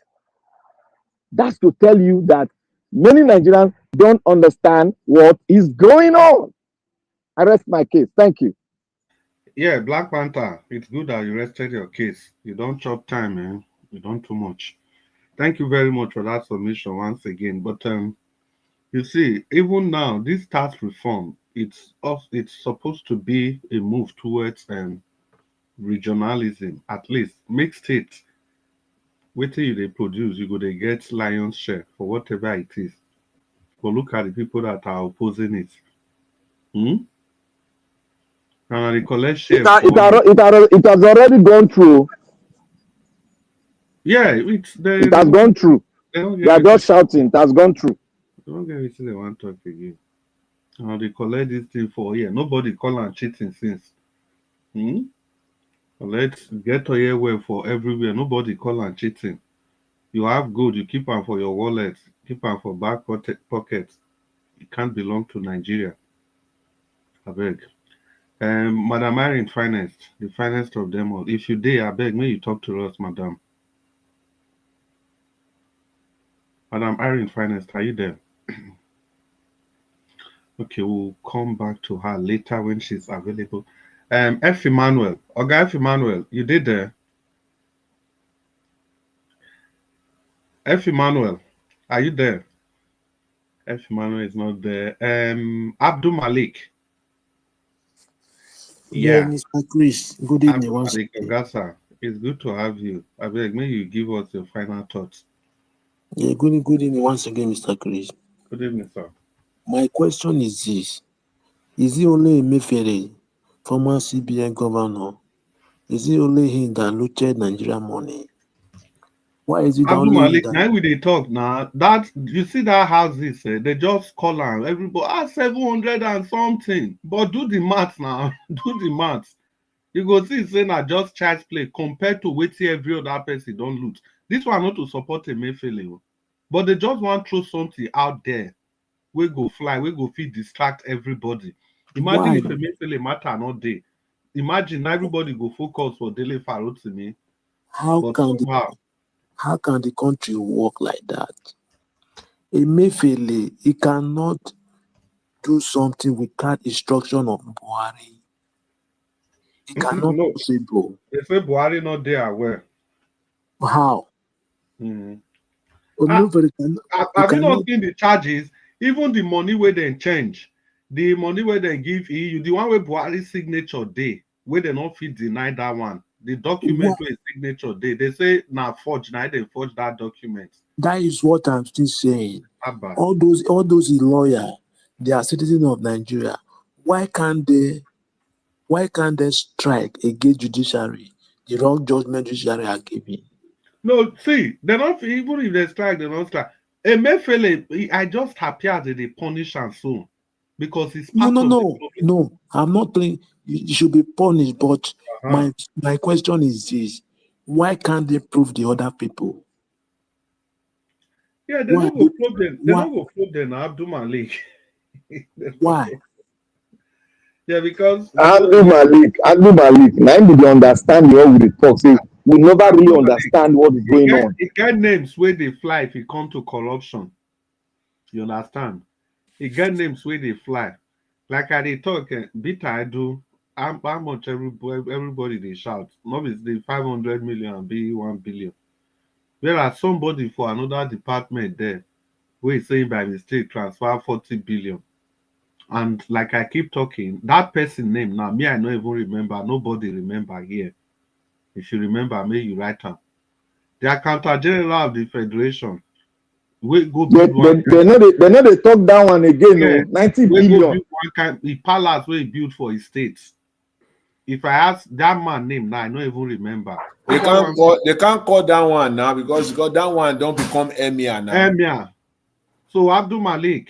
Now I even forget that part. They don't make this. They don't make that one emir. Now so the thing they go. My own concern be say I beg. I'm not trying to strangle any person's opinion. You feel talk, but whatever we discuss, maybe we try talk more about Dele Farotimi, because the whole idea about this news where they release so now to suppress this Dele Farotimi issue. Listen to the guys, the only activist speaking very balanced, very balanced. There are still many activists, but you see some views, extreme views. He's the only activist left that is not indoctrinated. Completely balanced in his views. To the extent he resigned from practicing. What type of country is this? We all know we are not kids, understand? Emefiele cannot do something without instruction of a Buhari. It can never possible. That is one. The second one is this. Emefiele is not the only one that looted money in the regime of Buhari. Why can't they prove the other people? Why is it only him suffering? I'm not telling you it's not good the way they are arresting because he loot money. But why can't they prove the other people too? The way they prove him? That is my question. Why is it that anybody that come from southeast or south, they understand it's like they I don't really know the way they treat those people. But anybody that come from northern or southwest, is somehow they treated them somehow. Emefiele, look at how long he has been suffering. Only him. It's not normal, it's not right. He cannot do anything without instruction of Buhari. It cannot possible lie. Even the money that they change, they change to another note. Even the money that they scarce that period. It's not the one that paid the idea. They must instruct him before he do. Okay, why did they suffer only him? That is the reason why I'm still saying this. All those lawyers, they have association, right? Why can't they strike against those wrong judgment judges are giving? Yeah, they need to do it. All those judges, all those lawyers, they have organization. They need to strike against the wrong judgment all those judges they are giving in the country. So now then we know there is something is happening. It's not that they just keep quiet. They are just giving wrong judgment. We cannot get it right, especially this judiciary. That is a major problem we have. Abdul Malik, sorry for just interjecting. You see, you ask some questions. Say why, if it happen for north, nothing they talk, and if it happen for east, they will talk. But if it happen for west, they will cover them, and north they will cover them. Nine be the last message one of our elder, Tafai Balowa, gave in 1948, where I read. Now I read for you so that you can understand them well. That is the why. No, but not be west, not be everybody they cover for west too. Now just few. The west still they suffer. No. The west, the west they sabi cover. Even you they give me suffer for one day. Then go Yeah, ramp but them up. the West still dey suffer. Now just that north. Now then they But enjoy. the east, they know they look east side at all. East don a shiny example. Now shine them out, now be their own. That is all they talk with that now. That is why Tafawa say we not even think of unity. We not to even talk of a country. That is what the man said. We are not ready yet because we are not thinking of unity. How can we think of a country? And now you now say you have a country. How does that relate? Yeah, you see why I say this is, you see, don't do now the Kanu now. He's not the only one that was fighting for agitation, right? Sunday Buru was released. Sowore was released. They are from West. Okay, why did they not release Nnamdi Kanu? And the court said that he's not guilty. Okay, why are they holding the man there? And the judges and the lawyer, his lawyer, they don't do anything about that. They cannot strike against those wrong judgments. That is my problem. All those MBA, they need to strike against wrong judgment judges are giving in Nigeria. To start with, they need to do that. Because without judiciary, there is no country. That is where countries start from. But look at what is happening in Nigeria. It's like everybody is doing their own things, which is not supposed to be. Even this girl that Deborah now that have problem came to yesterday that announced his problem. This is a government duty. In other countries, government take care of indisabled people. They pay them every monthly because they cannot afford it themselves. But in Nigeria, then one person will just steal the money to go and keep somewhere, or that they are suffering. How can one person build duplex, 753 houses? Imagine. What are you going to do with those houses? Our government, they cannot build house for mortgage for civil servant. They cannot buy cars for mortgage for civil servant. We have a very long way to go. Unless we unite, we need to fight together, not only people in Nigeria. Even people in diaspora, they need to start this issue to stop those people to coming to abroad. Those politicians, that is the first thing. Because when they steal your money, they will go and put in Western world to build houses, to buy houses there. That is their plan. That is their target. What do you think Tinubu is doing in France? He's doing deep business with them underground. Thank you very much, Mr. Chris. Yeah, Abdul Malik, thank you so much. Now everybody don't talk. Very person get anything to talk 1 minute so that maybe we round up. Everybody don't talk finish. Black Panther, do you have anything to say? 1 minute. Which one is everybody again, Chris? We don't call you before. It's okay. But I'm very finance. It be like that they find your trouble today. If I say they do this one, no, so I got the invisible like this. You see, Actually, now when I will run away from panel, now you will stick on they call me, call panel, they now they see me. See my sister, you don't sleep. we don't allow your name tired before. It's okay, but I'm very finance. I beg, enjoy your 4 minutes when you talk to us. I don't really have. Madam Finance. After you don't vomit all those powerful things, you still get something to talk again. You never realize. I don't even really have much. What I just want to say is that with the comparison me and Mr. Chris was debating before about Nigeria and all this other country, it's so sad because all these things boil down to corruption. Nigeria is fantastically corrupt. And most of all this country, they eventually learn the work from them as we are now in Africa. It's just so terrible because I've been thinking a lot of things. Man, these people, they have done this thing for so many years. It's so unfortunate that Nigerians has been like this for years. Docile, we gave them time right in front of our eyes. they make the country's money into their pockets. Nobody do anything about it. Now they are fighting us back with the same our money.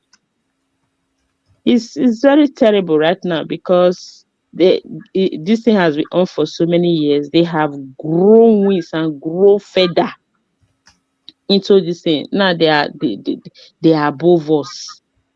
Now we are just struggling. We are just like don't even know how to describe Nigerians right now. That they don't even know where they are going. They don't understand what is happening to them. They don't even know what to say about their country. You don't become It's so Omonozozo now will be now. I tell you, everybody is so confused. This one will be saying when Nigerians are ready, they will take that he said it the other time. When Nigerians are ready, they will take over their country. Who the diaspora will say, when they did the roti, when they were ready to wake up, Nigeria go good. Then when the other side go say, make una come back, can't lead them, not be to the talk for internet. We are just all these people have just sowed the seed of confusion. The thing is just growing, and we are all of us are actually just confused. Apart from them, look at what they are doing now, bringing in their children one after the other. How long? How long? How long are we going to continue like this? How long? Look at Erufai children. They are in politics. Oshomole's son don't enter. Look at Tinubu want to become governor of Lagos. Hi! See this Nigeria thing. Honestly, I still maintain my own. We just need to do something. I don't know how. My sister, no give up hope, eh? No give up hope, I beg. I don't know how. We just need to do something. I will keep that is going to be my new slogan. I've said it. I don't know who will be the head, who will make the strategy. I don't know where we start and I don't know when. But all I am saying is that I refuse to agree that these few people can just defeat 200 and something million people like that. I refuse to agree. I refuse. Not Nigerians that I know that I'm seeing. It's just so terrible. It's so sad. We cannot afford to just allow these people. They will finish and die. Their children will continue. Same people. In fact, we must do something. We must, and we really just have to. I don't know how. Some people might say I'm just trying to be political correct. This is not about political correctness. It's a waking call. We need to wake up. We just need to. I don't know how, but we have to. Thank you, Mr. Chris. Good night, everyone. Yeah. It's good to be with you people today. Yeah, thank you, Madam Irene Finance. We really appreciate your presence here today. Yeah, and as we say, you are mentioning the names of these people whose children are beginning to occupy strategic positions. Now, the same thing, if you go Abuja, if you go Federal Secretariat, you even forget Sanusi Pikin. Now, know this Sanusi Pikin joined police after he graduated, finished. He joined police, I think, in 2016 or thereabouts. 2016 to now, it's been 8 Which years. Sanusi, the former central bank governor? Yes. You see, huh? You see? So he joined police. In short, the day when they joined police, people were writing saying that will be the next inspector general of police. See, it's been like 8 years now, if I'm not mistaken. That guy rank him. He go down they go Oga Pata, and before all of them wake up tomorrow, now go see where in Peking don't they. They'll be pushing all of them. You go Federal Secretariat for Abuja, now their names. This one, because their parents, they 1 or 2 places, all those federal government scholarship. You know the volume of scholarship where this Western world they give Nigeria. WHO uncountable. These people, because now their ministries, the thing they come, some they not go advertise, some they go advertise the requirement, they go make sure so they remove some. So that at the time people go apply, they don't go qualify. At the end of the day, they just share this thing amongst themselves. And when their children go abroad for this scholarship program, they come back, they keep positions for them. They start working. They work for 1 or 2 years. The next thing, they are taking study leave to go for masters or some other things. Why they Wait, are Oga Chris, this thing that you are saying now, the thing is like somebody is just missing or type you are forcing it for me to drink.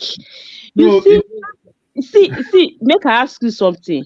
Then why are we quiet? I am here to understand why we are so docile, why we are quiet. Why? Madam, why in finance? May I tell you something? Where you get many things where people don't know. You get one state from the north. Now the same thing with the whole Nigeria, but now the one with me I know be this. The form, the civil servant there, if you want to apply for promotion, it get where you go waka reach. It get level where you go reach. You not fit pass there again. You be Nigerian or you can't go above that level. Then for the form, if you dey fill the form, so they go write your state of origin. Then there's a column from northern part of the country. If you come from the north, you go tick am. If you come from any other part of the country, you go tick am, then you go indicate the state where you come from.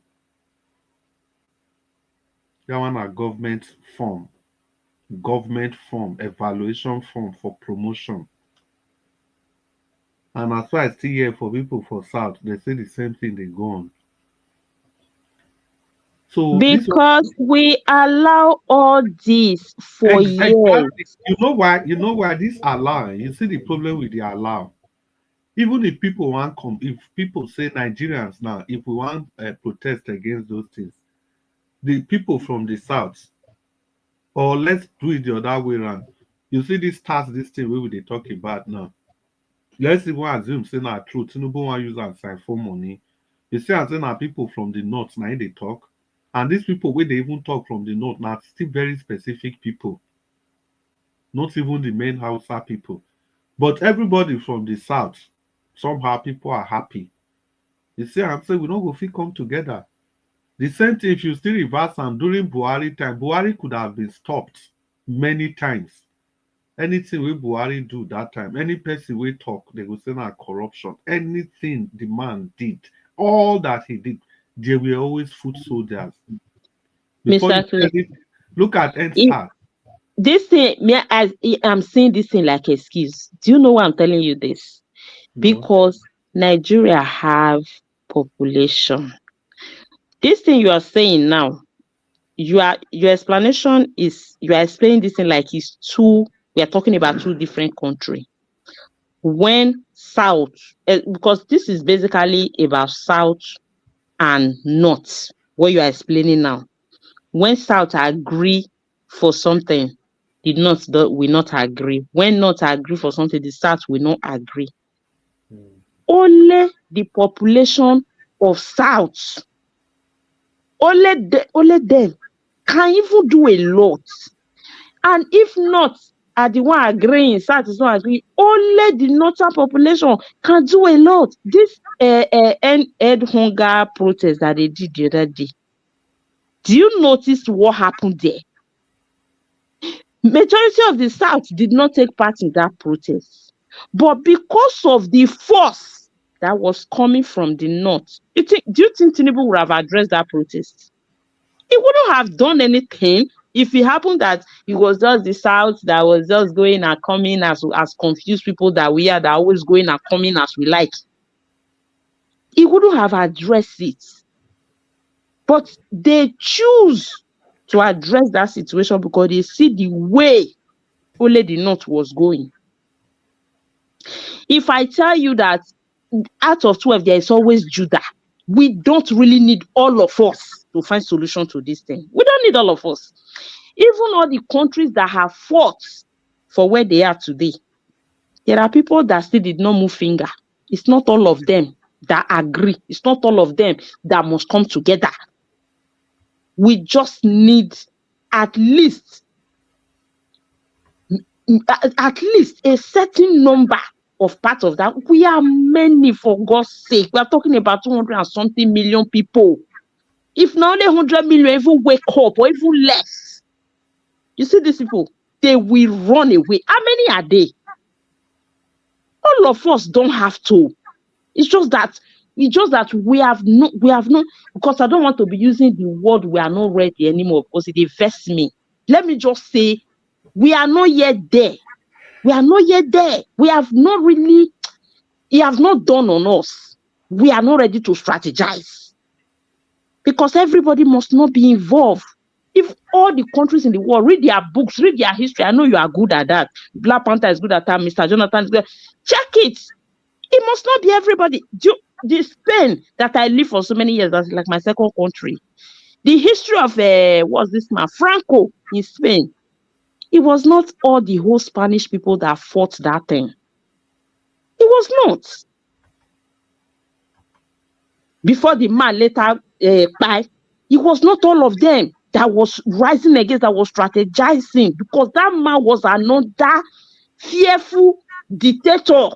When on Sunday like this, they see you for street, you don't go church, they will catch you and flog you. It was as bad as that. If those people tell you their history, I was lucky to meet some of the people that experienced it, elderly people. They will sit you down and tell you, this is not about reading book. We don't need everybody. It's just that we just need some people to step up, to really take this thing serious. Not like this thing that Showore and Dele Farotimi and few people are just like one voice shouting in the wilderness. That is why I still maintain we really need to do something. I don't know how, I don't know when, but whoever is listening to me, Nigerians should just go and think, let it dawn on us that the way we are going, our children go old. The children of the Sheyi will continue if we not do anything. Yeah, well, Madam Marin Finest, I completely understand the angle where they come out from. You see, we think still boil down to the same thing. Is it that critical mass where they talk to? It will be difficult to achieve that critical mass. See, it's not just only north and west, too. I hope you know. There's still other, even in the north and south. If you can't still come south now, then the the Muslim and the Christian problem will come. For that same north now, you will come still see the Muslim and the Christian problem will come again. Because you are looking at it like that now, Nigerians are people that are easily motivated. You know, they say Nigerians, they sabi behave like follow come. No, because when election will come, you know they notice that thing. Like this presidential election that just passed, many people were supporting Peter Obi. They don't even know why. Some of them is just they hear say now the man they reign. They hear say now the man now. They say make we follow him. Yeah. We just need to go to motivate this ideology. You will see many will follow without even knowing how they follow. Is it not the Nigerians that you and I know again? It's not that we are just there capitalizing on these two excuses.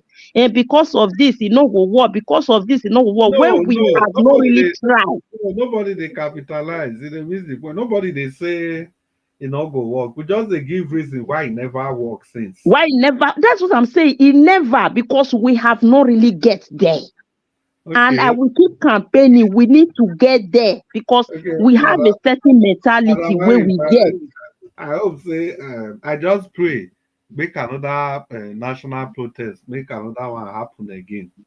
I just sincerely am praying make another national protest happen again. You go still see the way the distribution will be.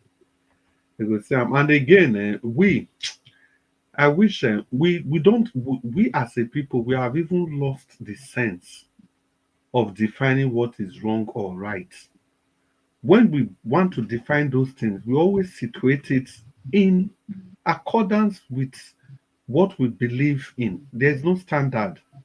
Exactly. We want to look at it from our angle, from how does it affect us, this person. See, it will be so bad that and how it has been coming. It must not be how it has been coming. It must not be what has been happening. The world is evolving. We We can't do this thing. We just need to let this thing dawn on us. We can. We're not gonna die like this, leave Nigeria. We're not gonna agree, go to pay me. Well, the borderline we say now, so the thing just be it's difficult to accept, but I know this nation very well. Know this nation. It don't still happen like this for many countries, and eventually what the people just have to do, everybody, see if they can't come together so that people can have parliamentary style of governance, eventually everybody is gonna be to your tent, oh he's great. I'll say go tell ending. See, my sister, you see the problem with the face, we not understand wetin we dey into. That's why I see nobody want to sacrifice because we don't understand what is going on.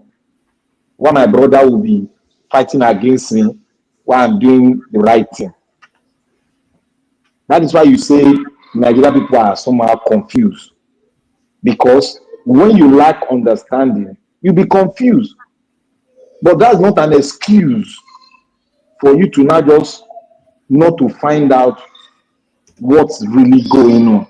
The problem that the Nigerian people does not want to find out what's really going on. That is why when we talk the truth here, you see people calling in, trying to obstruct us with other ideas. Because they know that we are sending out the truth. Because the truth is the only thing that can make them, understand and get a link of what is going on. Okay, now, they said we are diverse from different places. But we don't recognize our unity because we don't understand ourselves, we don't understand our culture, neither do we understand our way of living. How do we make sure that we understand all this? Is we need to come together and talk it out. That is why they are refusing us. That's why you should ask yourself, why are they refusing it? Why are they refusing to add a new constitution? Those are the questions we should ask. And when you ask such questions, Mr. I want to ask you something. You said we are like this because, how do you put it just now? We not recognize our strength, or we are confused because of culture and all that. We are not together. Yes, you can put it that way. We are together when it's convenient for us. That is the understanding. Now you are not speaking what I'm speaking now. You are not going when deeper. It's convenient for Nigerians, you will see unity. Why can't we not also use that unity when it's not convenient for us, as in at the time to sacrifice? Why are we so scared? God bless you. So scared? You see, you know why we are scared? You know why we are scared? We have not realized that we can make it together. What is making us scared is that some of our sisters and our tribesmen, they are backing out, say, don't go there, they are going to disappoint you, they are going to backstab you. But they don't know that we can unite. But what is going to bring us to unite now is for us when we talk together among ourselves. That is the conference they don't want us to have. That is why they are dividing us with different tribe, religion, all those stuff. They know now, all these people know, say, what the fathers have said is the truth. And there's truth inside the threats they've spoken. And because they are dividing us because we are the enablers. We enable it. No, I don't. It's no. It's not about enabling. See, Madam in Finance, I try to situate this discussion within Nigeria. There is no country in the world. We are 195 nations in this world. There is no country in the world that has survived this kind of situation Nigeria is in. So I don't know why we think that we can do it. Even when they were putting this nation together, the white people, even the so-called white people, they write for that document, say, now so we want make una be, but if una no fit stay together after 100 years, make una sit down, talk as una go waka una life. That is how complex it is. Now talking about nation, see, You get one country where they call Germany. You get another one where they call Austria. The two of them, they speak the same language, but they are in different nations because of different ideology. You get one country where they call Germany. In the 80s, one part of that country can't just they do like as the North they do so. Now Germany then carry wall, build wall separate them, where they call Berlin Wall till today. That wall, since una wan behave like Russia people, una dey do no law, everything, una no dey get respect for women and children. Oh yeah, make una carry una country. That is East Germany. East Germany, they were governing themselves using Russia. These are the same Germans. It just be like Benin, not even those states. You go just use fence separate Igbo Baka comot. You go call remain Ego and Doredo. They go be one country. That was exactly Germany. They had to, because when people, it has to see people. They need to have the same ideology, the same principle. No do, no do, no do. When those people, when their eye don't clear, now they come by themselves. Okay, we done ready. We want to embrace democracy before they bring down the Berlin Wall. See Cyprus, the southern part of Cyprus, they behave like Europeans, not even 100% too. They be part of EU. The northern part, they embrace Islamic principle. They be part of Turkey. If you leave Cyprus alone, even if you come down to mainland Europe, see this UK where people they talk UK. But people forget, say, despite say all of them now one Christian, the Scottish people, they get their separate identity, they get their parliament, they get everything. Even inside the UK, the Scottish people, they get their own currency, but it's the same value. The currency of the Scottish people, they are Scottish pounds. You not carry Queen Elizabeth, now King Charles. You not carry any of their face. So now Scottish people face, now anything carry. That's to tell you the understanding of how to deal with diversity. We are playing with diversity. It's not going to see Singapore and Malaysia. When we both finish, just like when they finish with Nigeria, those two countries are the same country. Singapore and Malaysia are the classic example of Nigeria. The whole part of Malaysia now Muslim, 80 something percent, I mean 90 something percent. The whole part of Singapore now Christian, just like Western world, just like Nigeria be. The people from the south, the dressing, the women, everything, like the West. In the north, the dressing, the women, everything. Malaysia and Singapore, they do. They came together. They fight bad government and all faiths. Not until they come finally separate. And the two of them, they went to become prosperous nation individually. Then you see Pakistan, Bangladesh, and India. These three countries, now one country before, now the same British. So I just dey give example of British nation. They bring these three countries together as one nation. All of them begin day together. Bangladesh and Pakistan, we can dey listen, or they even be Muslim together. Indians na Hindus. No do, they not fit. India can't come out. When India they come out, Bangladesh say no, they not they come out, or they deal with Pakistan, all of them are brothers, the same religion. That union not even last 15 years. They begin they fight each other. Now, not be as they come be not be religion, can they separate them again. Mr. Chris, yeah. How did you come to the conclusion that Nigerians are not enablers? Well, which Nigerians are we talking about now? Nigerians. When you take and which enablers in the same in what aspects? Nigerians, all these things. That's what you have to. That's what you have what to. I'm explaining. Say in blanket that Nigerians are not. Nigerians are. We are. No, Mr. Jonathan. What I'm explaining, it's even pointing to the fact that Nigerians are 100% enablers. Okay, then. Yeah. You have Nigerians are enablers. Yeah, they are 100. That's what I'm explaining. They are 100% enablers because we pay attention more to our religion and tribe instead of the overall development of the nation. So every one of us, it takes now very few Nigerians now they detribalized. Very few. So all of us, now our problem, now it be that. Now make am to move together as a nation. Say we go get one president from one tribe. The best way we fit get, now even parliamentary system, regional government. Every region go dey largely in charge of their region. As I was saying, Bangladesh and Pakistan, even the same religion, later they come still divide. Everybody go their own way. See North Korea, see South Korea. There's no other way. In short, I just leave Scandinavian country comot because I don't give that example. Tire. We say Denmark, we say Sweden, we say Norwegian. Now then Danish king na be the oga kpatakpata for these three countries before. Not do.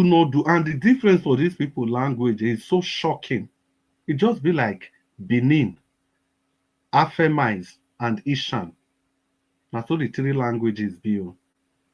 Why Danish is so close to Norwegian, Norwegian is closer to Swedish. You see the interrelationship.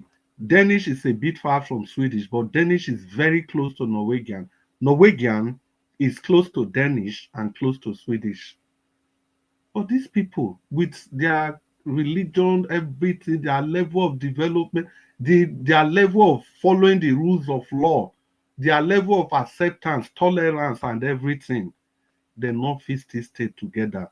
When we don't even talk about Yugoslavia at all. That one break. What about Czechoslovakia? We remember when they grow up, they come. You get one country where they call Czechoslovakia. Today, to tell you as then join together rich. Now they call it Czechoslovakia, but today one are Czech Republic, the other one are Slovakia. They no fit.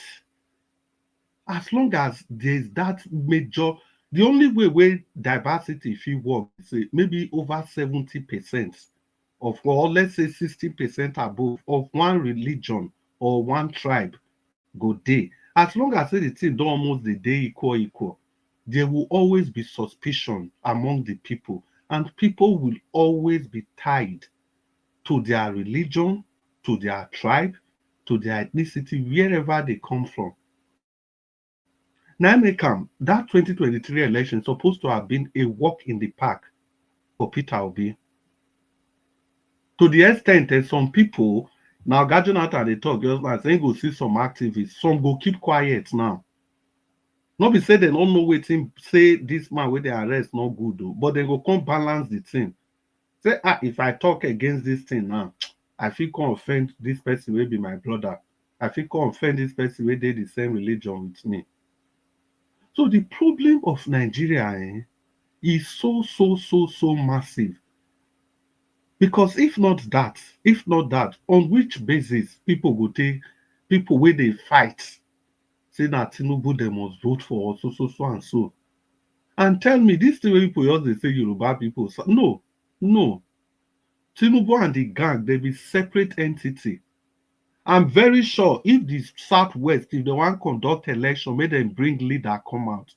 Tinubu no go get one vote. Tinubu, nobody for Southwest. Nobody is just an exaggeration. But I'm very sure, say the Southwesterners, there is no way, even as pluralized as Nigeria is. How many votes did Tinubu still get? But see where he go past come now, no be not in get majority of the votes safe.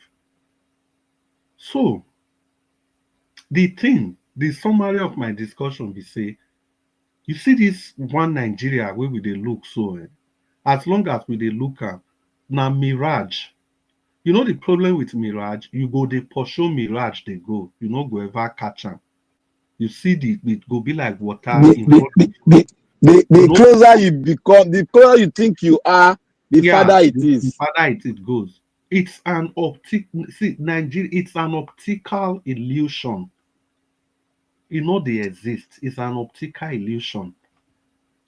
Now so we go they pursue and they go from and Chris, do you know that all these politicians knows exactly what you are saying now? We all know. Apart from they know. Now even just few of us. Now you know. See why be say ever since if you look at every political if they want bring fire for any president bomb, they go to talk about true federalism. If they want agitate any sitting president, no, it's time for true federalism because everybody knows that one be the solution. True federalism, you control your area largely, then you contribute to the center. That is if we must remain as one. So that you don't go to determine the curriculum with let me tell you the reason why it no go fit. We not get problem with the answers, so make we just put and categorize it now. We not get problem with the answers, the origin. That's the answers themselves that has the population in the north. The people we have problem with is the Fulani clans that mix themselves around the answers, call them answer Fulani. That is the problem we are having. Look at this tax law now. The answers, I have a lot of videos. The answers in there say the thing is okay. Said since Tafawa Balewa, all this new northern governor, they've not done anything.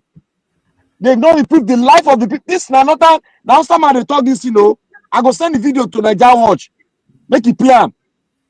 Then the former speaker of the House of Assembly for Nigeria, I've forgotten his name. He said it himself. This person, this guy from what do they call this guy, sir? The guy talking yesterday. Why am I he talking that he's a well-read northern man. He talking yesterday. And I even have another CD, another video that a northerner said, for how long will the South wait for the North? That was the topic. He spoke on it eloquently. And I sent the video to George and CM. The man said, how long will the South wait for the North? That this is an absolute thing. That the North need to get it clear. That we need to come together with the South to make a good country. That is what we are saying. The Fulani does not want, but the Hausa man, the normal Hausa man, he doesn't mind. But the Fulani not agree because they have no land in that north. They know. That is why they are trying to make sure that it doesn't work. If you look at now for the house, anytime they talk about new system, they will say no, and then go first come outside. They'll say no, let's alter the one we will get now. Say na the leadership, not be the constitution. Who are you and me? We talk any constitution. Does it not occur to us that what we are holding now is illegal? Normal human being, what we are holding now. You see why they laugh for all these people that come here to say the constitution will get now. Now the lead, now one thing, now good constitution. Because they don't even just for talking this message. I stand to be corrected. They don't even understand the country. They themselves, they are confused. How can you stand and function with an illegality and make it legal? How can you do that? How can you make illegality now legal when you yourself you know it is illegal, but you are trying to force it to be legal? How does that work? These are the things scholars they talk every time, but I don't know how we love our country. How you go say you love your country? You go see the function with illegality, trying to make it legal. Do you know what it takes? Do you know what it is for somebody to say something where one person write? That singular thing can cause WARO in some countries. That singular act where Abdul Salami did, do you know it can cause WARO? Yeah, Black Panther, even talking about that illegality, so we don't even fit sit down together, give ourselves better law. Oh, you see I'm now? Because the law we take to govern ourselves, so how can you use that now? We the people. Colonial law. Which time are the people take sit down to? The colonial law not even better past the one we give ourselves. Which time you the people? Which time I take sit down? Or even if people decide to just say, let there be peace. The way the constitution is, It's okay. The constitution is good to a large extent. Any serious leader can get something out of it. Maybe, but See, the way they put that, man, the way they put that constitution, the constitution will talk this. It go for another chapter, go fight against what he talk for chapter 1. And if you want try to amend, you know what they make it difficult? If, for instance, want try to amend this constitution to be better for us, then go say there are places that you cannot touch. That is what they say. Yeah, that is why it's difficult. Yeah, that place where they always talk about. So that unity of our nation. Now they always talk about. You don't go. What is unity when we don't love ourselves? Even when a Jonathan even constitute that in 2014 confab, he still talking and say they not touch this area, unity of Nigeria. Why you go? Because nobody want even if you look at it, nobody even want damage the unity of Nigeria. All what you want, let us face it and reorganize it. Everybody wants Nigeria to be one for that place. Nobody come say, oh, we they go this country, we want divide them. If we go in one divide, nobody they think about that. But they themselves, if they get hidden agenda, they are something they are covering. Why should you be covering something when you want a country to be great? You are still covering something. No, nothing go this area. Why? Now, juju there. Nobody can break the country that has been pre-existing. Even some people you will say UK then still they together. Yes, under what terms now? They have a terms. Under what terms? They did a referendum. The Scottish didn't make it. The parliamentary election for UK. If you don't know, people for Scottish people, they organize their own election. Simple. Organize them. Then the people will win for their election. They get their own parliament. They make law for themselves. They make law for themselves. Then they'll still elect some people. We go the general parliament. Yes. And for UK, you know, sometimes when we just talk, even if UK is that to date together, you say then date together. But has it ever occurred to you that for World Cup, UK, you don't see anything that is called UK? Have you seen anything? Lie. England now. They see England, Scotland, Wales, Northern Ireland. They say they deceive the world. That's why they did together. Even that one alone, it's not supposed to make all of us get sense. People will put our country, force all of us together. Look the way they did with their own. These are different countries under one umbrella name, United Kingdom. That is why they go World Cup, if they go Olympics, they go as different countries. Okay. We need to understand the way some of these things works now. This thing where I talk today, I'll make una go research them. The Hausas, they want a new constitution. They want us to be bonded together. Black Panther, I avoid to use the word Hausa and Fulani since may not be like tribal thing. You know, be tribal with the talk Nigeria, what you concern with their tribal. Because if you really want to look at it, you are completely right. You are completely right. In any way where you take look at, you are completely right. Because anywhere where these people go, now look, see Kwara State. That's completely a southwest. They take over Kwara State. Take over everything to the extent the people don't even have a voice. Just because of the Afonja debacle. And that one just go play game with them. It's still the same thing for Gobe now, that outside side. Now still the same, exactly the same strategy. And on that same strategy, Buhari still take on power. Exactly the same thing. Now Buhari take on power now. Then make sure say you call your own people corrupt. Then go join you, chase that person, come out. It's just the same style. It is just if you go look at tax law now, go look at the tax law. It is the Fulani in the north that are complaining. I say I don't listen to a lot of debate from the north. The people complaining is the Fulani part. There's a senator, an Hausa man. he dey lead one committee. The guy explain, but in accent, you go know, say na Hausa man.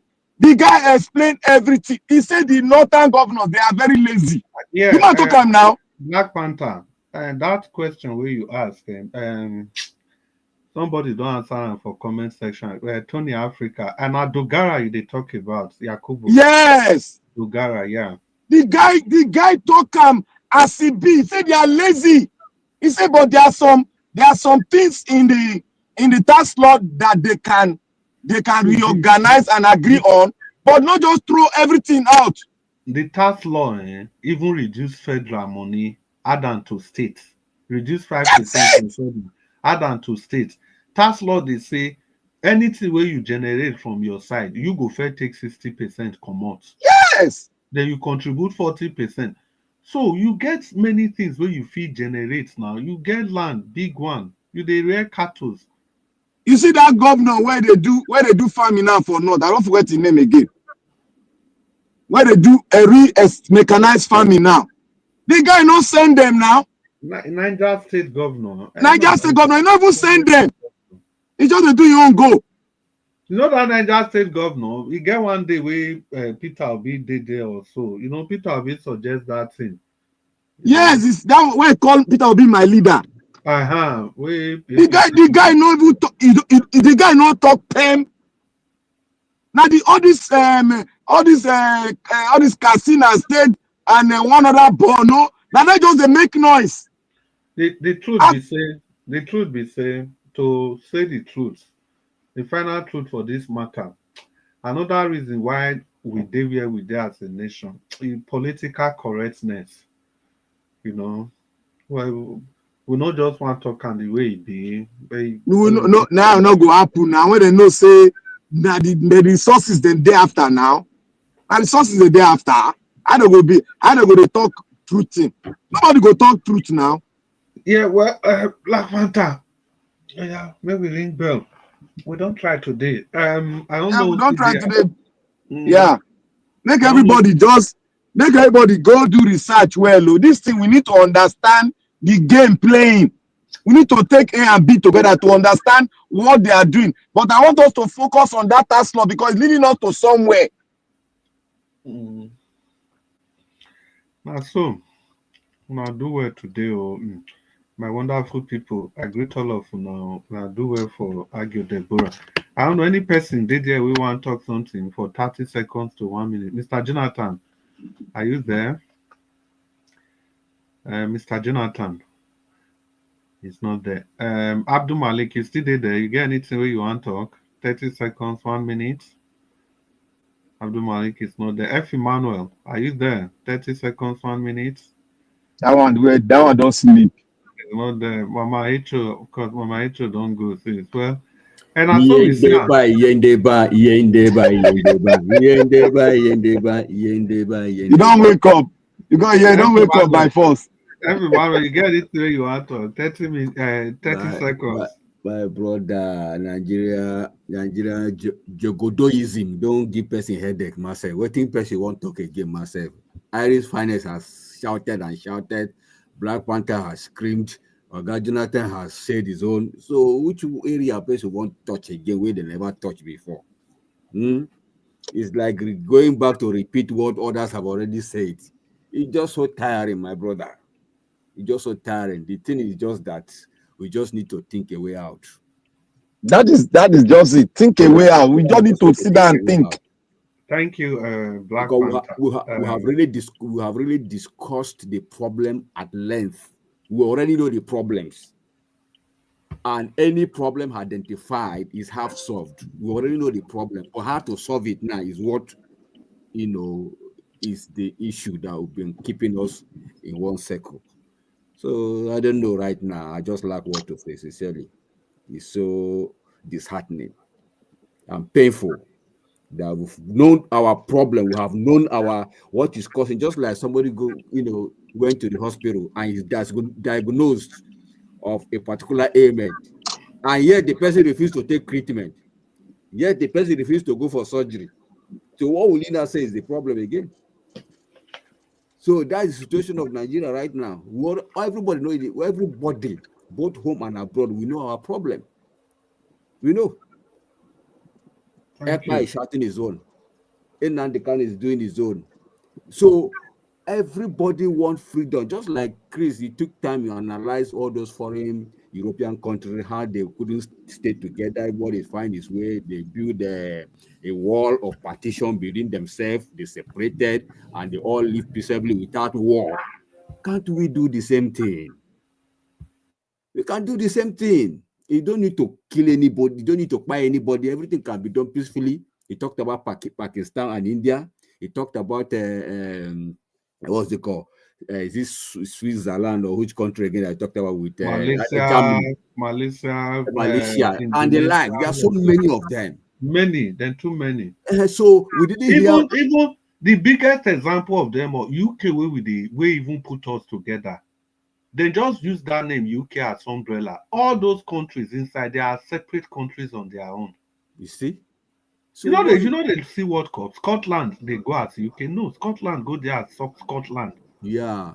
Wait, they go. They are even cheating the world, and the world just succumb to it. So now, my people, may we bring this thing to an end. Black Panther, if you get only 10 seconds, so maybe not to drag out. This 10 seconds, I want to greet Nigeria Wash. I want to greet Mommy in diaspora. Thank you, Mommy. We love you. You're simply a diamond that we cannot reject. We continue to love you.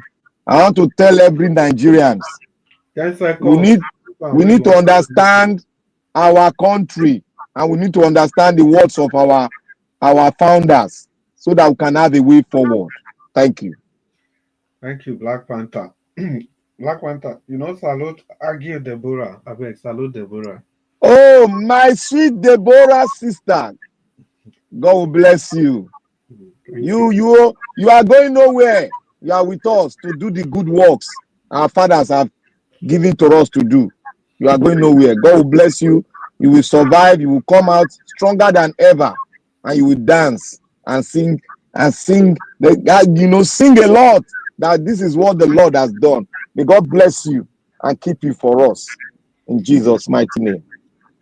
Yeah, thank you so much, Black Panther, for that short but powerful speech. Well, we've come to the end of this broadcast again today, but before we go, we must say thank you to everybody, every one of you in the comment section, and people that have called in, people that have participated in every way, people that have bought coffee for the station. All of you now do well. And once again, everybody that's contributed to the well-being of our sister, Agio Deborah, we want to say thank you from the depth of our hearts. And Mr. Jonathan, we must thank you once again. Thank you so much for everything. And I can't close this without calling Madam Peggy Modi. Madam Peggy Modi, thank you so much. Blessed lady. May the good Lord continue to bless you. And Oga Johnson Emmanuel and my brother Saint Dam. Saint Dam, I don't ask you tired. That same as senator I've been waiting. Saint Dam, God bless you well. And the Oga Pata Tony Africa. Tony, will I say you come today? Tony Africa, it's good to have you on the broadcast. Tony Wahala, the correct man. The guy they cause trouble for WhatsApp group. Yeah, Tony Africa. Nigeria, you must cause trouble once in a while now. It's good to have you today, Tony Africa, and Madam Ijedima, and greetings to you. And Madam I'm Bright, Madam Peggy Modi, I don't greet you before. Blessed lady, I don't greet all of you now before. Send down, make you tell us what that sign be, whether I'm a senator, we will know. Johnson Emmanuel, at the ballet for all of you now. Tony, una well done. I thank all of you now. And the people with the company today, I greet all of you now. F. Emmanuel, Black Panther, Abdul Malik, Oga Jonathan, Mama Hecho, people we don't come out, Irene, the finest of them all. Who did there again? Mashallah was here earlier on, and then give us a mandate. Alex was trying to join, but unfortunately, he was not able to. Yes, all of you, I greet all of you, and in the same connection, Mr. Nigeria Watch, I want to thank you once again for everything you do. Like I said earlier on, you can see, Mr. Nigeria Watch, you have your job cut out for you. You have a mantle you are carrying, which is big. big, I repeat, big. It was an opportunity to demonstrate it, and in the last 24 hours, we've seen what doors your name can open. So it's just a constant reminder, Mr. Njaos, that you have a duty to play in the rescuing of your environment vis-a-vis your state and then the country at large. So, Mr. Njaos, once again, may the good Lord continue to bless you and keep you so that this vision will be sustained and fulfilled. In Jesus' name, amen. Having said that, let me seize this opportunity to thank my mommy diaspora. Mommy diaspora, thank you so much. Thank you for your astuteness in your judgments, for allowing this donation to even go through. It shows that you are truly a mother. Thank you so much, mommy diaspora. We appreciate you in depth of our heart and for everything that you do. Thank you so much. And people, I hope to see all of you here again later today. You know, say if we don't greet mommy diaspora, we will not greet any person again. That is my own.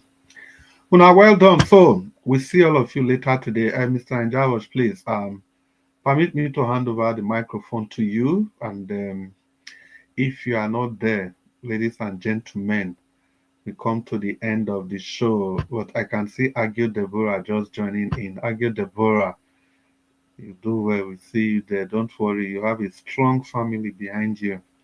Yeah, people that you've not met before, but they've become your family. Agio Deborah, I really salute your courage. You did well, for being active despite your condition. And I can also see Madam Love Maduka. Madam Love Maduka, good night, good morning, everyone. Yes, Madam Love Maduka, and good night to you. Good night, Agio Deborah, Peggy Modi, and Blessed Lady. Now, good night. So I have to come back to Mommy Diaspora again. Mommy Diaspora, I don't greet you before, but your children all want sleep. Now, so me I quick greet and make I come back to you. Mommy Diaspora, and good night to you. We love you. The good Lord will protect and keep you always. And my people, we go end on here. On a good night. See you later today.